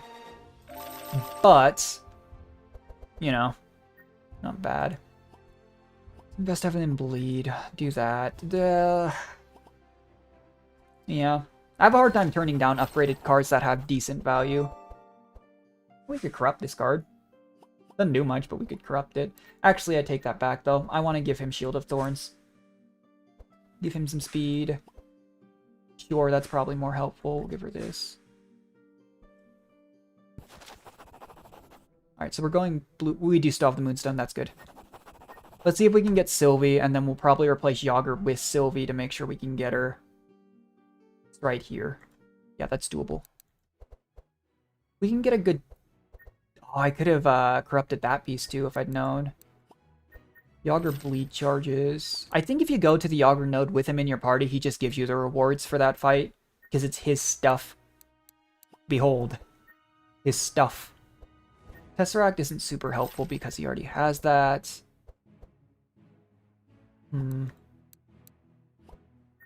This isn't good for Reginald, but I'm down to give him more max HP. Let's just upgrade some cards here, I think. As always, there's some good cards available to us, but with the town not being upgraded, I forgot how bad that was. Non-upgraded town really doesn't give you many options. Let's focus on giving Yager... Like, you can make the Rampages do bleed. And then maybe we just upgrade... Oh. I think some cards are 30 upgrades, aren't they? Maybe not. Maybe that's with town upgrades, actually. So we go 2 fights. This gateway, you can give people money, and that allows you to unlock some things in other areas. This, I don't remember what it is. We can try and heal him, and it'll give him some stuff if we succeed. Which we did. Somehow we won the 35% roll. But he marks on the map to go here if you save him, but we're going for Sylvie. There's a terrifying purple event at the top of this map that has, like, multiplying rabbits. Where if you don't kill them all at about the same time, kind of like the bugs in Star Rail Swarm Disaster, they multiply. That's, killed me a few times. Like, there's so many good memories I have of this game. Just struggling, like, funnily enough, right? Struggling through the early game, getting characters, collecting them all. Like, I have really good memories of doing the Straw Hat quest. It was so cool. But it's a quest that requires you to get... I can't remember if they're keys or something. But basically on the 4th of the 5 floors, you go through a number of steps, and then you have to have, like, numbers of unlocks for those statues. And then you get, like, Straw Hat, you get a crazy good boon, you get... I think it's Catharsis you get for, that one.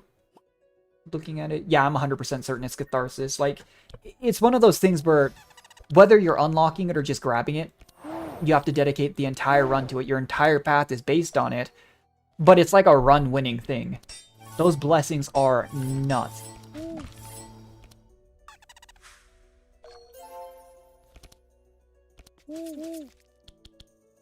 I should have warpainted. I keep forgetting to do that, and it's really dumb. Literally, it's just more damage. I'm just forgetting to do it.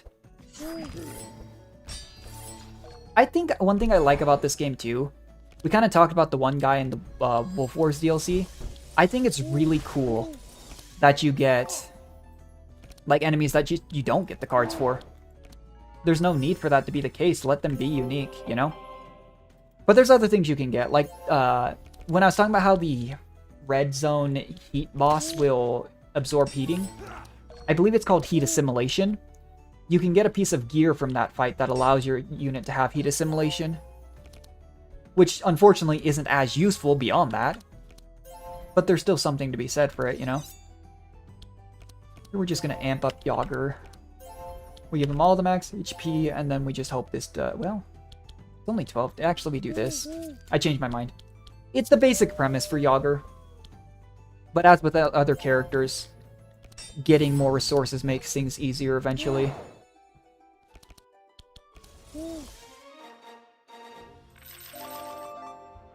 But off stream, because this might be the last run I'll do. Maybe we'll do another short one, but probably not. I'll have to look up how to unlock all the characters and some pretty important unlocks.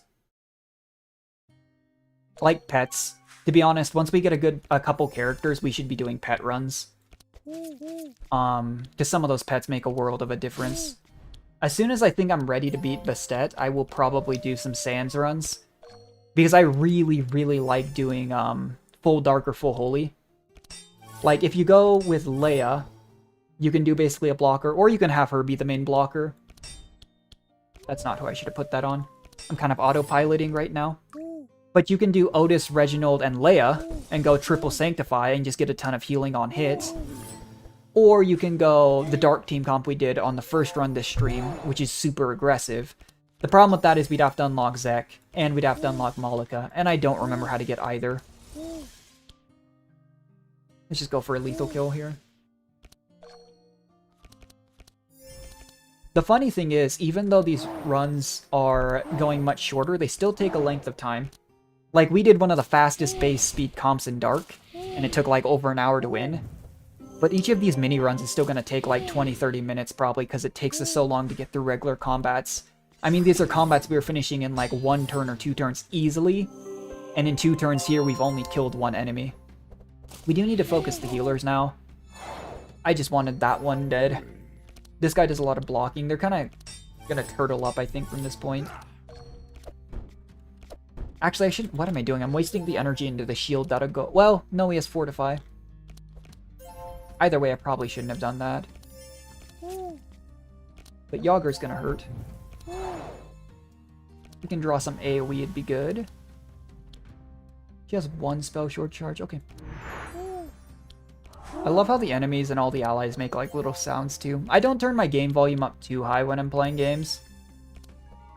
I think everyone that does like content and stuff has a different balance that they like with game sound versus like mic sound and stuff, but for me personally, I like it. I spent a lot of time tuning it up, but I like having it being loud enough that you can hear it, but also having my voice be like definitely a few decibels higher. But to each their own. I'm by no means like a super experienced streamer. I've streamed for a couple years, but not enough that I'd be like, I know what I'm doing. I probably should have used those 2 cards instead of just the 1. But I was hoping that would finish this one and do some chip damage. Ooh, that chain heal. I should have done the double spell. That might have been lethal. We Regal Coal it up. How much energy does she have? Okay. With energy cost too, it's always quantity versus quality. Like Citadel, the card that I wanted our first run, is like 9 energy, but it gives you a ridiculous amount of block and like fortify.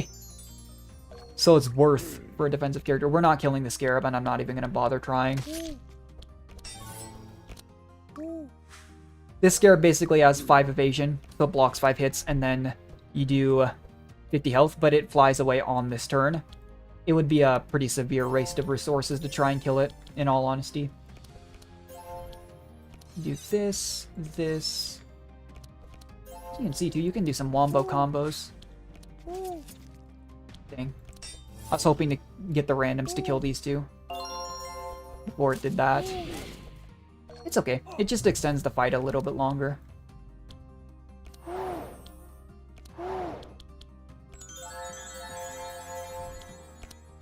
And it's nice too when you have the battle timed up so your healer can give you a bit of sustain back before the fight ends.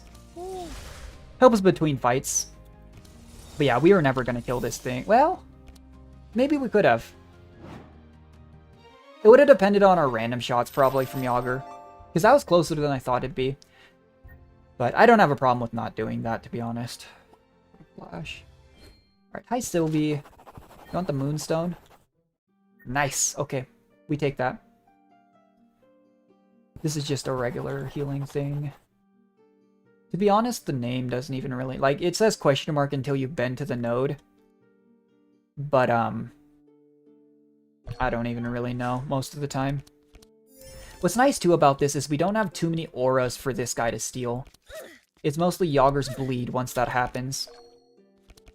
I don't think there's a lot of sustain on these enemies. Could be wrong on that, but I don't recall that being the case for this fight. I will probably just try to focus down the enemies, not the dragon. Because with enemies like that that are high danger, you could say, your options are either try and blitz them or not, you know, leave them for last when you can isolated deal with them. Because with Dark Comp, right, it doesn't matter really if you get the Dark back and you can just blast him, but... with the other stuff, I'm going to focus down this back person and maybe the front person. I do think ranged enemies tend to be pretty dangerous, that's why they have lower health. Or until you get to late game where everyone's scary.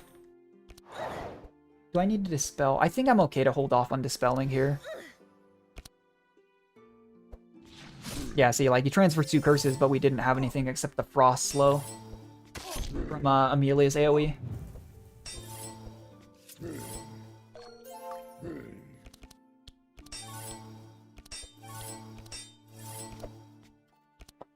Let's see. What we got? That war paint for sure. I can either sharpen Rampage or I can butcher now. I think we sharpen Rampage. But you can tell, like, we're stronger, right? We're getting through the first phase a little bit with more ease with the new characters, with the little bit of stats we got.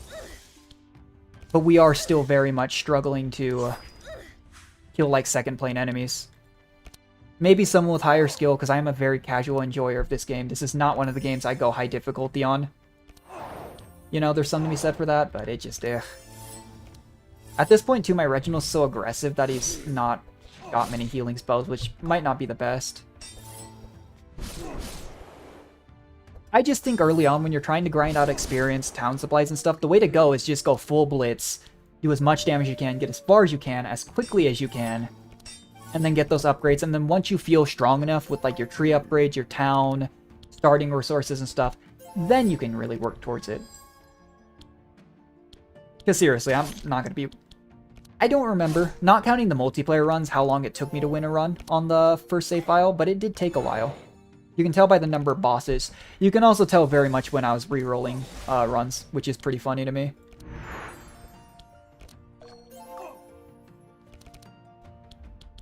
But you still want to go as far as you can for sure, because you want to grab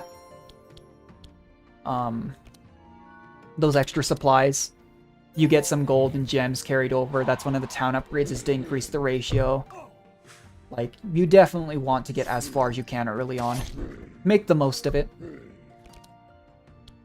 But I am curious, like a good example of this is like Hades, right? I got my first win on Hades on like run 18. But then since then I have like a 90% win rate. But I found out that that's pretty average for that game. There are people who didn't get their first run until like, you know, way further in. I probably should have used that on Magnus. But there are also people who, you know, got their wins much earlier. The earliest I think I saw when I was looking into Hades was someone won on like their 9th or 10th try, assuming they were telling the truth. But in that game as well, there's so many resources you get that help you later on, like the Mirror of Night, weapon aspects and leveling up the weapon aspects, you know, your keepsakes. Like, I was thinking about that the other day on Hades. You don't even start with most of the keepsakes. You have to give a nectar to pretty much everyone. Like, it's just one of those cool things about roguelikes that I really enjoy. Because I don't mind roguelikes that have you start over, you know, completely fresh every run, but a lot of them give you, you know, things that you could see, all that stuff. I think we'll take another Dispel here. I don't have enough money, I think, to make that shop worth it.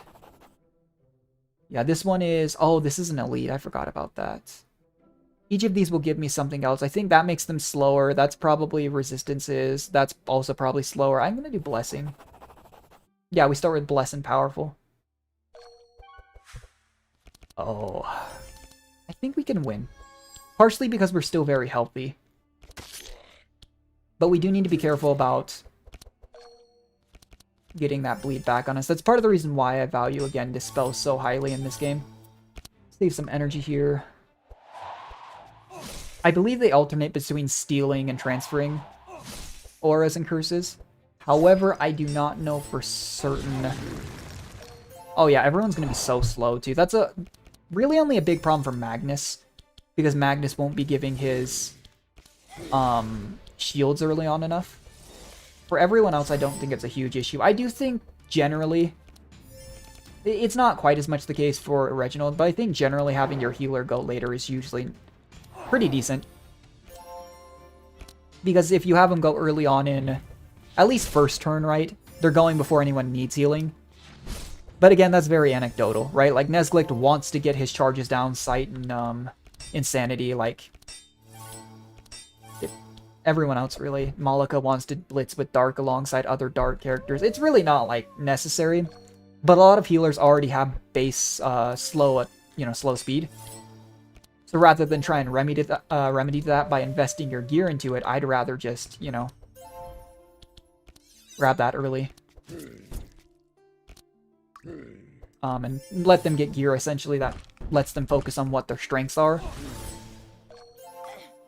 rather than trying really hard to fix the weaknesses they have, you know? think we Nightmare here, and then we Eldritch Discharge.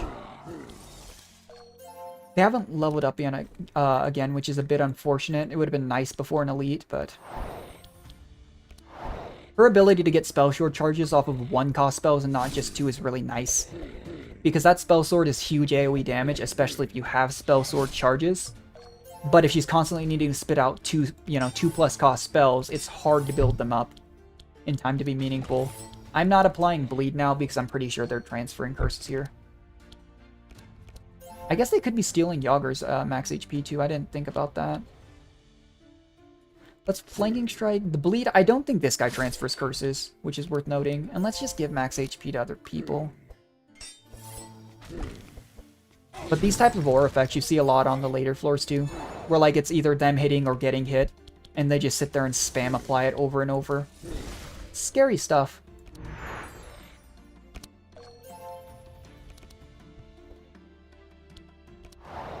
Grabbed Focus Heal. Let's Barrier. I'm always worried about keeping my backline alive, because even if the front line's in more danger, the warriors have such high HP pools by comparison. Like, Reginald has a little bit close to HP, but that's because he's been given Vitality by Yager. Looks like Yager inherited the Bleed from them.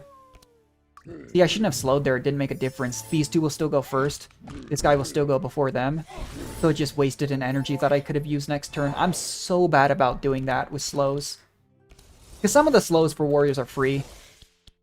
But it's still just dumb of me. Perfect. That should kill... Wait, it only killed one. These guys are all resistant to Frost, which is, you know, what Amelia's focused on. That dispelled everything except the Bleed. It goes in order on the spells. We do this next. Then we do this. Take out that guy. Enrage. I really don't know what to have Magnus do, though. Because, like, I can intercept here, right? But it fades off immediately. Because no Fortify. And he's just so slow because of the Frost. If I could dispel his Frost, it'd be nice. But it's not always the most doable thing. Oh, he refreshes those stacks. Interesting. The problem is too, like, and this is a big problem with the dragon early on, is that those frost stacks not only slow you down, but they reduce cold resistance. So like with Amelia, people don't think frost feels super good because slowing down the enemies doesn't usually make like a game-changing difference. But on the flip side, you know, all it really does is guarantee you go first, and past the point it's diminishing returns. But on the flip side, enemies giving frost to you makes them clobber you. So, ideally, we just get Yager up. Actually, we should have Yager barricade. I want the damage, but Yager, it pays off, right? That we accidentally bought some block cards for him. Because that did nullify damage. It ate up through all of that, so that's damage that they would have taken. Who do you think I am, Magnus? He really does not like Magnus. I'll tell you what, he's not a fan. I would really prefer not to have an ally go down here. We should Ice Barrier here. Oh yeah, I forgot Ice Barrier consumes ice charges. That's kind of an important detail that I did not think about. But here's the quintessential issue. He will heal more if we get more Bless charges. Actually, she didn't need that. Reginald will heal more if we get more Bless charges. But it doesn't matter if you heal them if they die. So do you get the healing earlier? Do you keep focusing on stacking up those charges? But I completely forgot about that's something so core to her character too. Even if a lot of them are immune to Frost, being able to consume those Frost charges and make shields out of it makes her much harder to kill. But we got out of that elite fight without too much damage. None of these I think I want. None of these I want. Something to be said for a scroll of defense, actually, but not great card options. We leveled up. Defense cards cheaper. Yeah, gain... This is one. That's big, is, this isn't bad, but gaining 1% damage for every 3 HP you have above 100, that's already, what, like, 10%, a little bit more, what, that's like 44 is divided by 3. Let's see, 10, 12, 13, 14, I believe. It probably rounds down. So, very nice. I will, however, be taking the Holy Smite on Reginald. We get the armory. This is some new stuff, and it's some pretty decent stuff, I must say. We give the Frost Hammer to our Frost Dealer. I mean, this is all pretty good. We give the speed to Magnus. Melee attack. Draw 1, all damage plus 2, sure. Give this to Reginald. That's some pretty big upgrades. We take that. Alright. Okay. You know, funnily enough, I almost never fail this one. But if you're trying to unlock all of these, you do actually have to fail it on purpose. Like, one thing that people have a really hard time finding, I believe, is dislocated jaw. Not that it matters if you find every injury, but for completionist's sake, you have to go seek those out. But I'd be really surprised, like, I'm getting ahead of myself here, because this is already going to be a tough fight. But I'd be surprised if in, like, my first 3 or 4 runs I could beat second floor boss. Because early progress, right, when you don't have anything available to you, just those 5 points in characters mean a lot. You know, that extra starting item that they get, stuff like that. Even if you shed it early on, that's stronger early game. But to be fair, much like Voucher Luck and IS3, you can really get messed over by the, oh, she's gonna take a lot of damage from Thorns. You can really get messed over by a lack of good card RNG. Like, we've already seen that a bit in some of these runs. Not getting the best card RNG makes things rough. I don't want to dispel her Frost because of her shield, that I just remembered how it does it. So let's do this. And Prayer of Healing. You go, Reginald. I guess it doesn't hurt to do this. In an ideal world, we take out the Mage and the Transfer Curse Boy before they become a problem. But it is also worth noting that these guys shield so much that it's difficult to do that. Thankfully, part of the reason why Bleed and Poison are good is they go through block.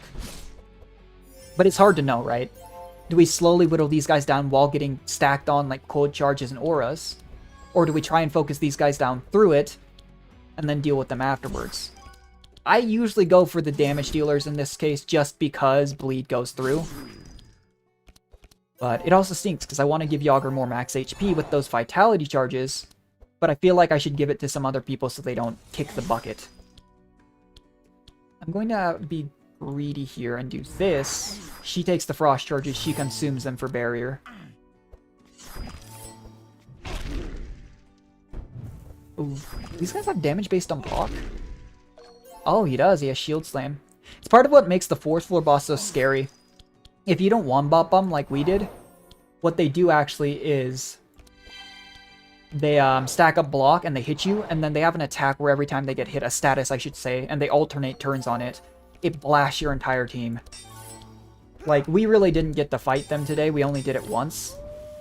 But I cannot express how scary that fight is the first few times you're trying to clear.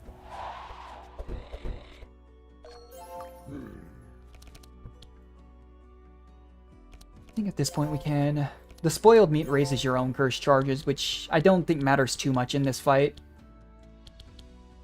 Let's go Butchering. I think we let these two deal with the Frost Dragon. And then we have Yager start stacking up on the other guy. Ooh, good AoE. Right, smite it, because he didn't draw any healing. That was close. I feel like I'm not using Rain. Rain is really, really good if you go to... it's nice to put it on... Jester Team for the regen, but it's not enough regen that I think it matters. But when you get to the Flame Zone, which we haven't really messed around with too much, the ability to dispel fire charges is so huge. Like, if we're going to unlock Cornelius early, we have to fight an early elite. And it's like the fire person that stole his staff or whatnot. Yeah, he hurts. A lot. And if he stacks enough flame to reduce your flame resist, he's gonna one-shot you.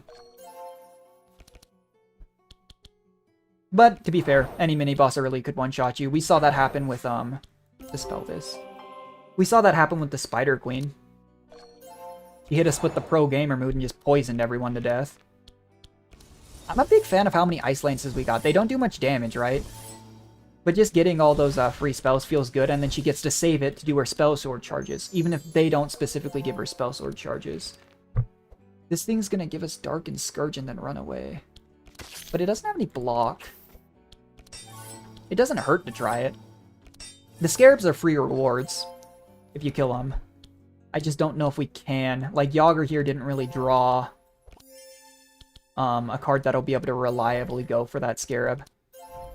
Because it's back monster or random monster. One hit. Oh, this is free, yeah. Anytime you can kill the Scarabs, you definitely should. I just thought last time we saw one I couldn't. And then I realized I could. And it was awkward. Very nice. Scarab's dead. Gotta get this guy. And we're getting the second floor boss. That's progress. That is big ups compared to our last run. Do I think we'll beat the dragon? Heck no, but, you know. It's funny, given that we one-shot him in the first run. Because I think because of the sewers and the cups and the Rat King Black deck card, you should always go blue zone. Preferably second, when you're running dark comp. And then we just one-shot the dragon last time. The dragon's terrifying. Yager and our mage here are going to lose turns. None of those feel good. I'm willing to have that. I'm not worried about Yager getting bled. But I am worried about having extra healing. Winter Orb could be nice. Pain Suppression's a really strong, like, emergency factor. I don't think anyone except Magnus is missing enough health to do that. I think it's usually just good to get into the fight immediately and get the buff. Like, see, we get Sharp and Reinforce. That versus the, what like 65% chance of getting some HP. I think is probably worth it. We got our well-fed buff. The well-fed event was clutch. It's so nice getting that early. But we start stacking up the bleed. Feyborg. Yeah, you can already see with all this debuffs, Cold Resist, Mind Resist, this thing has multiple ways of doing damage, and they all hurt. And realistically, you're just not going to keep up with debuffs. We can, however, still Frost. It's not immune to Frost. I don't think the, like, stage bosses usually are. It's more just that, they have high resistances, and, like, the Flame boss in particular uses it to heal. So it's still not effective, but it's not like, oh no, they're immune or something, you know? But I think this is the turn he uses his healing. Heal some auras, that's fine, it wasn't super important ones. Oh, he didn't use it this turn, okay. Yager misses turn. That only affects, the miss turn from this boss only affects the middle hero. Thankfully. This is another reason why I don't like going Bree. Because if he stole Thorns and then used them on me, it would be a bad time. Oh, I dispelled her Frost. I was more focused on just healing Evelyn a little bit there. But maybe I shouldn't have done that. Because she's the only one that can actually use the Frost when she draws that shield. And she would have gotten it, dang. Which would have dispelled it anyways. Okay. You still get a ton of Frost aura charges just for fighting this thing. You see she was up to a decent amount. I don't know why I didn't use that first. We do this. Spell that. Blood Sausage. Sure. And then we'll do one Butchering and one Rampage. I swear this boss, heals. Ice Prison. It froze Yager again. I think it's random on which middle here it is. Interesting. It gets like a 6-turn status thing. I genuinely wonder if it's because this is an earlier run, you know? I don't know if you can actually dispel this. Charges don't stack on that, so they can't chain freeze you, thankfully, but I can't remember. Because you get so many Frost and like insane charges and stuff, to actually get down to try and dispel that would take so many spells. But man, are we gonna beat a second plane boss on our second run? That's big. I have no idea how long it took me on my first playthrough. It was so bad. Okay, he froze the queen this time. That's fine.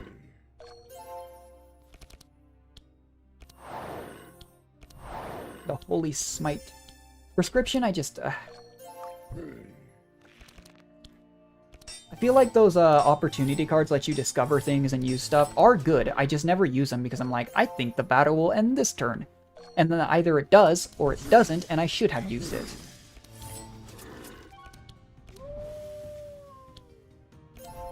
It doesn't matter, actually. We recover full health at the end of a plane. We took it, though. We take those. Last stand.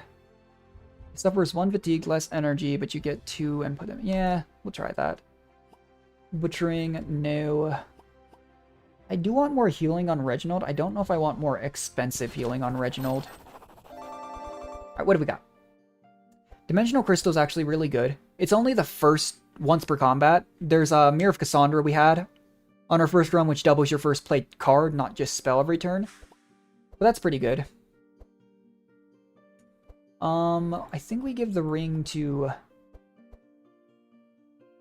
I want to give her more frost charges. This diamond ring is really good. 15 3 speed. I think it's better to give that to Yager. He doesn't need the early speed. I feel like we could use a better weapon on Magnus. At this point, what if I just gave him some fire damage? It's not going to stack up much, right? But not bad. I'm going to take a peek in the red zone. See if I can remember who you find here. The sapphires, so the gems you get here, you can find them. You can either take them to the 4th floor where the blacksmith will forge you something with them, or you can sell them for money. The problem here is I really want to go to the throne if we make it there. This gives... Somebody gets to sit on the throne and it gives you a really good card. I also really like... one thing I will do a lot of the times when I'm doing Dark Comp is I go here and I get Arena Champion. I don't really like any of these, but that's a really expensive reroll. Maybe Yager takes Battle Axe. It feels so bad because like rerolling's so expensive, but I want to reroll and get good equipment and really help myself out early on. But I really do feel like we should get some pets as well. Maybe next stream. I don't know if it'll be tomorrow. I've been pretty comfortably streaming like once a week nowadays for fun. But I'd really love to do just a full-on Across the Obelisk series. So, if we do another one, there's something to be said for getting some more of that. Does Reginald have that we could upgrade still? Free flashes are nice. It also procs his Holy Crusader, which gives him free bless. Make these cheaper so he can use it a little more often.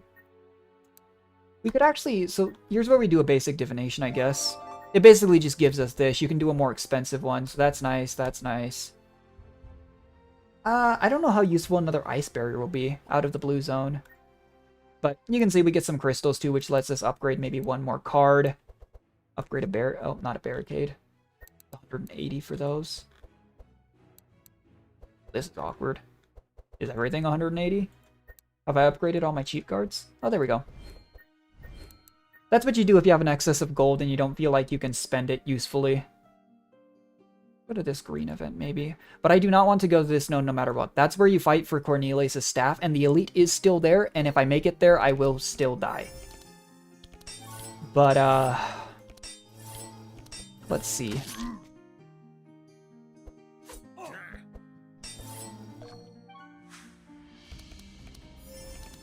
Warpaint's good. There's the barricade. Okay, we got a damage dealing.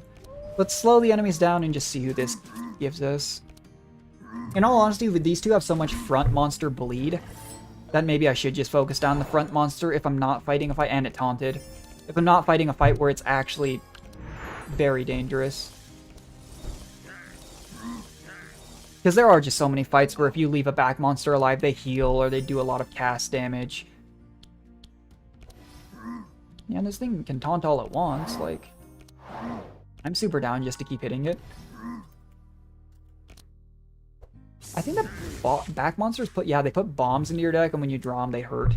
And it, you know, costs you a card that you could have maybe played. That's a big thing with roguelike deck builds, is it's not just what you have available, the chance of drawing it and stuff, but if you have bad cards like curses that don't do anything, they take away the opportunity cost of being able to play something helpful. It's what makes the final boss too dangerous, is because you constantly have to juggle around those doomsday things. There's a couple things I could do here. Try sharpen, blood sausage that up, and then backstrike. Anything that's not random or AoE when the taunt is up, we'll hit that enemy. Which can be both a blessing and a curse.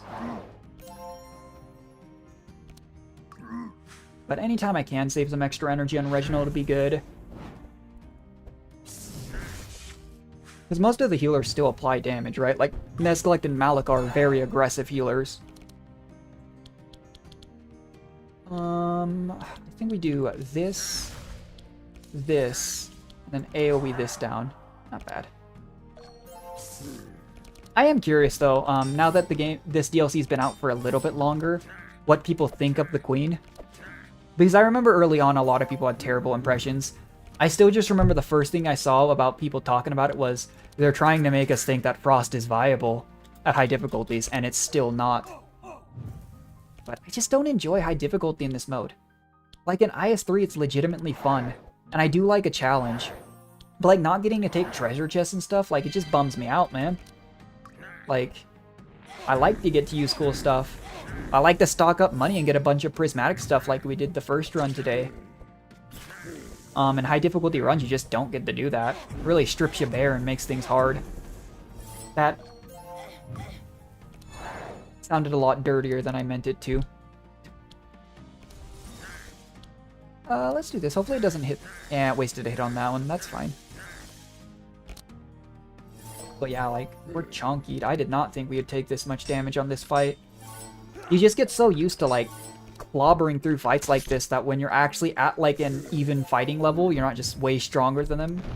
You're like, oh, that's not good. Probably use one on him. Yeah, where is it? This Big Bad Wolf is really where it feels like he starts to take off. And then there's, like, a prismatic, I think it's potion slot called Butcher Block. That also gives him some of those meat items every single turn. You can get Yager to some crazy max health values that then just allow him to one-shot like anyone. It's ridiculous, honestly. I should have dispelled her because she took fire damage, but... Let's see. No. Sure. I'll take another AoE heal. Alright, what's this one? We can try to save him. I think if he... It's not likely, right? Because he has more holy spells. But we might as well try. I don't think... Yeah, I was going to say, worst he gets is one slight thing. And this one doesn't even hurt you at all. It's just a vanish card. Just eats up a card slot. Okay, well, we can't trust the caravan, apparently. Reading which way I want to go. I guess it makes sense to go to the merchant, since we have the sapphire, and we're definitely not making it to 4th floor. Let's last stand it up. Let's see. That's not what I was hoping I would draw. It's 2 random defenses, but the fatigue makes you have 1 less energy the following turn. I was really hoping for some solid AoE block. Dang, and I think I gave it up in a... When I picked that card, I think I gave up an entrench. As for priority in this fight, I actually do think I could probably just go front to back. Unless Yager draws back swings, that's fine. Like, I don't think that this game tends to reward a lot of the time taking down enemies evenly. I do think it's the style of game of work through one, then work through another. Because there are enemies, like we saw in the swamp, on the first run on this save file, there are a lot of... He didn't draw any healing, but he drew focus heal. Crud. But you can see, like, there is some benefit to killing enemies that spawn things, but... I think we Circle of Healing here. That puts it on top of the deck, and then he'll have enough energy to focus heal Circle of Healing, as long as no one dies before Reginald's next turn. Which, at this point, seems like a very definite possibility. Especially if we keep taking flame stacks. Come on, survive to your next turn, guys. Barricade, slow him down. Come on, Magnus. He won't die to next turn's flames if he doesn't get hit again. Warpaint. Well, Blood Sausage Magnus, so he doesn't hopefully die. I think he needs to give himself some max HP and block, though. Magnus does go first if he doesn't get slowed. Never mind, he just got slowed. I jinxed it. Oops. And that's important, too, because that's how he gets out block. That's unfortunate. Oh, all four of them go. Oh, but never mind. We're good. We're good. That's big. For some reason, I thought Reginald... I mixed up with the rounds. I'm not killing the Scarab. I would love to. Anytime you can, you should, but that's a very much a luxury. Magnus is dead. Fire damage is at the start. Oh, or that could happen. Fire damage, like bleed, is at the start of a turn. So you can't even try and, like, protect yourself from it on that turn. This might be the end of this run. We made it much further than I thought we would. Legitimately, like, so much further than I thought we would. I thought it was going to take about 3 runs before we bought the second boss. And then, I don't know, I'd estimate probably, like, maybe not... 20 sounds a lot, but, like, your first run through for the final boss takes a while. And that last fight is painful. I should have dispelled his fire. That would have been more valuable than the heal. Uh-oh. Oh, stop bouncing to Yager.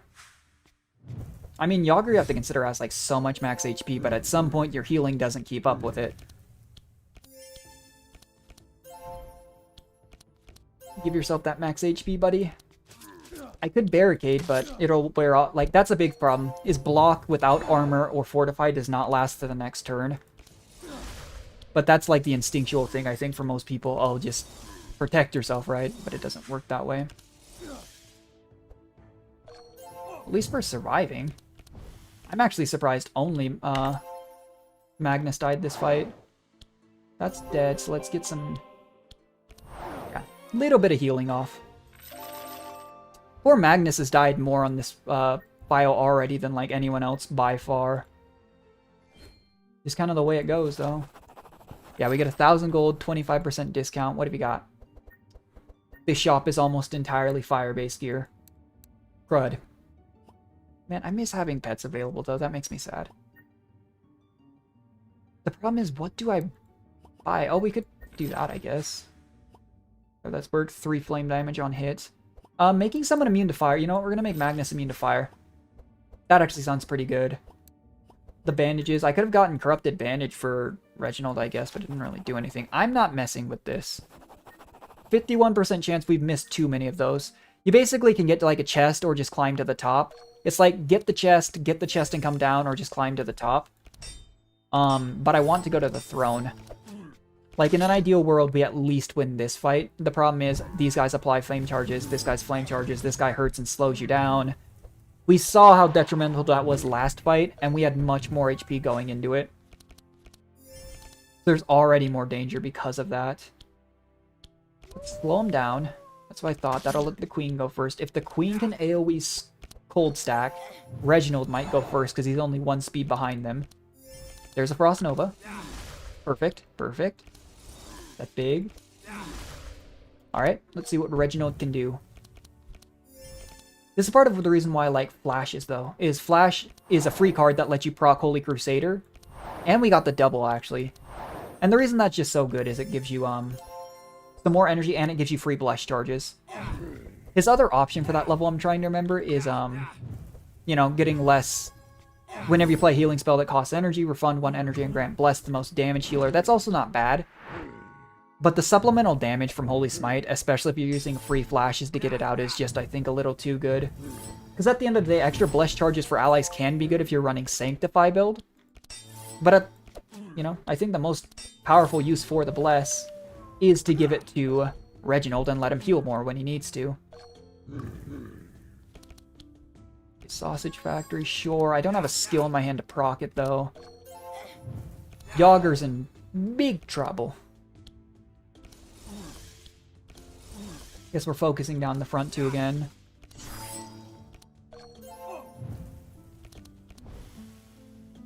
Okay. Well, that's where the rain comes in handy. They get a little bit of regen too, but like... That's fine. Binding heal's good. Because they don't really, I think, have too much of a trouble with burn resistance. It's not like we're applying burn to make use of the less resistance. But I'm fine with them losing their burn charges and getting, like, what, 1 regen? As opposed to us taking, like, 30 plus damage that turn from flame charges. It's such a good spell for this realm in particular. Magnus came real close to dying there, I'll tell you what.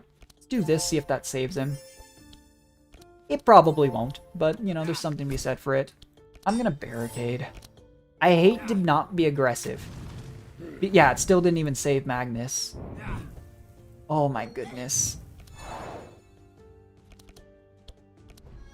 I hate to not be aggressive, though, because there I should have been aggressive. It wouldn't have saved Magnus anyways, but we could have done some more damage to hopefully let us win the fight, which, to be fair, wasn't super likely. That dispels clutch. Alright. Not technically over. We can get rid of the back one, I'd feel pretty comfortable. But, ooh, how much energy does he have? I feel like we have to use this. The little bit of healing he'd get from that bandage just wouldn't make enough of a difference. How much will this do right now? 31?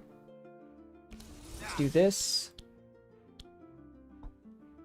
I'm trying to remember how much it'll do with another Spellblade charge, but the safe thing is to do this and guarantee they die. He might have still died with the extra Spell Short charge we consumed there, but it's just so hard to tell that I'd rather not risk it. Same thing with like using another Holy Smite here. Let's just get some health, because that'll still carry on to the next fight. You can see, like, you stack up that max HP, and you can probably already see how late game, once you get more and more options, especially if you get Butcher Block, you can really make use of the extra max HP perk he has. Unless someone steals your, you know, vitality. Alright. No blood feeding? Yeah, that's not bad. He's applying bleed, that'll give him some sustain. Take that. Alright, so we get to show off the throne. Basically, you sit on the throne and you get a really good version of a card. This would be good if I was safer, but I think we take more Divine Grace, because it is a Dispel.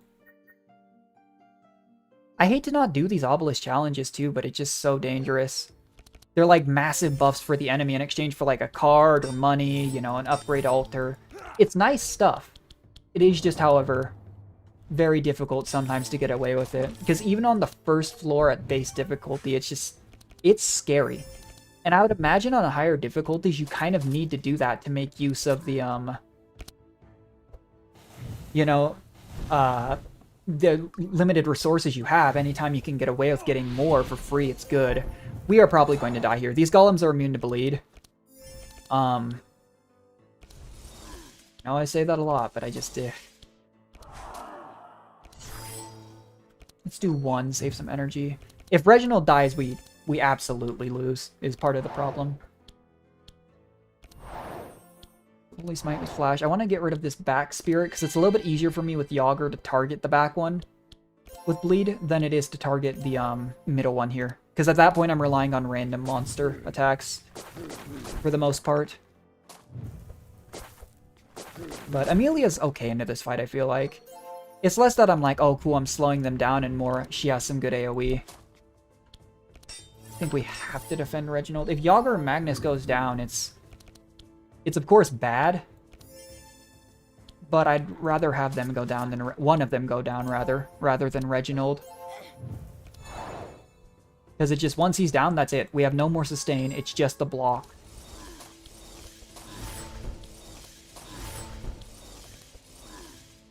We're working him down. And we've actually gone pretty positive in health so far.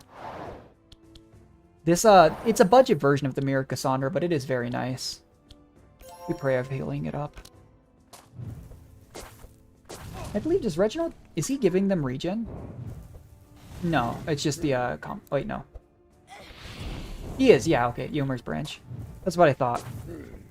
I was looking at Amelia's gear at first. Very helpful. Just an extra source of healing.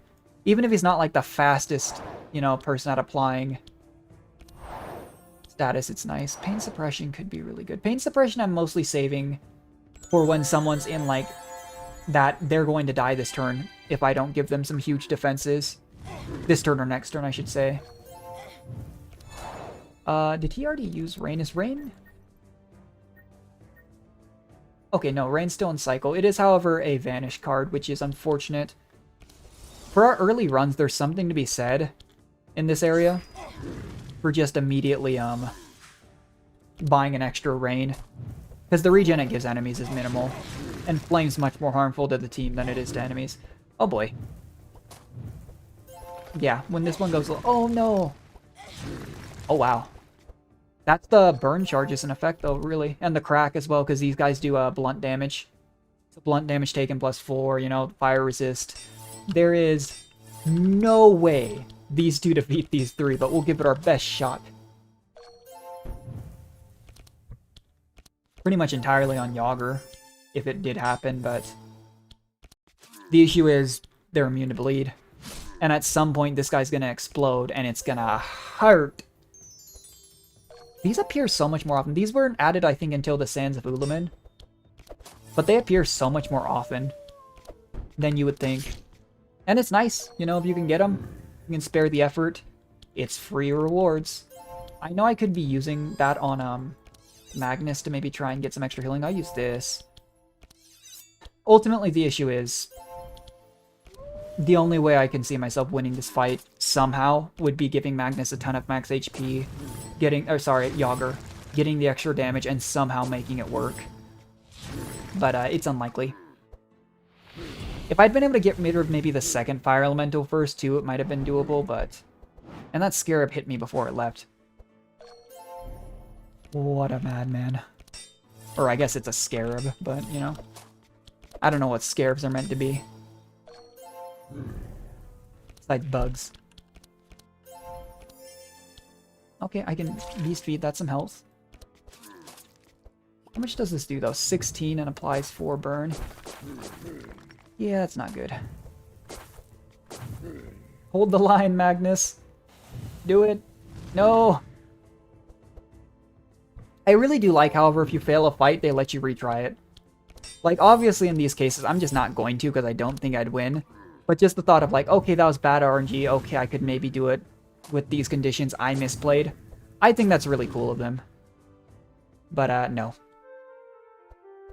And even if we hid, we would not have beaten Lava Boss. But see, we're already getting more resources. We got 4 more perk points, but 4 more resources, and we unlock Sylvie. Real quick, before we go in, we can just boot up our next, where is it? So we got Sylvie. I am very much a fan of using Sylvie. She's very good at stacking sharp charges. There's an argument to be made for Yager being better with bleed as well as being tankier because of the max HP. But I can also tend to get, I think, a little bit more AoE with Sylvie. So let's look at what we can get here. We need more points invested to get Reginald up there for more healing and more holy damage. And I run out of that. It's a very gradual process at the start. At level 9, we got a new card back, which, you know, does nothing, but it's nice to have. So she's really based on frost damage. I have actually been a big fan of using the Queen so far. I don't think she's considered, like, the best character, don't get me wrong. I could probably make more use of Evelyn, maybe, but I'm enjoying it so far. We'll get to the point regardless where we can make it work. Initial energy is good. Let you blitz a starting turn real quick. So Sylvie, very much an archer.